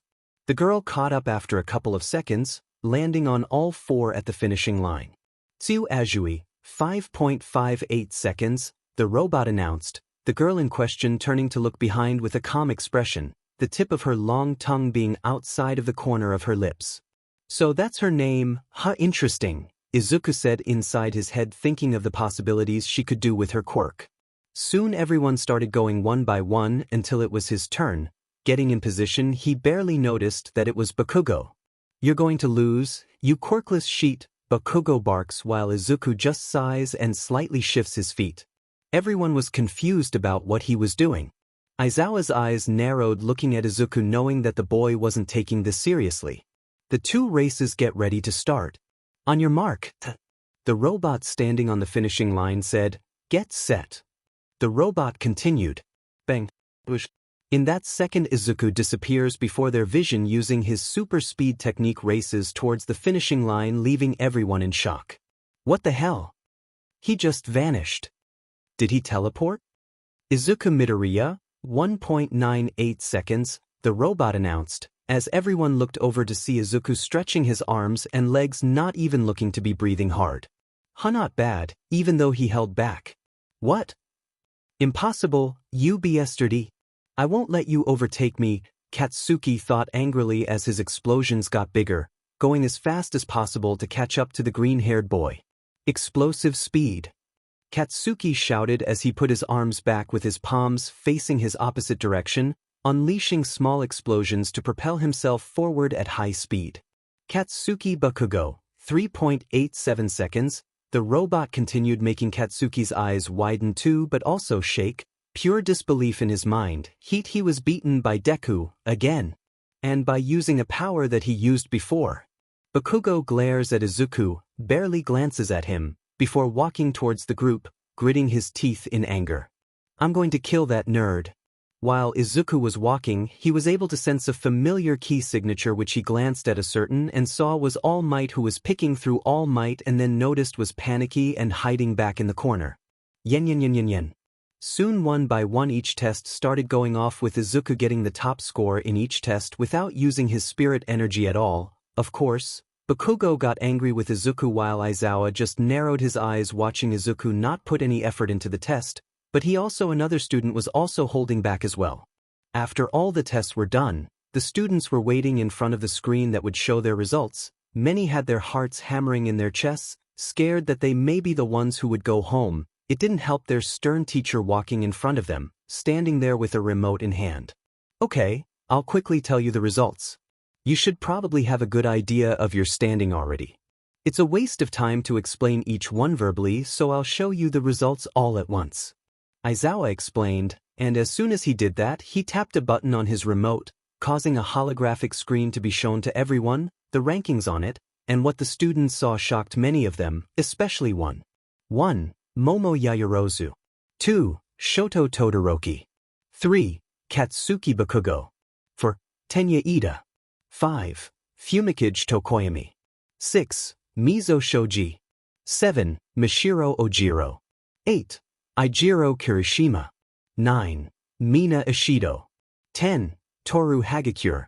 11. Koji Koda. 12. Rikido Sato. 13. Tsuyu Azui. 14. Yuga Aoyama. 15. Hantasiro. 16. Denki Kaminari. 17. Kyokajiro. 18. Minoru Mineta. 19. Izuku Midoriya, Melissa Shield. Izuku grimaced while at the scores. While the students were confused, the blonde girl looked absolutely pale. Izuku was able to sense the feeling of fear and panic from the girl, which he could understand. Melissa Shield, wait, could she be related to David Shield? He thought to himself, but caught wind of the other students commenting on the scores. Wait, that can't be right.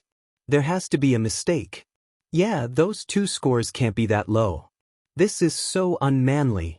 Sensei, Izuku noticed someone speaking more broadly than the others. She was mature looking for her age and had black hair wrapped in a ponytail. What is it, Yaoyorozu? Aizawa asked annoyingly. Sir, could the scores be wrong? Midoriya and Shield-sen should have. These two got the lowest because they weren't taking the test seriously, that is why. Aizawa said as he turned to the two of them. Midoriya, Izuku, Melissa Shield, you two are hereby expelled. Get the hell out of this school. 2 sentences. 2 sentences were all it took for Izuku to have his dreams crushed and his respect for Eraserhead as a hero ripped away from him. He and the class stood in place in silent shock, unsure if any response could get them expelled as well. Melissa, of course, was completely shell-shocked as tears started forming. She couldn't believe this was happening. Did she do something wrong? Her uncle might have given her the chance to live her dream. She trained so hard and was able to control one for all at 20%, and she just found out that she has 6 more quirks coming in. She had Float and Black Whip, but she needed more practice with them. She thought that 20% of one for all would be enough, but she failed. But then her thoughts were cut when she heard laughter. She, including the rest of the class, turned to his Izuku and started to chuckle. Everyone there started getting either worried or creeped out. Haha.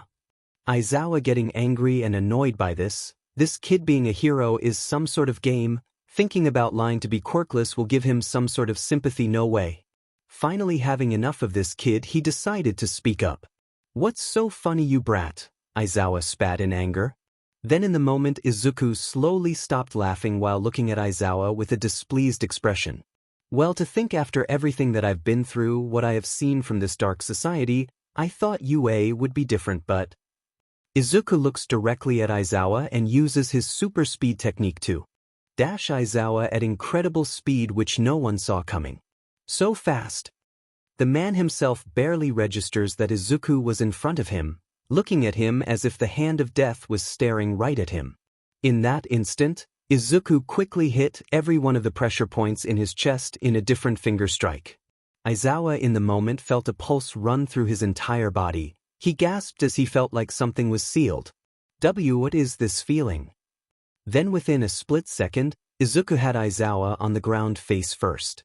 Having his knee on his back, using his left, keeping his face pinned down, while having his right arm in his wrist lock. Did you? Gasp.